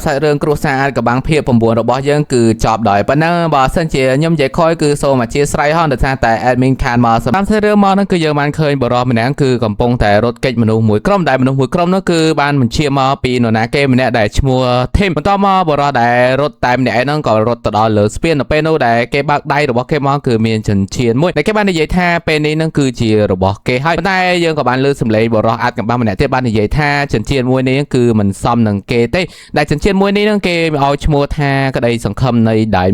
มันต่อมาบรอได้อัดกับบ้านมันเนี่ยโน่กับบ้านปลาทรายดำใบแต่จองบรอมันเนี่ยได้การฉันเชียนนั่นคือสำหรับกอดให้เธอไอ้กอดนั่งดาวทะเลโจตั้งแต่เธอไอ้บรอใบเนี่ยเตี้ยนั่นคือปัจจัยเป็นการเงยชงเอาคลางเหม็นเต้ได้ยังการมาเมื่อเส้นช่วยนังเส้นบัสเต้เป็นกับปงแต่ดาวเราสามวยได้เส้นบ้านยีท่าคือเรื่องดอกทมนั่นคือบานกาดลาวโนตีนี่แต่ยังการมาเมื่อเลดี้เอลิซาเบธเป็นกับปงแต่ดาวเลนอฟซานูพอหน้าดอยเนี่ยผมราระบอบเนี่ยบ้านยีท่าคือกลมดาเลื่อนไปประหยัดตะเกาะนั่งบ้านนั่นไปนู้นได้เอลิซาเบธกับบานเหาะจวนเธอผมพายเนียงแทมแต่เธอเนียงก็พายครั้งได้โดยเอลิซาเบธบ้านยีท่าเวียงคือเกาะรังยูมาให้คือเวียมันใบเต้ให้โปเกมอนตีนี้คือดำใบติงระบอบมวยนั่นคือต่อออยซินวิ่งโดยซาแต่เนียงบานทลบเบาฉันเชียร์บอสเซนจังไฮคือเนียงจองซองกอดวิ่งแต่ยังการมาเมื่อบรอใบเนี่ยได้ยังเคยการปิดประดามเรือหลายปุ๊บเป้กับปงแต่ปิดเพี้ยซาท่าฉันเชียร์มวยนู้นคือเหมือนมาสัตว์นบรอมวยนู้นเต้โดยสักสับบรอมวยนู้นคือตระบานเกโรเคยให้ปนใต้คือเหมือนบานเคยฉันเชียร์นจบใดระบกอดเต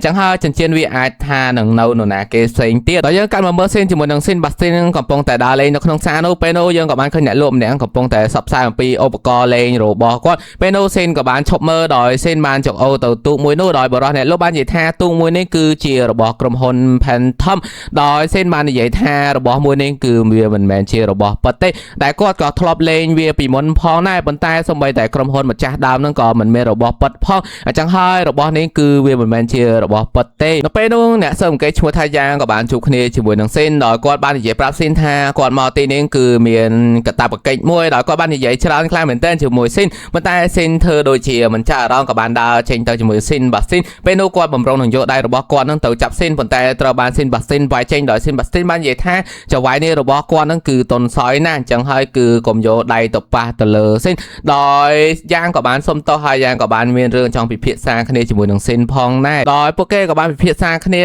ដោយយ៉ាងក៏បាននិយាយថាព្រឹកនេះនឹងគឺនៅក្រោមស្ពាននៃសាតកោនឹងគឺបានរកឃើញសាកសមម្នាក់ដែលគេគឺជាសមាជិករបស់ឧក្រិដ្ឋកម្មលាក់ខ្លួនแล้วก็បាននិយាយថាគឺពួកគេនឹងគឺបានលួចចិញ្ចៀនមួយដែលចិញ្ចៀននោះគឺមានពណ៌ខៀវស្រអាប់ដល់ពេលនោះយើងក៏បានលើកសម្លេងបរិបម្នាក់ទៀតបាននិយាយថាចិញ្ចៀនមួយនេះនឹងគឺវាមានការបំផ្លិចបំផ្លាញទៅដល់ម្ចាស់របស់វាសូម្បីតែអ្នកដឹកនាំធំមួយចំនួននឹងក៏មិនហ៊ានទប់ទល់នឹងវាផងដែរដោយលោកអធិការយ៉ាងក៏បាននិយាយថាហេតុអ្វីបានជាលោកដឹងនៅពេលដែលសេនងាកទៅគឺអ្នកនិយាយនឹងគឺជាឡោដោយសេនបានសួរថាហេតុអ្វីបានជាឡោមកនៅទីនេះទៀតហើយដោយឡោបាននិយាយថា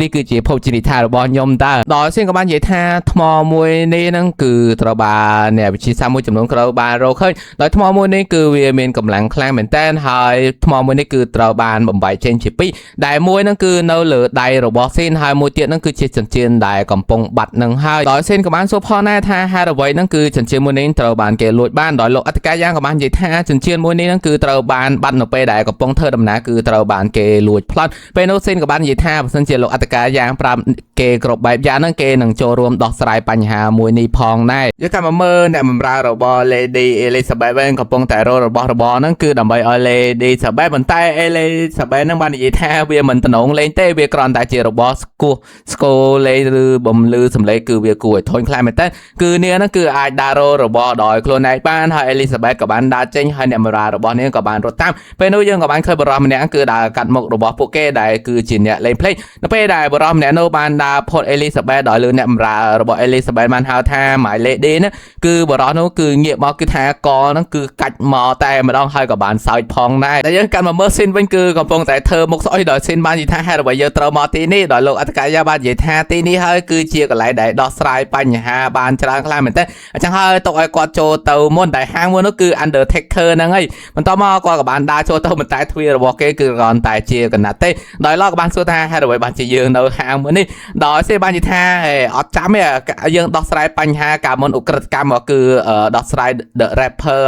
ដែលធ្វើឲ្យឡងក៏បានចងចាំវិញដោយស៊ីនក៏បាននិយាយទៅស៊ីនបាស៊ីនថាសូមត្រៀមខ្លួនហើយគឺនិយាយមិនទាន់ចប់ហងគឺនៅក្នុងហាង Undertaker គឺឡើងលឺសំឡេងរញ៉េរញ៉ៃតែម្ដងបន្តមកនឹងស៊ីនរបស់យើងក៏បានធ្វើមុខឆ្ងល់កាន់តែថែមហើយក៏បានរត់ចូលទៅខាងក្នុងដែលបានឃើញ Undertaker គឺប្រកាច់ប្រកិនតែម្នាក់ដោយស៊ីនក៏បានសួរថាតើលោកអធិការថាបានធ្វើអ្វីដោយគាត់បាននិយាយថាគាត់មិនបានធ្វើអ្វីទេគឺគ្រាន់តែនិយាយធម្មតាប៉ុណ្ណោះដែលស៊ីននឹងក៏បានចេញសួរតែម្ដងសម្លុតទៅ Undertaker ថាតើអ្នកបានដឹងអំពីចិញ្ចៀនប្រភេទនោះដែរទេដែលមានសាកសពមួយនោះគឺកប់នៅក្រោមទឹកកកមួយនោះដល់ Undertaker ក៏បាននិយាយផងដែរថាចិញ្ចៀនមួយនោះគឺនៅបន្តមកគាត់ក៏បានជូនពួកគេមកកន្លែងរូបសម្លាក់គឺថាចិញ្ចៀនមួយនោះគឺនៅលើដៃរូបសម្លាក់តែម្ដងគឺថាងាយស្រួលបន្តមកហ្នឹងលោកអធិការគឺចង់ឲ្យគ្នារបស់គាត់ហ្នឹងគឺដើម្បីទៅយកចិញ្ចៀនមួយនោះប៉ុន្តែក៏បានមានអ្នកហាមផងដែរដែលស៊ីនក៏បានងាកទៅហ្នឹងគឺជួបជាមួយនឹង Viscon តែ Viscon បាននិយាយថាចិញ្ចៀនមួយនេះគឺសម្រាប់អ្នកជ្រះដែលសាសរូបស្រីស្អាតមួយនេះដែលធ្វើឲ្យស៊ីនរបស់យើងដាច់ចកេះខ្លាំងមែនទែនថា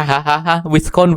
ដែលធ្វើឲ្យស៊ីនយើងគឺភ័យខ្លាំងមែនទែនដោយសារតែគាត់ធ្លាប់ប៊ីសអស់ស៊ីនដោយសារ Viscon បន្តមកហ្នឹងគឺស៊ីនក៏បានសួរថាតើ Viscon ហ្នឹងក្រែងត្រូវបានគេចាប់ខ្លួនមែនដែរឬទេដោយលោកអធិការក៏បាននិយាយថាគឺត្រូវបានដោះលែងដោយស៊ីនក៏បាននិយាយថាដោយសារតែលុយឬបន្តមកគណៈកម្មការនោះក៏បាននិយាយថាបើសិនជាចង់បានចិញ្ចៀនមួយនេះគឺត្រូវធ្វើជាសិល្បៈគឺត្រូវច្នៃរូបតកឲ្យ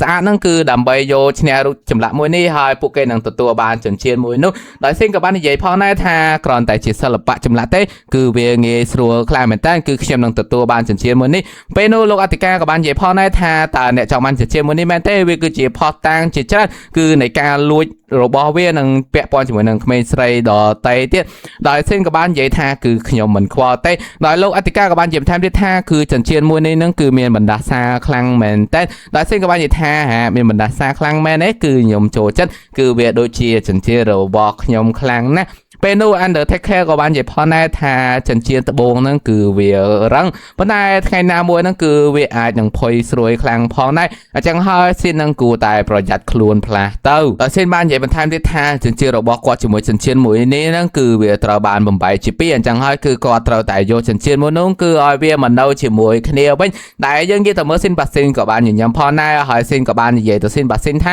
គឺត្រូវតែយកឈ្នះការប្រកួតមួយនេះដែលស៊ីនបាស៊ីនក៏បាននិយាយពាក្យដ ដែរដោយដែលធ្លាប់និយាយគឺថា yes my lord ដល់យើងក៏បានឃើញអាដែង3អ្នកនេះផងដែរដោយពួកគេបាននិយាយថាចិញ្ចៀនមួយនេះគឺត្រូវតែការប្រកួតដល់គ្នារបស់គេក៏បាននិយាយថាបើសិនយើងប្រកួតមិនឈ្នះទេហ្នឹងគឺក្របបែកហ្នឹងគឺគប់ដណ្ដើមចិញ្ចៀនហ្នឹងយកតែម្ដងទៅដោយអេលីសាបេតហ្នឹងកំពុងតែបាក់ទឹកចិត្តនឹងស្មាអំពីថ្ងៃដែលនាងបានបោកចិញ្ចៀនរបស់ស៊ីនហ្នឹងពេលនោះនាងក៏បានឃើញទូករបស់មួយនោះដែលទូកដែលនាងធ្លាប់លេងជាមួយស៊ីនហើយយើងក៏មិនដឹងថានាងទិញវាឬក៏អត់ផងដែរតែយើងកាត់មកចូលមកដល់ក្នុងការប្រកួតវិញគឺយើងកាត់ខ្លីៗទៅគឺការប្រកួតហ្នឹងគឺមិនសូវលយអស់ចាប៉ុន្មានទេដែលយើងមកក្រឡេកមើលស៊ីននិយាយទៅស៊ីនបាស៊ីវិញថាតើស៊ីនបាស៊ីហ្នឹងគឺអាចយកឈ្នះបានដែរទេពេលនោះពួកគេក៏បានបង្ហាញរូបចម្លាក់ដែលស៊ីនបាស៊ីនបានបង្កើតឡើងគឺជាទូកមួយតែធ្វើឲ្យមនុស្សទាំងអស់គ្នាហ្នឹងគឺអស់ចាខ្លាំងមែនតើដោយគេរៀបនឹងនិយាយដាក់បន្ទូហើយប៉ុន្តែស៊ីនបាស៊ីនបាននិយាយថាគឺវាមិនទាន់ហើយទេដោយក៏បានទឹកដៃមួយហ្នឹងពេលនោះទូកក៏បានបាក់ដំបូលចេញជាពីរហើយក៏បានចេញរូបសាច់ជាច្រើនដែលការប្រកួតមួយនេះអ្នកដែលឈ្នះហ្នឹងគឺជា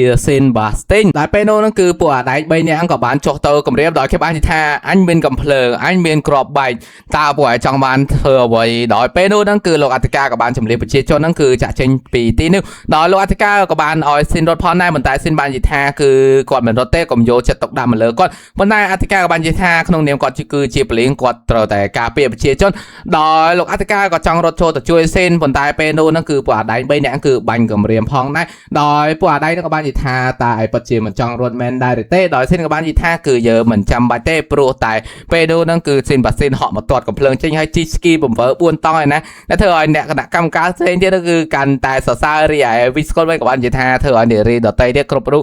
ពេញចិត្តស្រឡាញ់ដែលចេញរូបរាងរបស់ស៊ីនដែលធ្វើឲ្យស៊ីនហ្នឹងគឺ Crucible ខ្លាំងមែនតើដែលស៊ីនបាស៊ីនក៏បានចូលទៅកំចាត់អា2 3នាក់ទៀតហ្នឹងគឺថាយ៉ាងងាយស្រួលតែម្ដងដែលបន្ទាប់ពីការលេខកំភ្លើងអត់ឈ្នះគេហ្នឹងពួកអាហ្នឹងក៏បានលេខខបែកដោយយកខបែកហ្នឹងគប់ទៅរ៉ូស៊ីនបណ្ដាស៊ីនបាស៊ីនហ្នឹងគឺមកជួយលើកតាន់ដោយពួកអានោះហ្នឹងគឺនៅតែព្យាយាមគប់ឡើងពេញហ្នឹងតែម្ដងពេលនោះគ្នារបស់គេក៏បានរត់មកថាតើអីភ្លេចហើយមែនទេវាគឺជាតក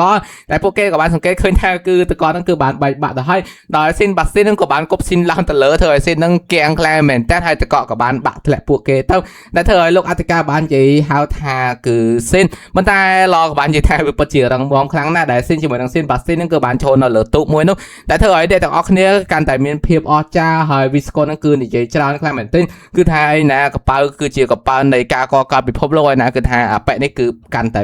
បែកយកតែម្ដងដោយស៊ីនក៏បាននិយាយទៅស៊ីនម៉ាស៊ីនថាវិធីនេះគឺវាពិតជាអាក្រក់ខ្លាំងមែនតែបន្ទាប់មកស៊ីនក៏បាននិយាយបន្ថែមទៀតថារូបចម្លាក់ជាមួយនឹងចិញ្ចៀនហ្នឹងគឺវាបានធ្លាក់ចុះទៅខាងក្រោមហើយអញ្ចឹងហើយទីក្រុងឡុងមួយទាំងមូលហ្នឹងវាអាចនឹងជួបបណ្ដាសាផងដែរដោយស៊ីនក៏បានងាកទៅមើលលោកអធិការដែលកំពុងតែជួយមនុស្សដោយស៊ីនបាននិយាយទៅស៊ីនបាស៊ីនថាតើអ្នកតែងតែនិយាយថាលោកអធិការគឺជាមនុស្សក្អើយកតោមែនទេប៉ុន្តែមើលទង្វើរបស់គេគឺគេខិតខំសង្គ្រោះអ្នករាល់គ្នាខ្លាំងមែនតែនេះគឺជាមនុស្សល្ងងឬជាយ៉ាងណាដល់យើងក៏មកមើលអេលីសាបេតវិញនាងកំពុងតែបាក់ទឹកចិត្តជាមួយដែលទូកដែលនាងបានទិញហ្នឹងគឺគ្រាន់តែជាទូកខ្លែងខ្លាយទេនាងក៏បានបោកវាចោលនឹងដីហើយអ្នកបម្រើរបស់នាងក៏បានចាក់ចេញពីទីនោះពេលនោះអេលីសាបេតក៏បានចាក់អារម្មណ៍នឹងចិញ្ចៀនមួយគឺជា Hope Diamond ដែលគឺជាចិញ្ចៀននៃក្តីសង្ឃឹមហ្នឹងដែលនេះគឺជារបស់ពិតហើយរបស់ខ្លែងខ្លាយដែលនៅរូបចម្លាក់គឺគ្រាន់តែជារបស់ខ្លែងខ្លាយតែប៉ុណ្ណោះហើយយើងក៏មិនដឹងផងដែរថានរណាគេជាអ្នកយកចិញ្ចៀនមួយនេះហ្នឹងគឺមកដាក់នៅក្នុងទូកមួយនេះដល់យើងកាត់មកមើលកន្លែងមួយយើងក៏បានឃើញមនុស្សដែលលេងភ្លេងដើរកាត់អេលីសាបេតបាននិយាយទៅម្ចាស់របស់គេថាខ្ញុំគិតថាហ្នឹងចិញ្ចៀនហូបនៃក្តីសង្ឃឹមហ្នឹងគឺបានរកឃើញម្ចាស់របស់វាហើយតែយើងមិនដឹងថាម្ចាស់របស់ម្នាក់ហ្នឹងគឺជានរណាគេទេមានតែចាំមើលភាគក្រោយជាចុងក្រោយគឺខ្ញុំមានអ្វីនិយាយច្រើនទេមានតែជូនពរដល់វីរៈកងទ័ពរបស់យើងនិងប្រជាជនដែលរស់នៅជិតតំបន់ដែលជួបគ្រោះបញ្ហាហ្នឹងគឺសូមឲ្យមានសុវត្ថិភាពទាំងអស់គ្នាមិនដឹងថាពេលណាវាអាចនឹងចប់ទេគឺថាពួកអាសៀមចុយតម្រៃនេះហ្នឹងគឺពួកវាភ្លើយកតែមែនតែនតែម្ដងបណ្ដោយចិត្តអីដាក់ក្បាលមកភ្លើ3ក្បាលងាប់ហ្មង